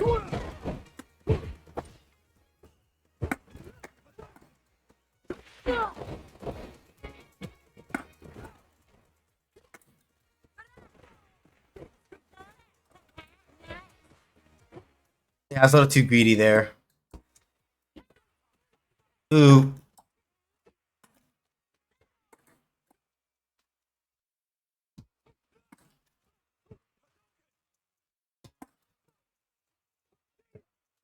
Ooh, good.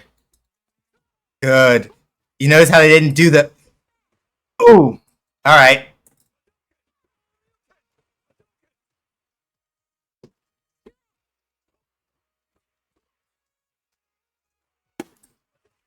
You notice how they were careful about which Jinrai they did? I want to say that that might have been. Okay. Gotta remember to look at that one so I can check which Jinrai that was.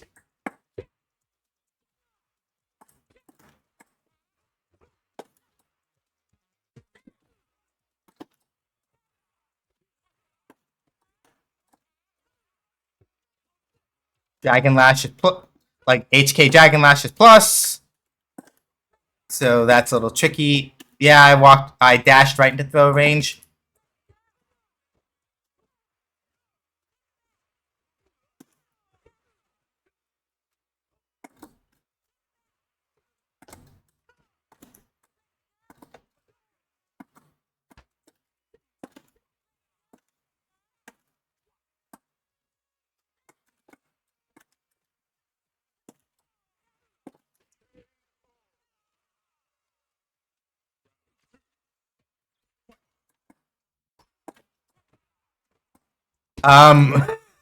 What did you press? Tatsu. Mm-hmm. Yeah. I just had to just do a regular old shuffle. Get throw.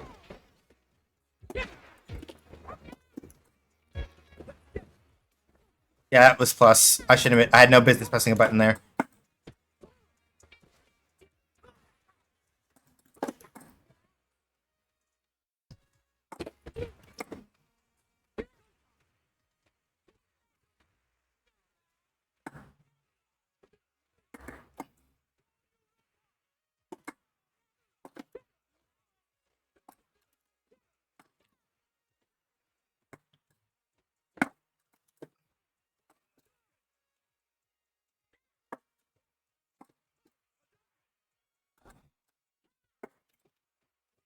Yeah, the only other thing that's hard about playing Jury is that, unlike Cammy, I don't have a way to just explode people for using fireballs at the wrong time when I have three super art stocks, which is what it is.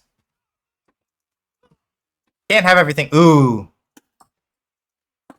that was good actually. I'm not upset about that. I was expecting the ooh. Good.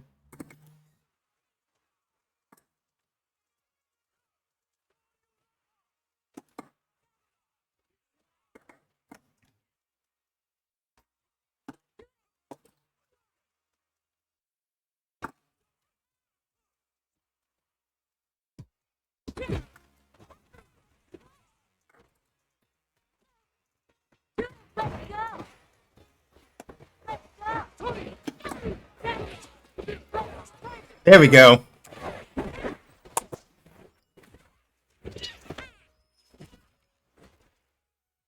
Such a lovely game.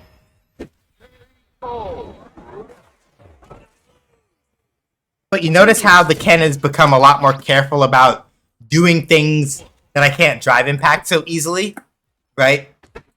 Like I said, the main thing that Ken has to worry about when he's fighting people is getting drive impacted, because like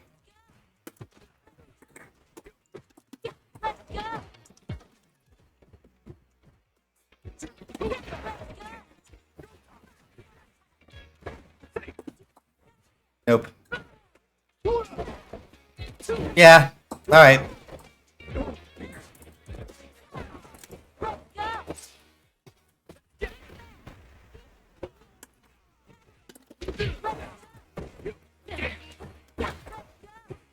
I really need to be careful about doing a lot of that.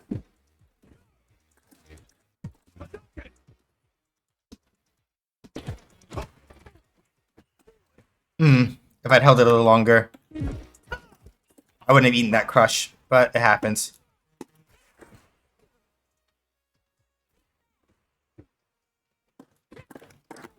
Ah, fuck! Ah, that was good.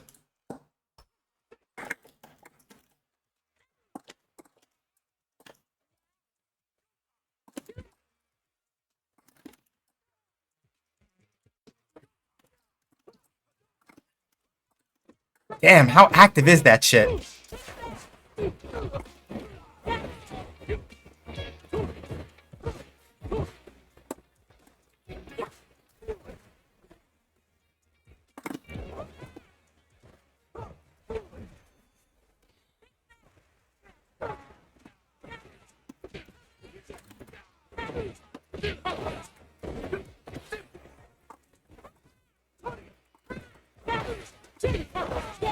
Ah, too much.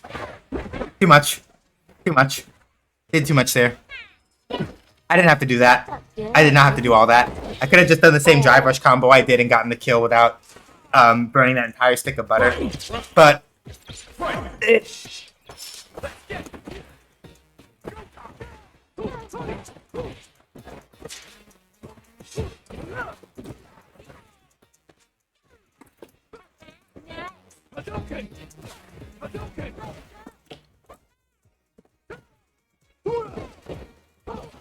ooh, good.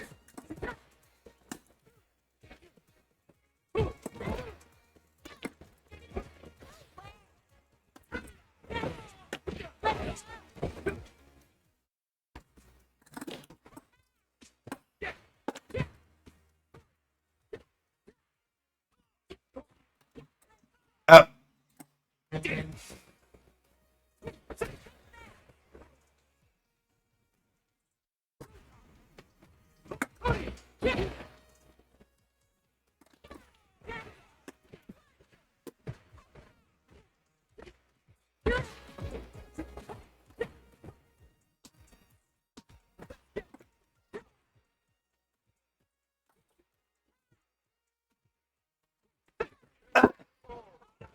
Split kicks, baby. I respect it though. Like they were trying really hard to get that.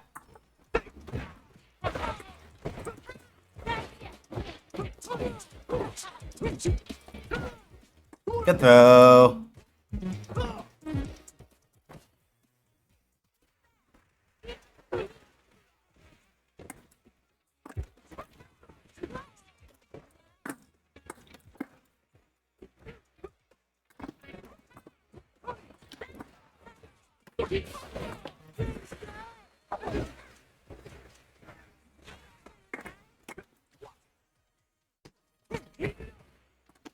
Ooh.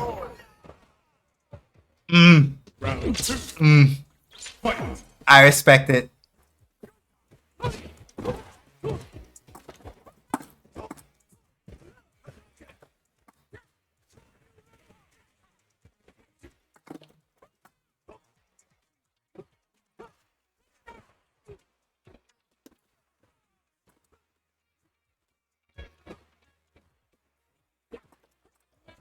Mm-hmm.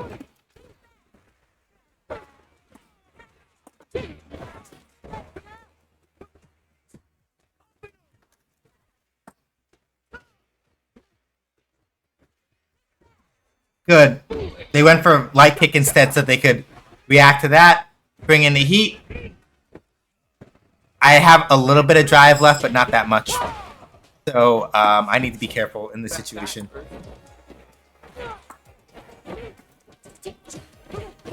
Yep, they went for the lows. Very good.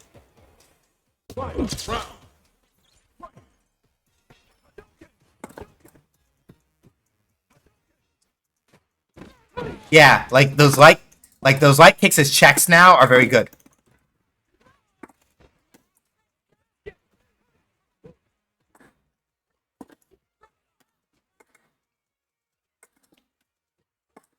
Yoirepa.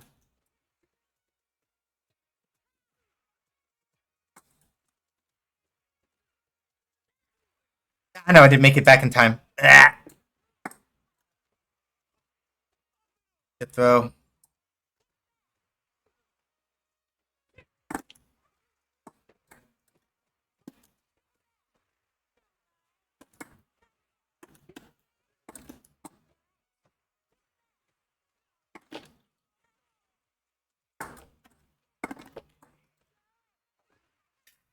Please kill. Holy shit.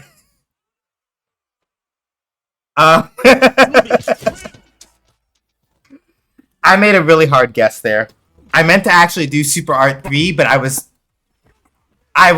had Cammy Brain on and still managed to make it work.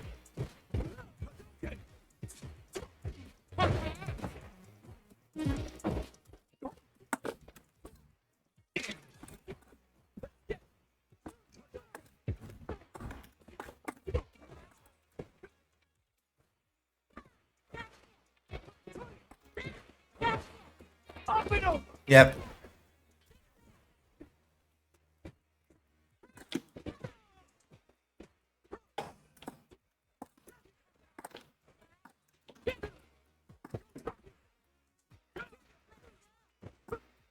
Yeah, like that's also the main thing, right? Like if Ken is trying to like fish you out with 5 HKs, if you have a button that goes lower under it, you'll be okay.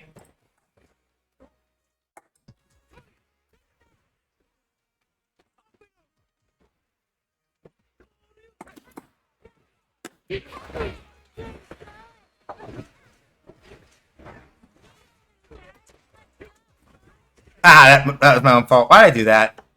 Why did I do that? That was good. That was pretty. That was clean though.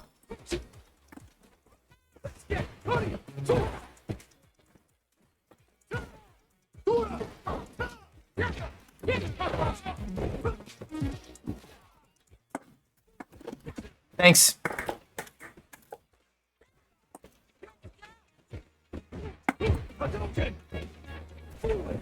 Yep.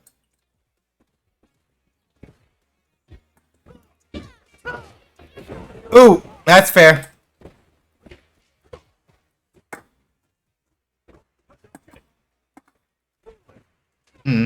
That's good.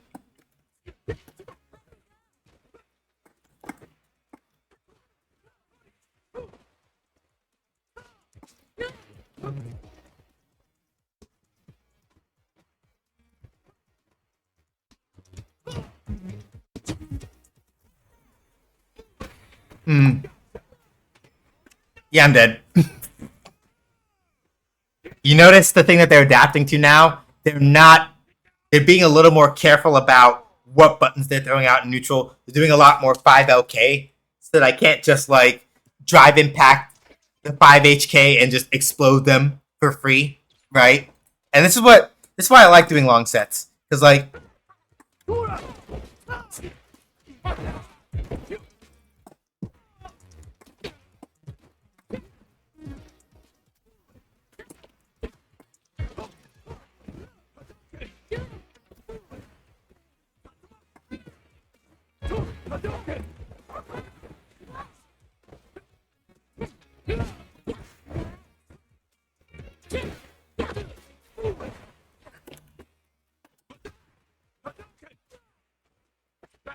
good throw. Kind of want to place it.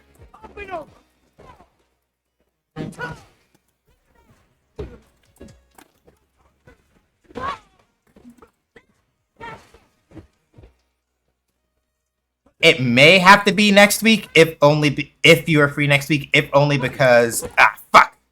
Hang on. If only because I figure whenever this Ken is ready to stop is when I'm done, probably for the night. Fuck.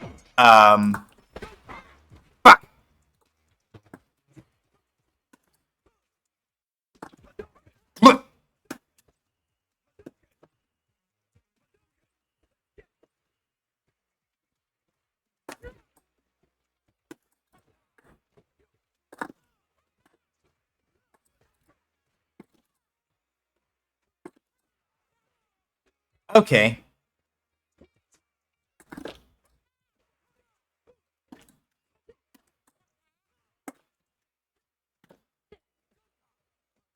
Yeah. Probably next week is probably the best time. Nope, shouldn't have done that. I deserve that. Pop, pop. Shinryu Reppa.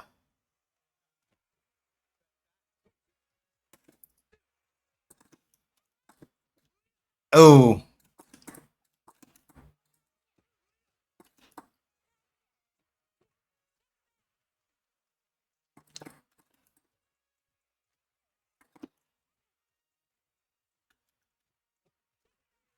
Good. I didn't have enough health to eat that.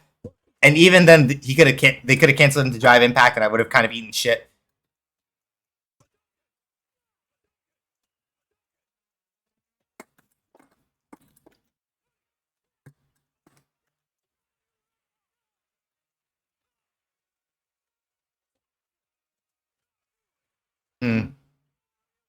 A little too slow to react. Good throw. Shoryuken. Yep. Good axe kick.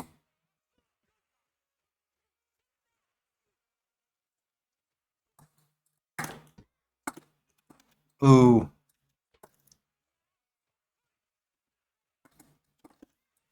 Good Shoryu Reppa.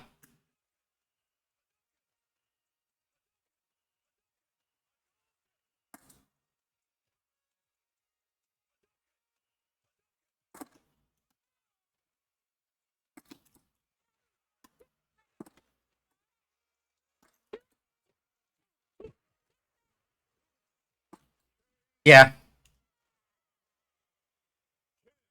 So basically, I need to be a little bit less.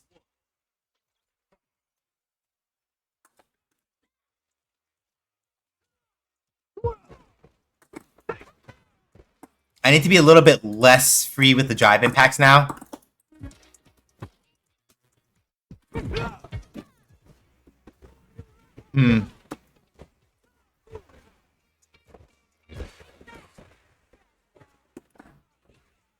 Alright, that doesn't work because I didn't have enough meter for. Blech.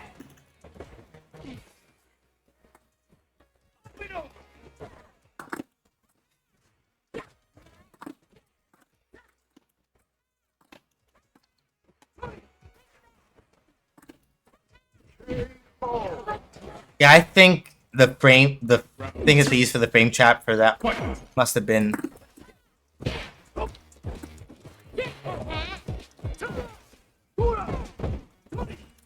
Hmm.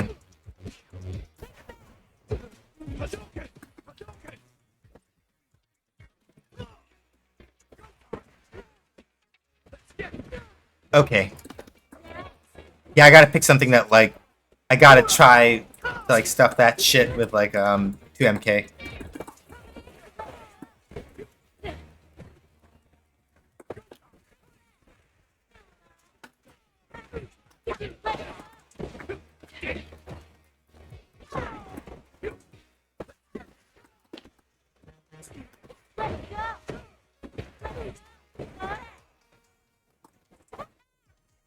How's this?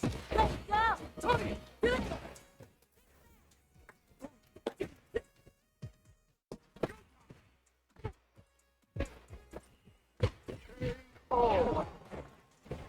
Whew! Alright. Right.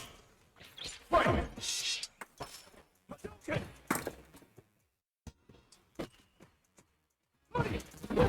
Oh, shit!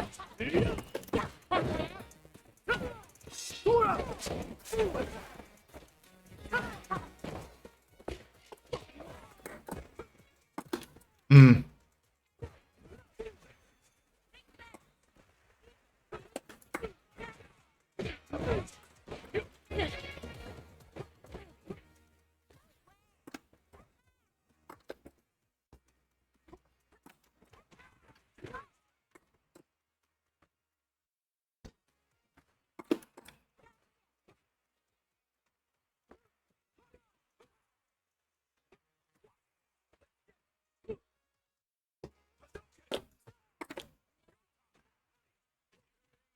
And that is why Ken's like the drive rush with 5 HP.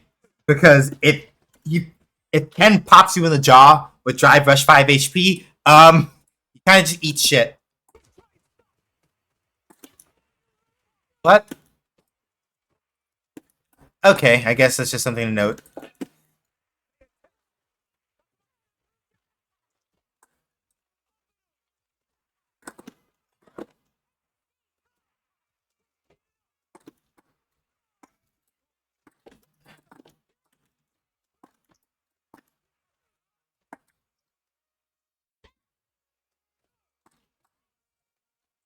Good throw.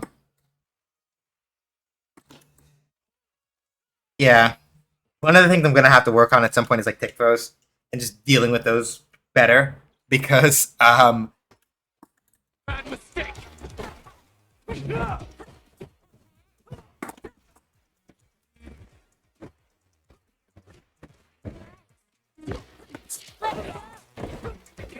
I can, however, confirm for you, Ken, that you cannot just.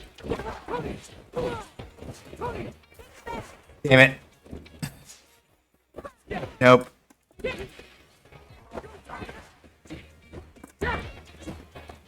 Yeah, so the main thing is that 5 HK was too slow there. That wasn't, though.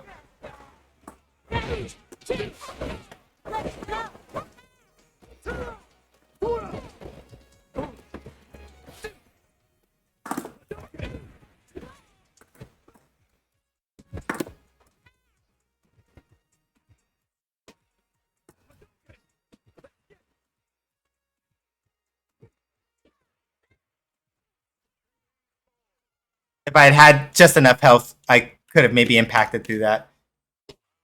But now part of it is that I need to. I gotta spend a little more time baiting those, I think. I have to be careful of that. And that. Alright. Cut that out.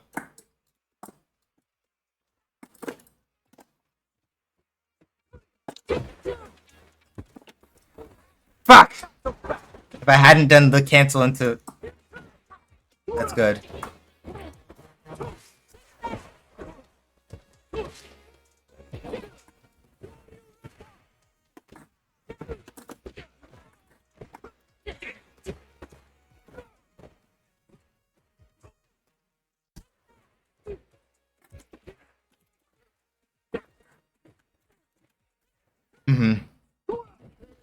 I'm mashing drive impact too much. I'm mashing drive impact way too much. I gotta stop.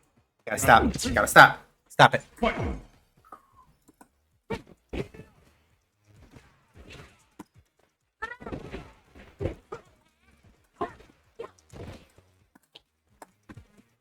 How's this?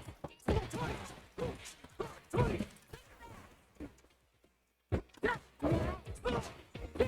Oh, right.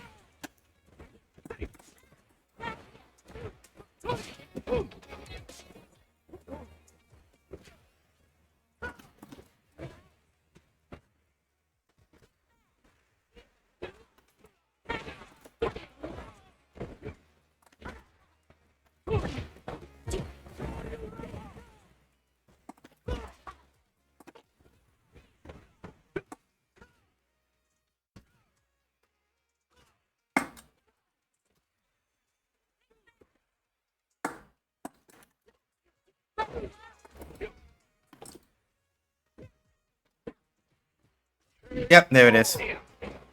Like, again, the main thing with Ken, and the thing that's getting me fucked up because I'm not doing it as much as I should be,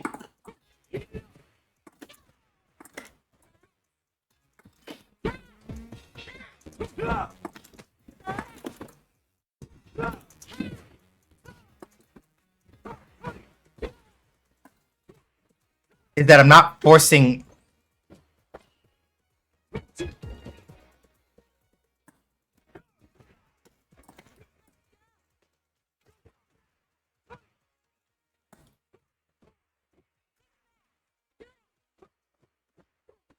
No.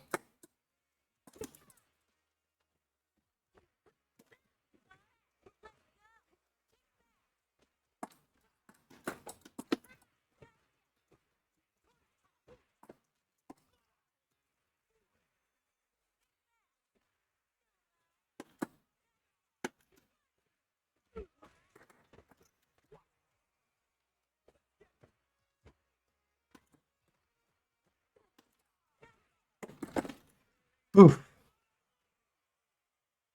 Rudy!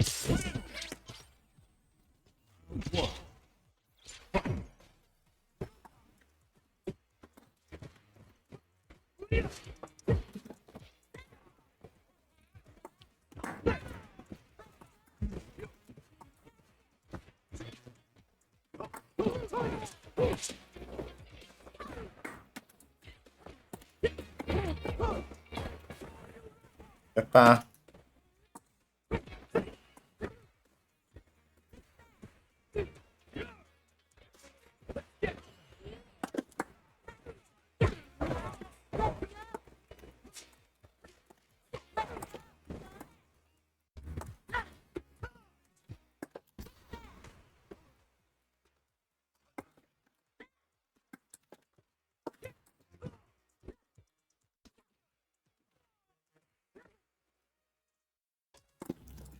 Ooh.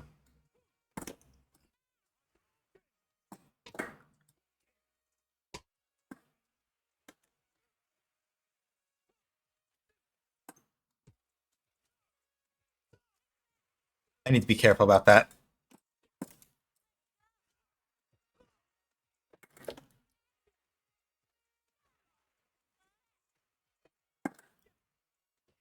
Like, the main point of those 5 HPs that you see him throwing now, is like to deliberately try to like bait me into doing like to try to like drive impact so that they can like then.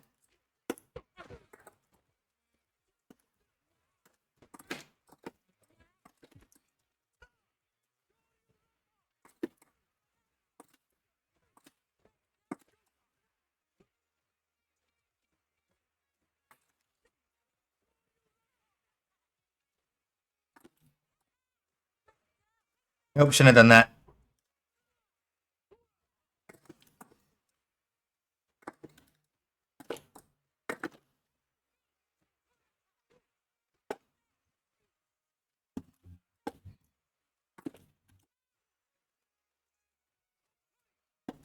Yep.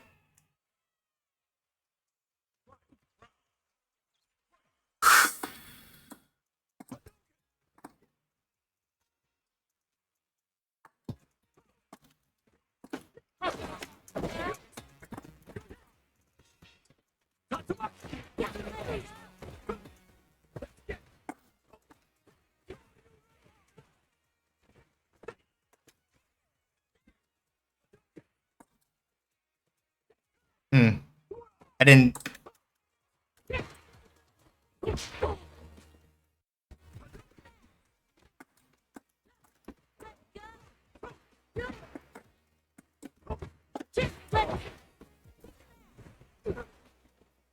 There we go.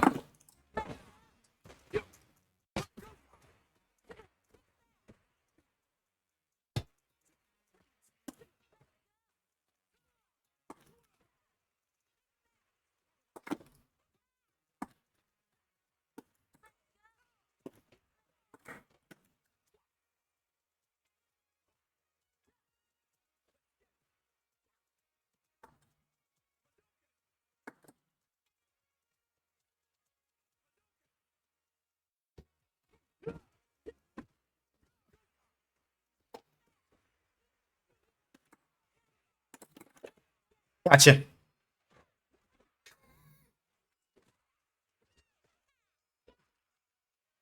Good, didn't it? Yeah. Like, the main thing that has been the hard part about adapting to this Ken, that's the 10. I'm gonna hold it there. 'Cause I do have other things I would like to do. I need to go back to that 8th match and see what Jinrai kick tracked me.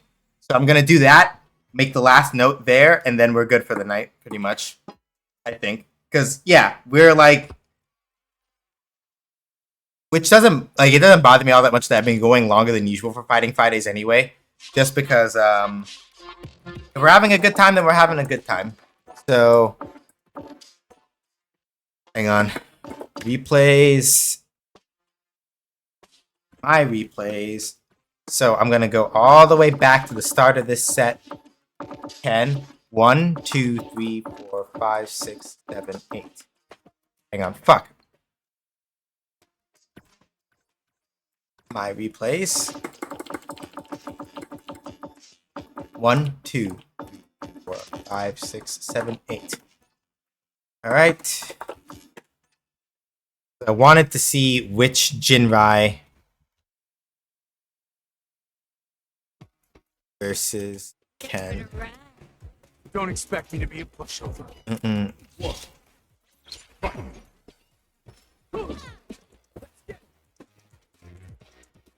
Hadouken!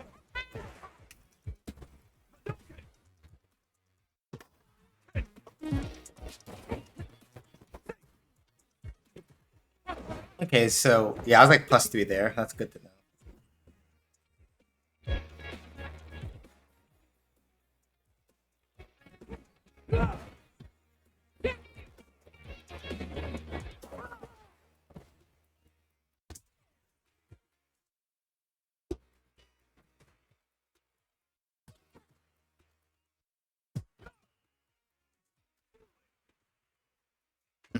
Good crush, blah.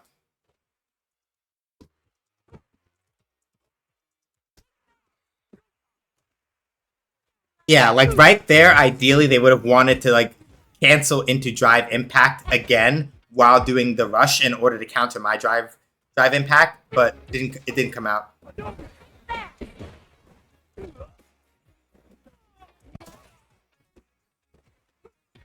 I'm literally one win away from plat 3. Just breathe easy. Breathe easy. And if you get plat 3, that's where you no more ranked for sorry, let me not do that. Sorry. My recommendation, if you get plat 3 tonight, is that you stop at that point and just let your body cool off. My recommendation is that. Once you get plat 3 tonight, that's where you cool off. As my recommendation is what I should say. Sorry, sometimes I have a habit of like saying things the way that like my brain will parse them one way, and it's like you shouldn't say things to people like that. You are not their parent. I gotta look at Ken's inputs. Something real quick. I want to see.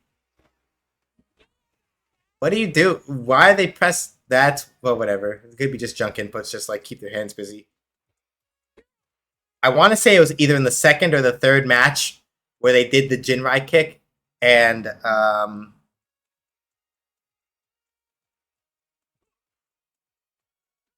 it wound up being DI safe. I'm pretty sure it's either medium or heavy Jinrai that they did in order to like save themselves from the DI.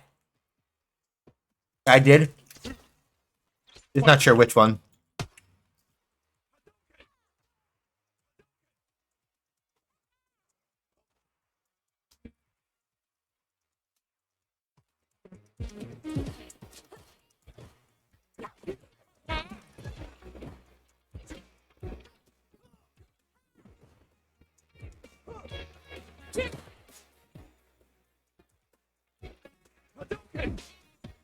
Oh yeah, I wanted to dive kick over that so bad, and I fucked up the input.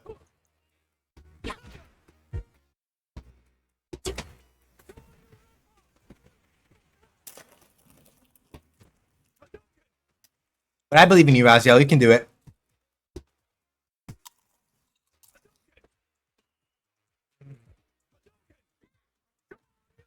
Mm-hmm.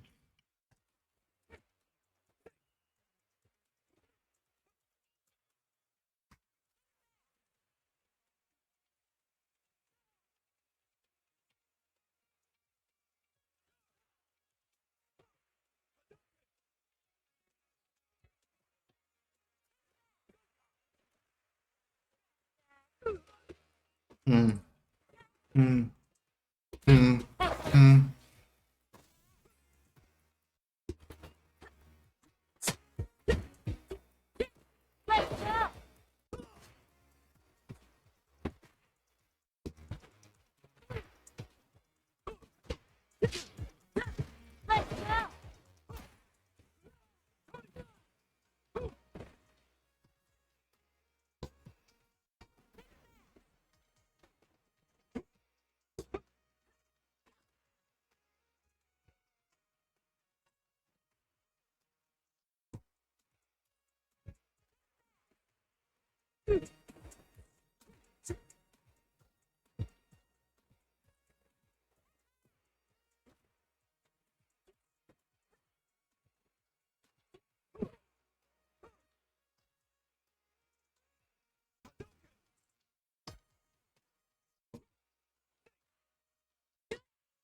There we go.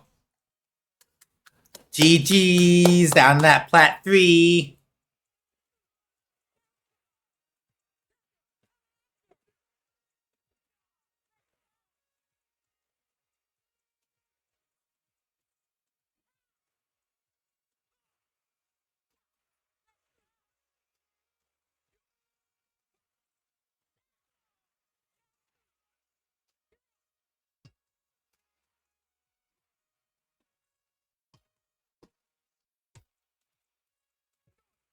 And then I jabbed and got the. Okay, so it was in this. It was in the third round.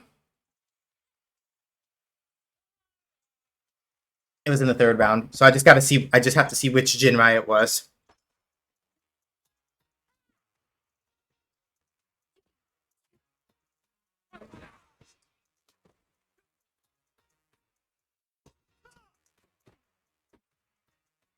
Ah, it didn't come out. Unfortunate. What do you repa? Did I remember that I didn't? No, I didn't remember that I didn't have bear loaded up. Unfortunately. Blech. Got thrown.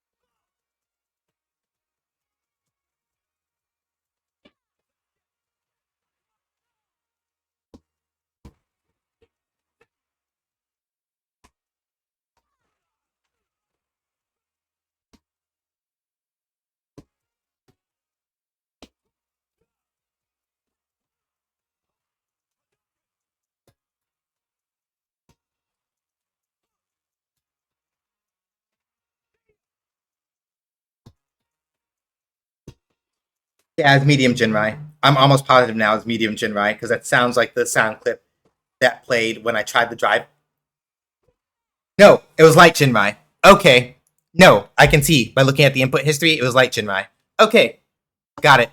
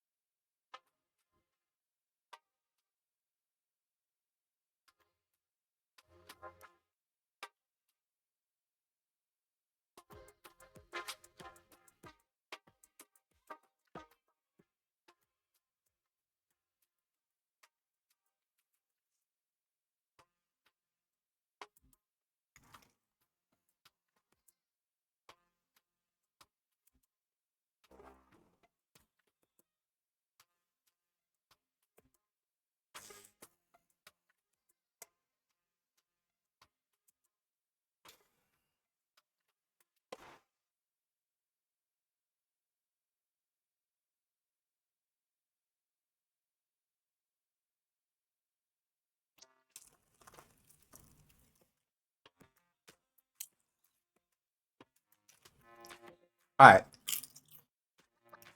That's good, Valtiel. Congratulations. I'm really happy for you. I would say that if you weren't already planning on it, now's a good time for you to take a break. Take that to the bank.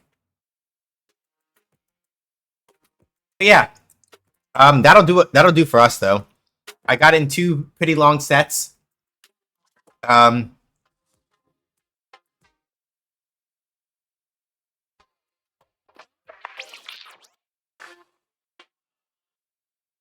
Yeah, I got into I got into relatively long sets, and I am very happy about that. So yeah, I will say that we're gonna call stream there and go find somebody to go hang out with. So Shark, if you're still awake, Nightbot already did links, so well, it's fine. But yeah, let me go over to Emphatic. So links, Medium. I write game design articles over there. I did write one about fighting games that you may want to check out. That talks a lot about the philosophy that I'm kind of at now. So if you want to go read that on Medium, that's a good idea. Stream VODs are automatically uploaded once Commander Root processes them and gets them together. So you can always go there to go check out some of the stuff we've been doing. The Fighting Friday VOD sound will be jacked up for a while until I figure out how to fix whatever the fuck is going on with this. I will think of something at some point.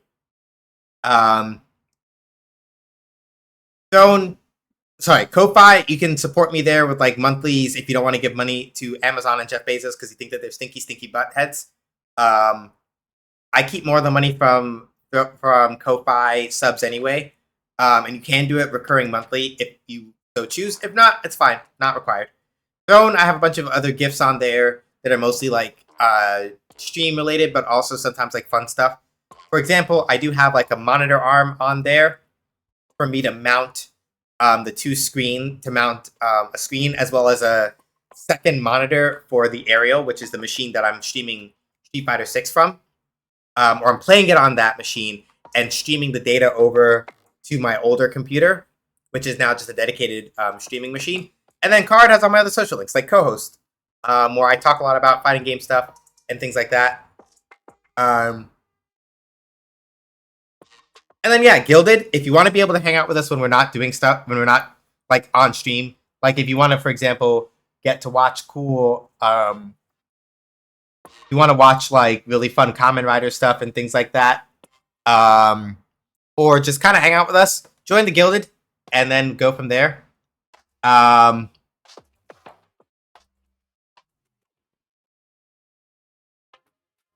yeah, that's pretty much all I got. So, like I said, Legend of Dragoon is going to be this upcoming Sunday, 5 p.m. Eastern time. So if you're here for just like funny JRPG times, you can come for that. We are basically like, I want to say this Sunday and then the next Sunday will be the last 2 streams for Legend of Dragoon. The bonus boss for that game, I will probably do exclusively for my for the community members that are in the Guilded. So if you really want to see, the bonus boss for Legend of Dragoon, you should probably be in the Guilded. And at some point in the week after, if I think that I can actually handle the bonus boss without getting my shit absolutely McRocked, y'all will get to see that if you're in the Guilded. So, Shark was kind enough to let me know who is currently on cooldown. And I can double check that one person that you weren't sure about, just to be sure. My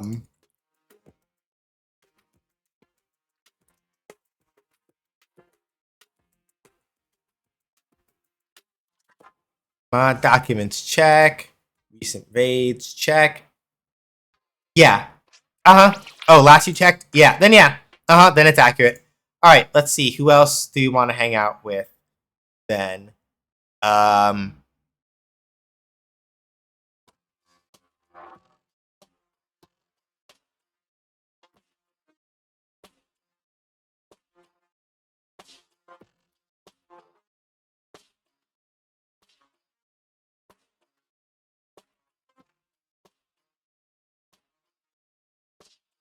You know who I haven't been to see in a while?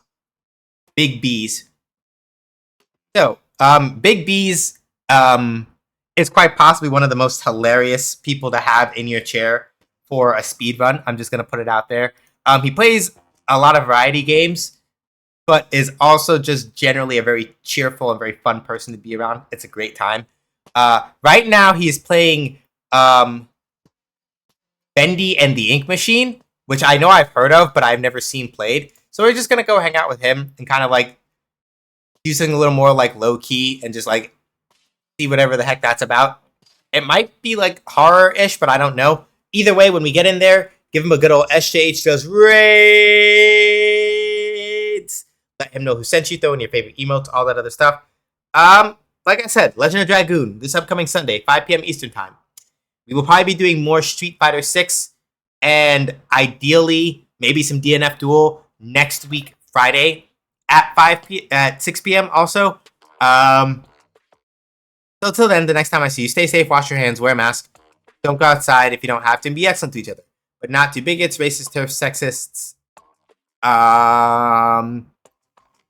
people who don't believe in privilege, or people who do the unfun kind of shit posting in fighting game tournament chats. Because if you decide to go watch Evo, I just recommend that you close stream chat, because people are rancid as fuck in there sometimes.